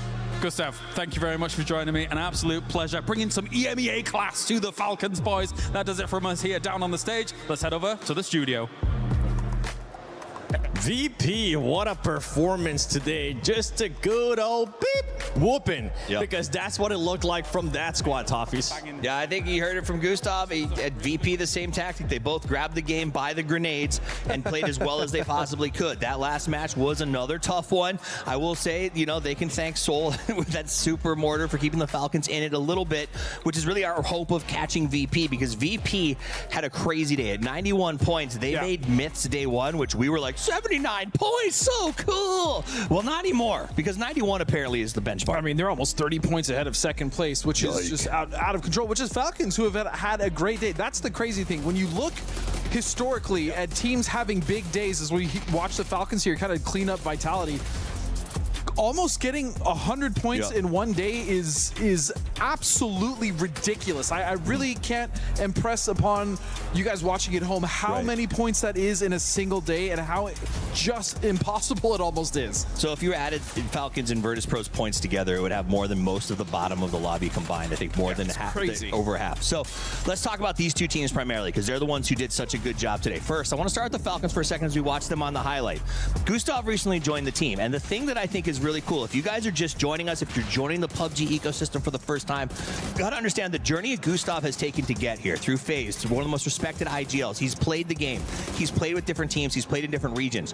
For him to say, these guys work, they're the hardest working team I've been with, I have a lot of respect for how they do their system, that to me actually is probably one of the biggest shouts I've heard given to the Falcons in a long time, that he joined and respected them that much. Look, we've always talked about their work ethic, but it's great to see another player coming in from another region who is also well respected in his own right, be like, you know what, these guys are absolute animals. The amount of time that they put into the game, the amount of practice care, even with all the changes that they're talking about. And Gustav, you know what, he's an incredible player, and so far, I mean, the thing is, this is working for the Falcons, but VP is just so damn good. And let's pivot from that. We saw it at the end of the game, and this is what I love about PUBG. You saw Falcons and VP laying in their chairs talking to each other in the interview, right? They're still best friends. These guys travel the world together. They're totally having a great time. But VP looked insane. I mean, you could see Nixie trying to sort of hide the celebrant living inside of him, because that was a crazy day, even though they didn't always get circles. They had to fight to get everything they got, and it was beautiful. Is this a record for the most points in one day? I'm trying to jog my memory in the however many years we've been playing this, 8-9 years. I can't remember another team getting over 90 points in a single day. Yeah, we'll have to double check on that one. We'll find out for tomorrow, but I mean, 91 points, as you guys have been saying, absolutely nuts. The consistency out of this squad, as Barney was saying too when he was doing that interview, insane. Falcons is within striking distance. Now, for some of these other squads, right, we got Navi, we got Myth. Myth, we were expecting a lot coming into today. I think for tomorrow, for Myth, we want to see what we saw out of them in day one of groups. I mean, Myth and T1 both need to turn up a little bit harder on the back end of the day. Navi also letting it slide, but the fact is Virtus Pro and Falcons combined have more kills than the next 4 teams put together. And then you jump down the farther than leaderboard and it gets even more dire. So I think the story for tomorrow is, how do you figure out which rooms VP is staying in and lock them inside or keep them awake all night or play music outside? Like, I don't know how you beat them outside of trying to kick them in the shins. Look, Nixie might be next door to me, so if anyone has any bribes. He accepts bribes. No, but in all seriousness, I mean, if they're playing as good as they do tomorrow, we might just be talking about second place. But honestly, VP, if they do get to that point, they deserve it, man. These guys, you want to talk about grinders, we talked about Falcons, and they do put in so much work. VP is also the other side of that coin. They're putting in just as much work. You heard how much work Ibi, the legend, I love him, is putting in to help these guys, and it is showing in spades. The maturity, I think, of Ibi is also what I love. Him I mean, he's a legendary player, and for him to take a step back and say, I'm not what the team needs to be great. Let's go out, let's get Curexy, let's put this together the right way, and I will coach you guys through all the things that I've learned. That team. I would have been like, you know, yeah, but I'm just saying, not like, going anywhere. what a cool. I mean, that's just a great move by Ibi. Like, it's noble to step back and say, this is what we need, and for them to say, yeah, well, you're a part of this team, and this is the right choice. Well, guys, tomorrow, day 2 of finals here at PUBG Battlegrounds at EWC 26. It's going to be a lot of teams are going to have to catch up, especially with what we saw there towards the second half. And those teams that are within striking distance, they need to make sure if they see VP getting eliminated, they need to just go for it. They need to make sure they get all those points. And for everybody watching, make sure you tune in tomorrow, because tomorrow will set the tone of what we will have on the final day.